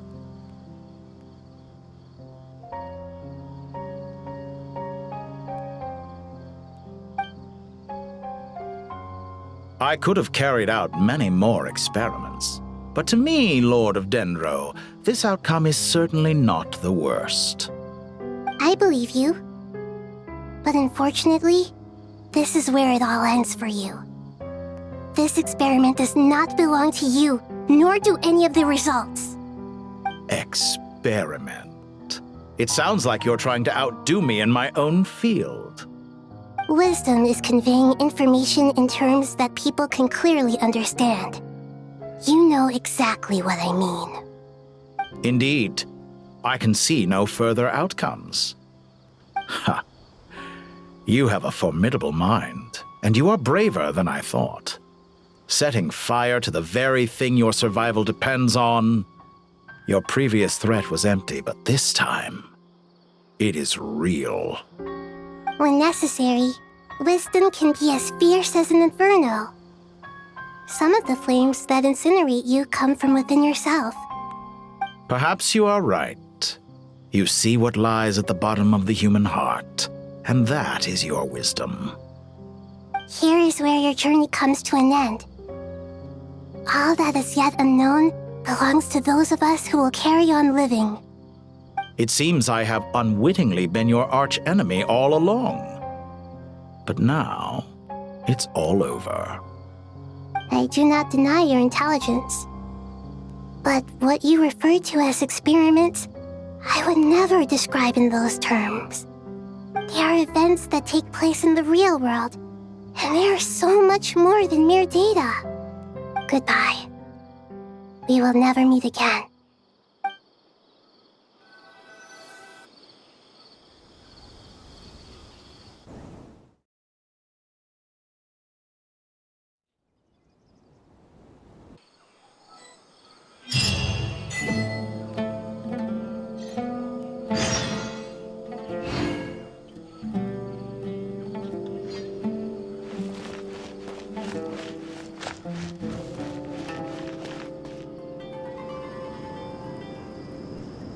Well, that's the last of them. Everyone on the list is already back where they should be. It was a long, hard road, but we finally finished escorting everyone back. I just pray that we'll never need to leave again. I hope we can stay here forever in this peaceful paradise of our own choosing. Paradise. In the annals of the Temple of Silence, that word carries great significance. It represents the hopes and desires of the gods. Their longing for a place to rest. I wouldn't think gods need such a place. People always think they're the only ones who can lose their homes. They forget that gods too need a place to reside. As the Goat King once said, "A god without his people shall cease to exist." Gods need their believers every bit as much as their believers need them. Only we can truly understand how much the desert faith has faded over the centuries. But we still talk about the gods as though they're part of our lives. Given the myriad ways in which gods and humans interact, I'd say they really are. How else could Dunyarzad consider the Dendro Archon a friend? Well, that sounds about right to me. Describing them as friends sure makes us feel a whole lot closer. If you told me a few years back that I'd have this many friends, I'd have called you a liar. Belief is a choice, just like friendship. We've made our choices through battle. The right ones, wouldn't you say? I'll be heading back to the Temple of Silence. I heard the Goat King and the Ibis King decided to pay us a visit. How about you? It's back to Aru Village for us. Still plenty of supplies to distribute and people to help. Until next time, old friend. As long as you can find the time, you're always welcome to visit us in Aru Village. Right back at you. Make sure to drop by the Temple of Silence the next time you're free. Word is that 2 of the other 7 pillars, Shezapank and Bennu, might also be dropping by. Since you're wearing the symbols of their power, it'd only be fitting if you came to see them for yourselves. Dropping by? That makes it sound like they're visiting a neighbor's home. Well, the temple was founded by Hermanubis, so I guess to them, that's exactly what it is. Guess that's true.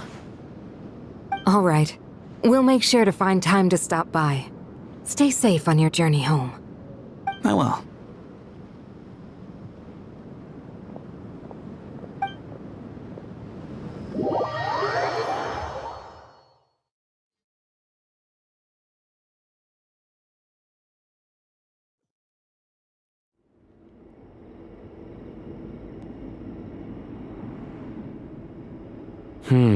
You do have a point.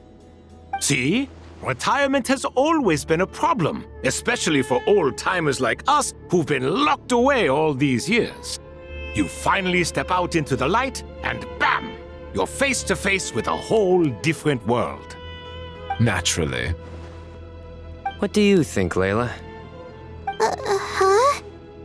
Why would you think to ask me? How could I possibly be qualified to decide where the servants of King Deshret should live? Sorry if my question was unclear. Do you think their statues will stand out too much if we place them here? Hey, I never agreed to this. How could we possibly allow our statues to be left in Hermanubis' home? That would be like breaking into someone's house, then pretending it belonged to you in the first place. Different beliefs can coexist. We still need to respect one another. By which you mean, You two plan to stay at the Temple of Silence, for a while at least. But you have no intention of relocating your statues here. So, you see this as sort of a family visit? Is that correct? Family. You could say that. In a sense, Hermanubis would view this as his home. Just look at this place. Magnificent, is it not? The sad truth is, in the past, all three of us invested so much into misguided ventures. We failed to build what we should have, and wasted so much time instead. And what do you mean by that? I mean that for the most part, time spent associating with the likes of Sobek, and, let's say, Thoth, might reasonably be considered wasted. Why does that not surprise me? Go on. Anyway, given how much time we'll all be spending together, I'd say that the bonds we built will end up proving to have been a sound investment. Once Sethos, the current leader of the Temple of Silence, returns, you can discuss the matter of staying here with him. But judging by the expressions of everyone here, I imagine you'll receive a very warm welcome. This sacred ground houses untold knowledge, after all. What better place for the servants of King Deshret to appear in the mortal world? How about we share a meal together first? I imagine it's been many years since you last tasted fresh food. Oh, that sounds wonderful! After so many hundreds of years, I can only surmise that desert cuisine has become a lot more varied. Are we having a get-together? If you'd like, I can help prepare some food. After all, Lord Thoth, you helped me so much in the desert, and I still haven't properly thanked you. Oh, my, that would be wonderful. I'm touched that you still remember. How the times have changed! To the people of today, it seems the Ibis King has become a kind and passionate god. And you, Mr. Herreshoff? What kind of god do you wish to be? To be honest, I haven't given it much thought. How about you, Dendro Archon? Do you have any hopes for your future? Me? I'm very happy with my current life. Forgive my bluntness, but you do not seem to derive your authority from majesty and might, like Lord Al-Akhmar. Clearly your approach has its advantages, but also its dangers, don't you think? I do, but projecting a majestic front doesn't really suit me. Besides, my relationship with others isn't simply one of a god and her people. Not putting on airs might earn you more adoration. Exactly. Besides, I really like parties where everyone brings their own food, and we all come together to share. You should join us. I'm sure you'll find it fun. Last time when we got together for a picnic near the Avidia Forest, it was quite the occasion. Seeing as you're already here, how about we hold the next one in the desert? Can we do that? Wouldn't Tainari have to transport a ton of drinking water? Don't worry, I can help out. Layla, would you like to join us next time? Me? Sure. The more the merrier. That way we... Don't take this the wrong way. I just think you should know. When it comes to passing the time, chess is more our thing. In that case, Dendro Archon, what do you say? If I were to compete against you, I can't say with certainty I'd win, but I certainly wouldn't mind giving it a shot. Where's Sobek? I'm sure he'd be good for a few rounds. Cards, cards, cards! I'll always prefer chess. I wonder what variant of chess we're talking here. Mr. Thoth, is there some sort of astrological significance to this game? Oh, I'm glad you brought that up. As long as the leader of the Temple of Silence agrees, We can search Hermanubis' place for books to teach you how to play.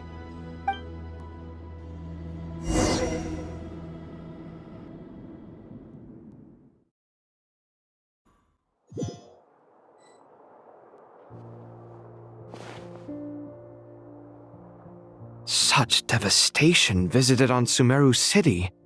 So many houses destroyed or damaged in the fighting. Who could have foreseen this? Look at all of this. It's going to take me forever to tidy up. I suppose living below the academia doesn't always work out to your advantage. I would have thought a little appreciation of my sincerity and effort in helping to clean up this mess might be in order. Helping? Effort? This is your house! Of course you should be putting in the effort! If anything, I'm the one who's helping. So you see yourself as just a helper in this situation. I must admit, I'm rather shocked. If you're trying to say that since I live here too, I have an obligation to tidy up, fine, I suppose I do. Wait a second, stop changing the subject! Nevertheless... In the wake of a great storm, a missing roof is a predictable inconvenience. Can you stop making it seem like I care more about this house than you do? Doesn't it upset you at all to see your home in this state? I won't pretend it's ideal, but that's no reason to be upset. This is the roof over your head, your shelter from the cold. The furniture is scattered, the paintings have fallen off the walls, the windows are shattered. Don't you feel even a little disheartened? The way I see it, these problems are easily solved. Ugh, this is precisely why I hate talking to you about sentimental things. It's like banging my head against a wall. You simply don't understand just how much work goes into making a proper home. It sounds like this is causing you a lot of anguish. You mean the house or the paintings? I mean your sentimentality. Oh, well, yes. But I'd rather not dwell on such things right now. Generally speaking, when anguish becomes the norm, people usually make an attempt to improve their situation. But there are so many people and things in life that are difficult to change. It's not like you can force them. Besides, anguish can be a source of inspiration, and I'm not sure I could break my reliance on it. I'm glad you're able to make yourself think like that. What kind of a response is that? I was stating a profound truth about the very nature of art. Suffering is the cradle of all creation. Even you can't deny that. And I wasn't trying to. I'm just happy for you. Pure and simple. Can't you tell? Happy about what? Happy that you can always find an answer that backs up your views. You... More often than not, life is a process of running into problems and then searching for answers. Yours more than most. Not everyone's so good at justifying things to themselves. It's something that you've been steadily mastering. Huh. What about you, then? What skills have you been mastering lately? Pass me that box. Huh? Okay. You may consider this my progress on the path to mastery. What? Wait a second. Isn't that box mine? Hey, it is! It must have fallen off that shelf. I'll hate them. Those are my paints and inks. Would you like me to put it in your bedroom for you? Huh? I mean, sure, if you don't mind. What kind of progress is this? Does he think he can bribe me? Not that giving me back my own things is much of a bribe. These books on the floor, they're a complete mess. And this one, didn't he say it was an out-of-print collectible? It's completely covered in dust, and some of its pages have even fallen out. Guess I should help him repair it. This one too. And this one.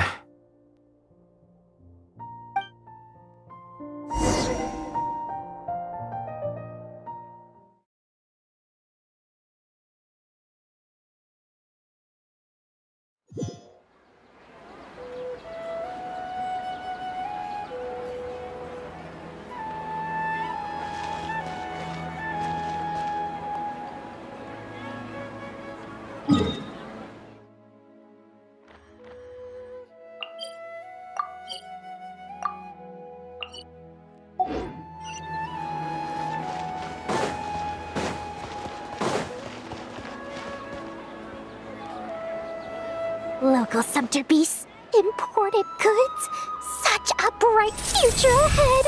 I can picture the Mora just rolling in.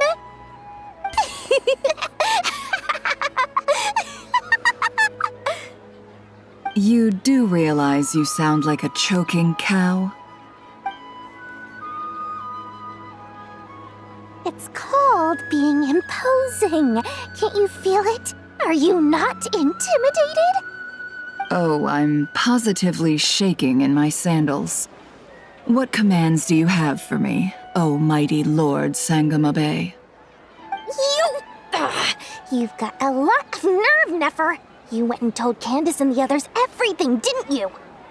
Seriously, do you have any idea how differently they see me now? Surely that's a good thing. I presume they're more disposed to actually like you now, maybe even view you as a friend. You traded my secret for sympathy! Thanks to you, I've lost every last shred of my mercantile majesty. How am I supposed to make anyone think I'm a big, scary investor now? The dark days of Lord Sangamabe are behind you. Why not take this chance to make a few honest friends? Speaking of friends, since when did the notorious Lady Nefer gain such an admiration for holier-than-thou types? A moon chanter here, an angel there? Who'd have thought it? A coming together of fates, nothing more. No need to throw around accusations of admiration. Forget it. You're right about one thing at least. Making friends is never a bad thing for a merchant. So, I really took a loss this time.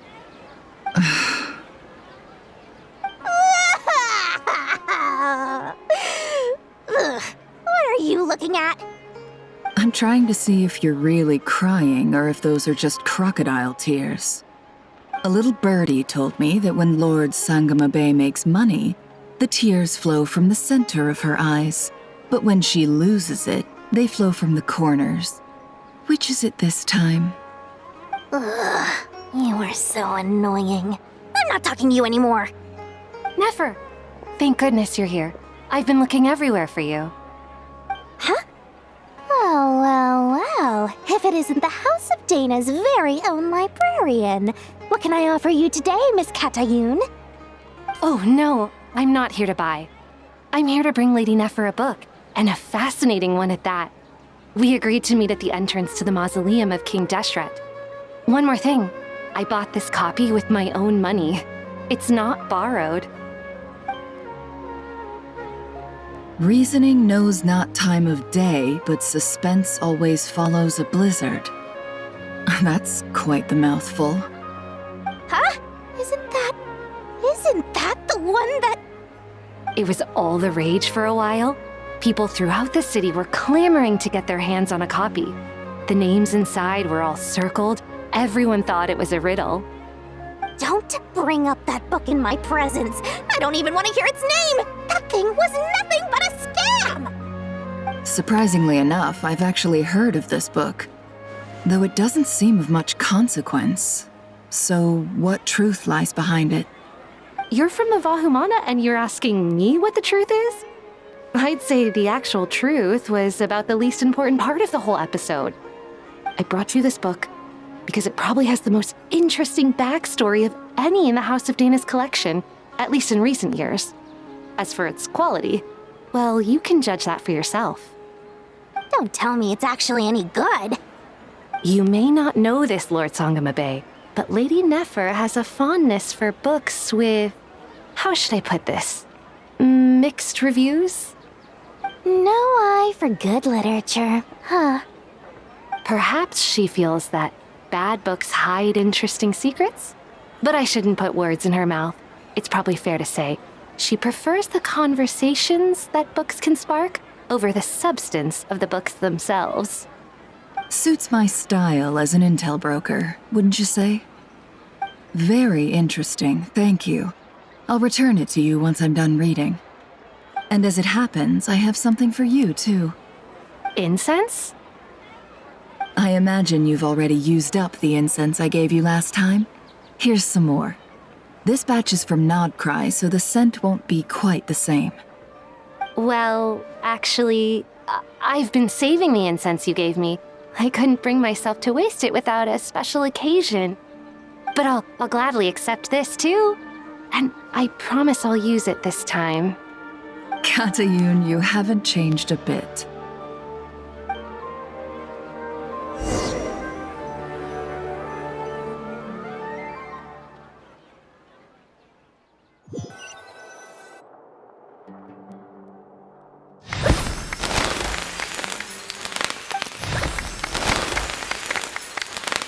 Congratulations, Kale. Well done, Kale. After studying for so long, you've finally become a full-fledged ranger. Sure hasn't been easy for you, huh? This really is fantastic news.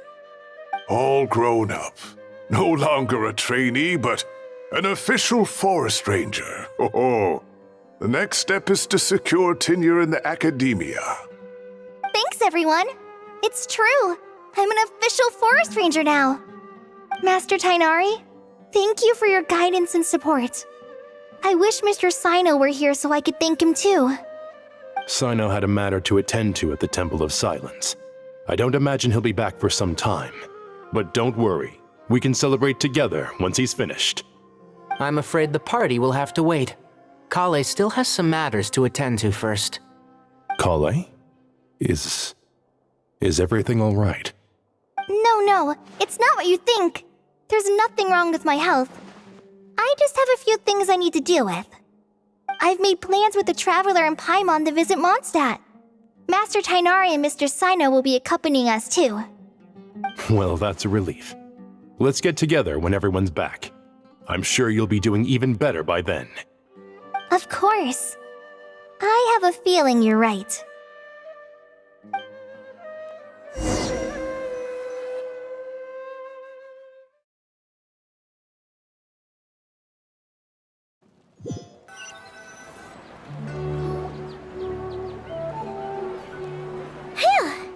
After all that catching up on sleep and food, Paimon's feeling full of vim and vigor again. For someone who spends so much time resting, your recovery routine is surprisingly simple. Hey! Paimon's been working her butt off too, you know. She flew all over the city helping everyone out. Don't worry. I saw how hard you worked. All right. We all know you're the most hardworking person in Teyvat. As long as you're rested and full, that's what really matters. Paimon's been looking around the place, and it seems like the city's already on the mend. But Paimon's been wondering how Nahida's doing. We should check in on her.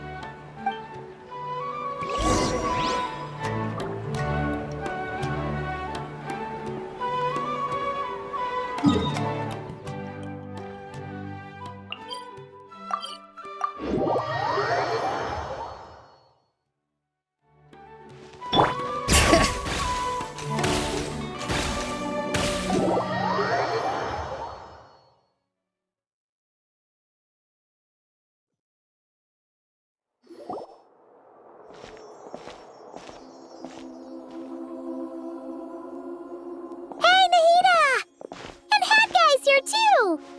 Traveler, Paimon! What's going on here?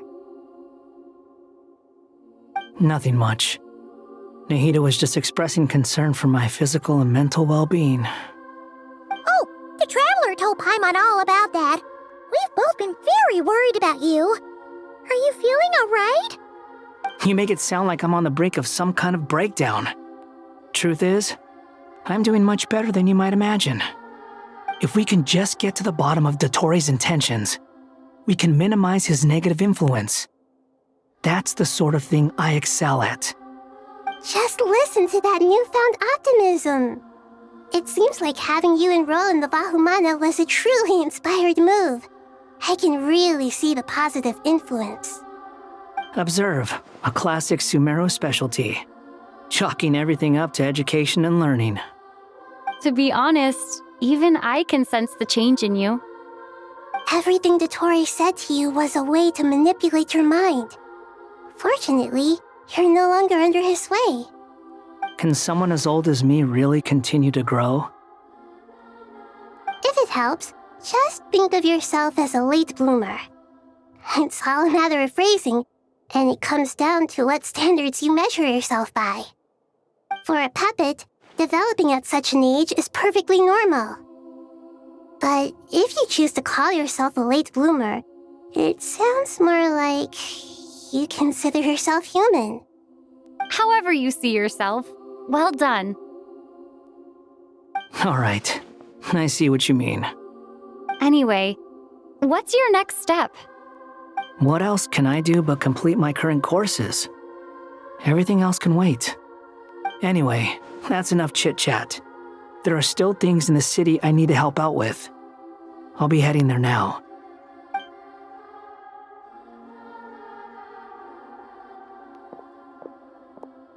I'm so happy that Hat Guy is doing better than we thought. But what about you, Nahida? How are you holding up? The pyronosis burned down the corrupted Irminsul.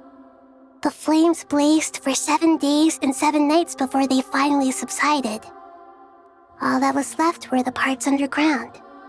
Now, Aru shoulders the responsibilities that once belonged to Irminsul.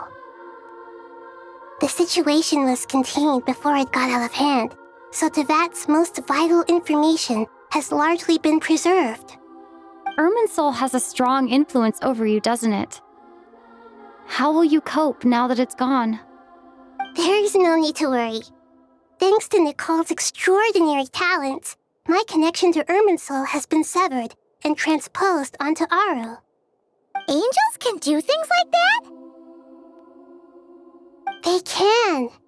Such abilities are precisely what makes them so powerful. The goddess of flowers, Nabu Malikata, once claimed that she too could perform feats beyond the reach of mere mortals. In my eyes, much of what she went on to achieve reached such transcendent levels. Her and Nicole really are both fascinating and magnificent. So, does that mean your situation is stable now? Correct. Just imagine that Aru has become the new Irminsul, and the essence of my existence has been bound to it. The wisdom of Sumeru has ultimately converged into a single, unified entity. Should we ascribe this all to fate, or is it merely fortune? Whatever it is, the important thing is that you're okay, Nahida. Dendro Archon, Lesser Lord Kusanali. Oh, thank goodness you're here. Greetings, Traveler and Paimon. Sir Nevis, do you have something urgent to say? Yes, there's something I need to report. We've received a message from Snezhnaya.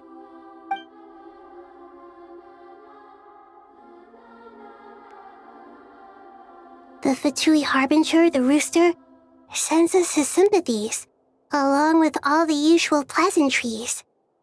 His stance is that, following the unrest in Nod-Krai, Dottore was subjected to internal censure. This madness was the act of a rogue element, one who cannot be seen to represent the Zapoliarni Palace. No less than can be expected. Snezhnaya paid a heavy price working to stop him. They even lost one of their own harbingers. The letter goes on to say that even so, Snezhnaya cannot claim to be blameless. Apparently, they will deal with Dottore's subordinates in accordance with Snezhnayan law, holding all those involved in his crimes accountable. Additionally, they are supplying relief funds and supplies, which are already en route. They hope this will aid in Sumeru's reconstruction. Sounds like he's got an answer for everything. True, but as diplomatic rhetoric goes, it's highly effective. Completely watertight, both in logic and sentiment. This disaster has had a profound impact on Sumeru. There is much that I will keep in my heart. The matter of Dottore can be seen as settled for now. We are sure to cross paths again in the future, and in that light, Snezhnaya would do well to uphold their responsibilities and keep a tight rein over their actions. With Irminsul burned, the flow of fate now carries many more possibilities. I will be watching carefully. Perhaps we can move on to a less serious matter? Dendro Archon, will you eat with us once this matter is dealt with? Everyone wishes to celebrate together. Your presence would be most welcome. Of course! Junior Zod, Sino, and Hypatia all told me the same thing. If there isn't enough room for everyone, we can arrange back-to-back feasts.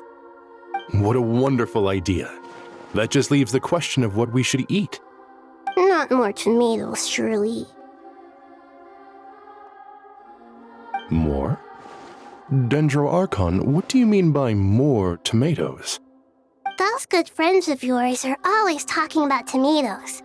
Sometimes when I'm walking through the city, I can even hear them arguing in the fields. Since you see them so often, you must hear about tomatoes even more than I do. Tomatoes. Tomatoes. The word has a certain magic to it. Like the autumn fur of a sumpter beast swirling in the wind, sometimes flying up my nose. Tomatoes. What can we make with tomatoes? Wait, why tomatoes? Take your time, there's no need to rush. The traveler, Paimon, and I still have somewhere we need to visit. You'll have plenty of time to think it over before I return. Does this mean you're going to Natlan? Meeting them there in person. It will require a long journey. I know. But this is necessary. I must go myself. Traveler, Paimon, we'll set off as soon as you're ready. Is that all right? Sure. We'll be ready whenever you are. You'll hear no objections from Paimon. We should grab some snacks along the way, though. It'll be just like going on a long holiday. Wonderful. I'm looking forward to this so much.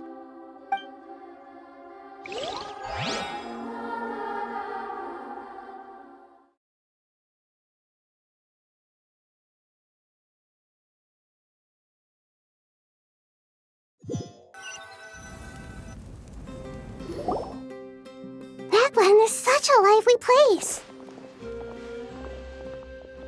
It's super cheerful and positive, too. I can see that. There are people outside exercising at all hours. Such a healthy way of life. You came. Welcome, welcome. You must be hungry from your journey. Would you like something to eat? Oh, thanks, but no thanks. We've been eating the whole way here. We had a mushroom platter, sap's meat stew, butter braised chicken, hadasara pudding. Paimon's positively stuffed. All right. No need for all that detail. I'm starting to get hungry myself. Maybe later then. We can wait till everyone's got an appetite, then I'll head out for a meal together. Sounds like a plan. Let's find somewhere to sit down.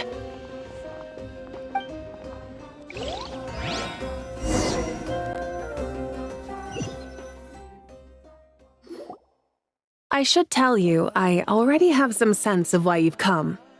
Why's that, Malika? To say thank you. Your senses are spot on. But on top of that, we also feel guilty. Because the pyronosis has vanished? I sensed its loss. Despite scouring through the remnants of Irminsul, we couldn't find any sign of the pyronosis. Not even any trace of it burning to ash. That's certainly unusual. Still, the potential fallout from Irminsul's loss is significant, to say the least. Perhaps the pyronosis's disappearance is simply a knock-on effect of the impact it's had on a certain strand of fate. There's no need to feel guilty. We were clear that this time, there was to be no returning, only giving. Pure and simple. Thank you really is a fascinating phrase. We use it to express gratitude for the smallest of things. Yet, when faced with a kindness too immense to describe, we use exactly the same words. It's not that we lack other means of expression. It's that when we truly need to express our feelings, the simplest and purest words are always the most powerful. You're right. In Natlan, we prefer simple expressions too. Companionship, friendship, support. They might not sound fancy, but the sentiment behind them is sincere. That's wonderful to hear. Sincere feelings are often a vehicle for the deepest wisdom of all. Irminsul's destruction doesn't seem to have done you much harm. I'm glad to see you're doing well. There's still a lot of work to do, but before we begin, we felt it was important to come here and speak with you. Partly to express our gratitude, but also because we felt that seeing you, in a sense, is like basking in warm sunlight. That's a nice way of putting it. I like that. To tell you the truth, though, I'm not a fan of somber meetings. So, since there's nothing more to say, why don't we go bask in some actual sunlight? The weather's beautiful today. What a great idea! Paimon's gonna lie back and soak up some rays.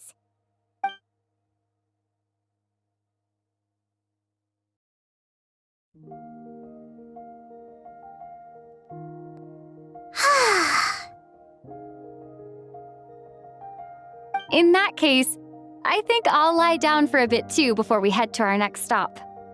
And where might that be? Mondstadt. Paimon and I are gonna head back there with Kale and the gang. Long ago, I sensed that the god remains inside Kale had come from the goddess of flowers, but I kept it a secret. Those remains weren't hurting Kale, not as she is now. They simply exist. Besides, I could sense a deep yearning within her. A yearning for an ordinary life. A yearning to hold on to the hard-won happiness she now enjoys. With someone like her, I have a responsibility to keep her secret. She should be ready to face the truth by now. Whenever people meet, there is always the potential to create warmth and kindness. Every child grows up. But even as adults, they are still children in the eyes of certain people. Oh, just like how Paimon sometimes sees Nahida as a little kid. Is that so? Well, anyone who's friends with a kid is probably a kid themselves. Of course! And there's nothing wrong with that. When we get back, we'll actually be hanging out with another of our friends who happens to be a kid. Or more like looking after, in her case. Anyway, we'll always be there to watch out for our friends. Dear Sucrose, when you receive this letter, I'll probably be as busy as always. But busy with wonderful things. That's because I'm no longer a trainee. I'm now an official forest ranger. Impressive, right? Sino said that official rangers sound much tougher than trainees. Though he did say it was already pretty tough to start out with. You probably heard that something big happened in Sumeru recently. Don't worry, it's all been taken care of. We're heading to Mondstadt soon, so if you're free, maybe we could meet up? Plus, it's not just me. A few of us are going. Hey, do you still remember that time we all got together? You know, when we all went to the Windbloom Festival? It'll be just like that.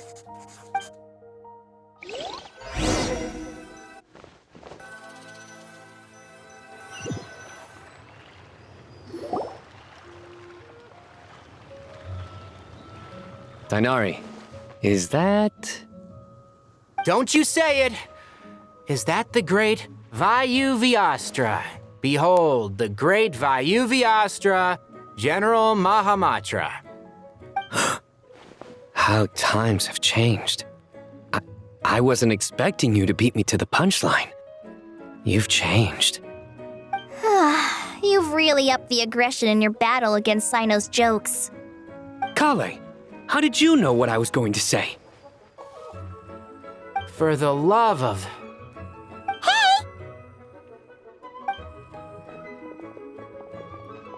Traveler! Paimon! You're right on time! I hope we haven't kept you waiting. Kalei! Sucrose! It's been so long! How have you been? I've been well. Everything's going great. What about you? Are you still busy? Not at the moment. Oh, right! That juicer you gave us works amazing! Farzan loves it! Seriously? That's wonderful. I don't suppose you drew up a detailed test report. Oh, what fruits did you use? How's the texture of the final product? Sucrose, you might want to try asking your questions one at a time. Albedo! Paimon didn't see you there! It's been a while since all of us were together like this. How about we follow the same plan as last time? Good idea, my friend. You never disappoint. So, what are your identities this time? Don't remind him. First things first. Allow me to introduce our very own official Forest Ranger Kale. The rest of us are simply her humble travel companions. This sounds like one of those mushy stories that gets people hooked on some corny, heartwarming premise. Oh, is our story not heartwarming? If I recall correctly, there was even a scene like this in King of Invocations. Besides being heartwarming, our story's also about tough, impressive-sounding job titles. At least that's what I think.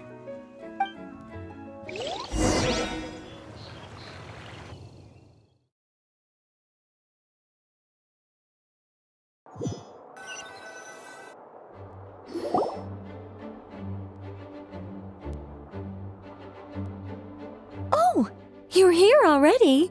I'm still giving Dodeko a little trim. I won't be a moment. A trim? Does Dodeko need haircuts too? Of course. It's important to know how to take loving care of the apples of your eye. All of these trivial matters get left to me. It's because I'm an angel, and angels are, in a way, the guardians of all Teyvat. Oh, right! Well, that's definitely an impressive-sounding job title. What are you writing? I'm just brainstorming some cool-sounding lines. Oh, write them on these card backs. Of course. Clearly, my lines are pretty amazing, wouldn't you say? Miss Nicole. Kale? You seem a little nervous. I was just wondering, who was the person you mentioned who needed their wish fulfilled? Wish? What do you mean? Miss Nicole asked if we could meet up in Mondstadt once everything was over. She said a friend of hers had a wish that needed my help to come true. Well, you never mentioned that before. All we knew was that you'd arranged to meet in Mondstadt. But we thought it had something to do with the god remains. To be fair, everything I told you was true. Anyway, my friend is waiting. Come on, let's pay her a visit.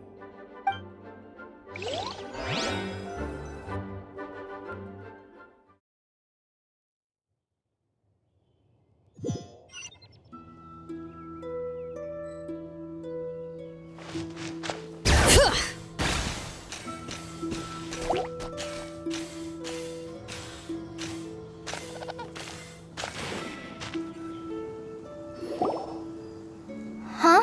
You're... Surprised?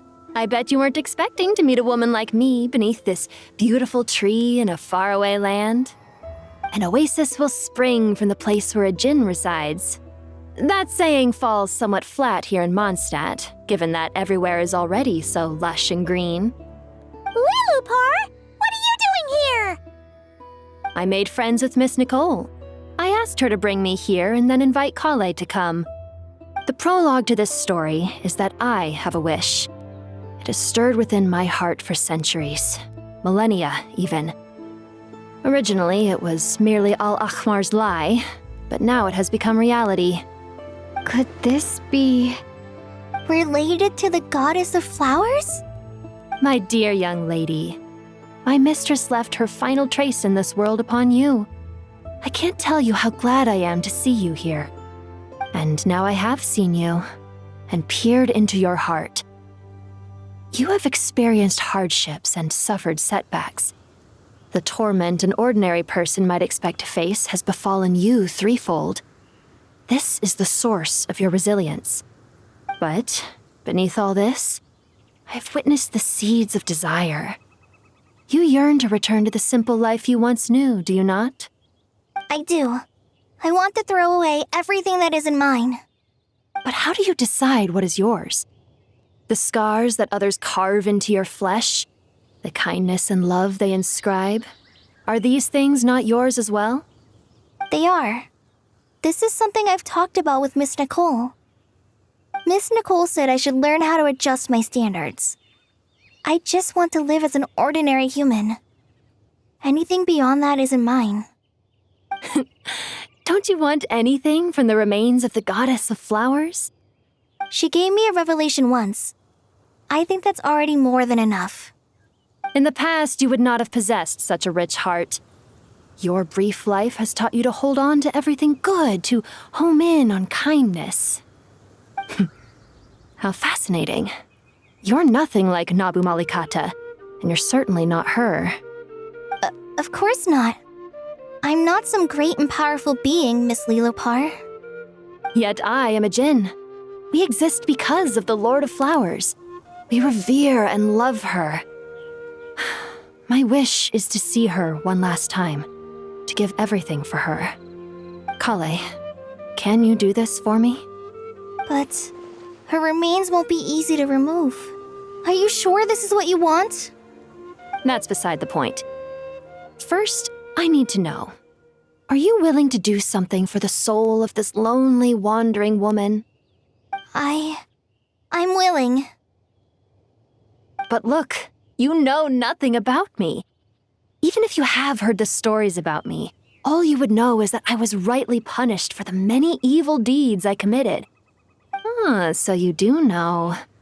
Your lips are quivering, your eyes trembling, and still you're willing to do something for me.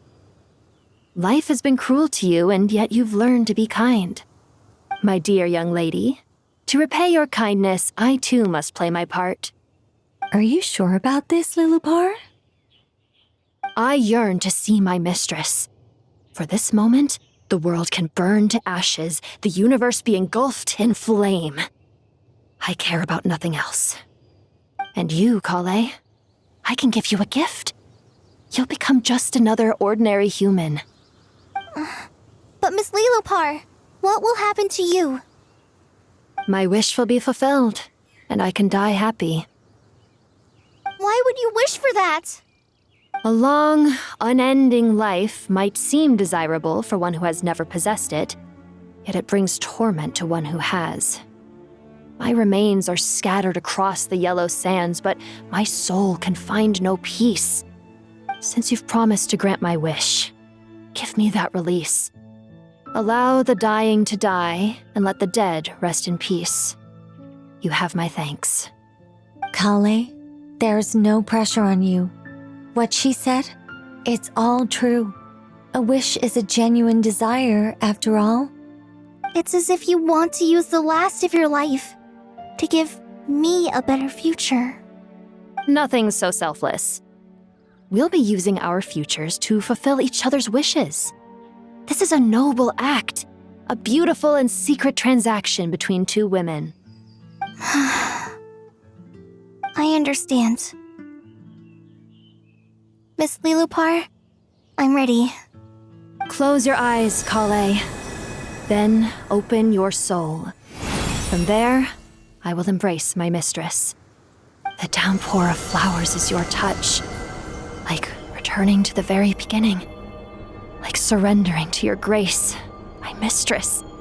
People say that devotion is beautiful, yet filled with pain.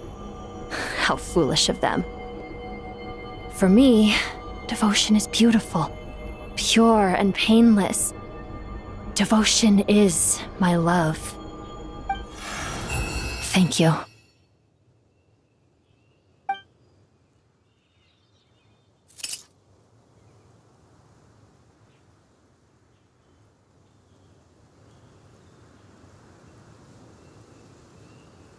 Lilipar! She disappeared? She left, carrying the blessing of flowers. Kale, are you alright? I'm fine.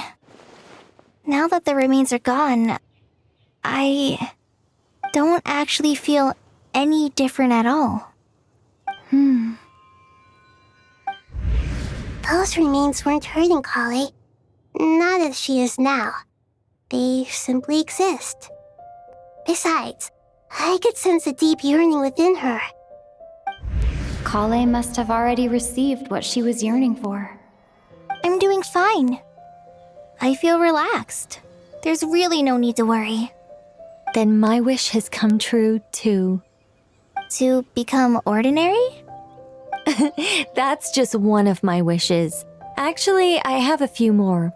For instance, I want to protect the people I meet and help them find happiness. That sort of thing. So between Miss Lilipar and me, you fulfilled 2 wishes already, and protected 2 people. Wonderful, isn't it? I feel so fantastically happy. I guess that settles things here. So what's next? What do you want to do when we get back to town? Kale, look who I've brought to see you.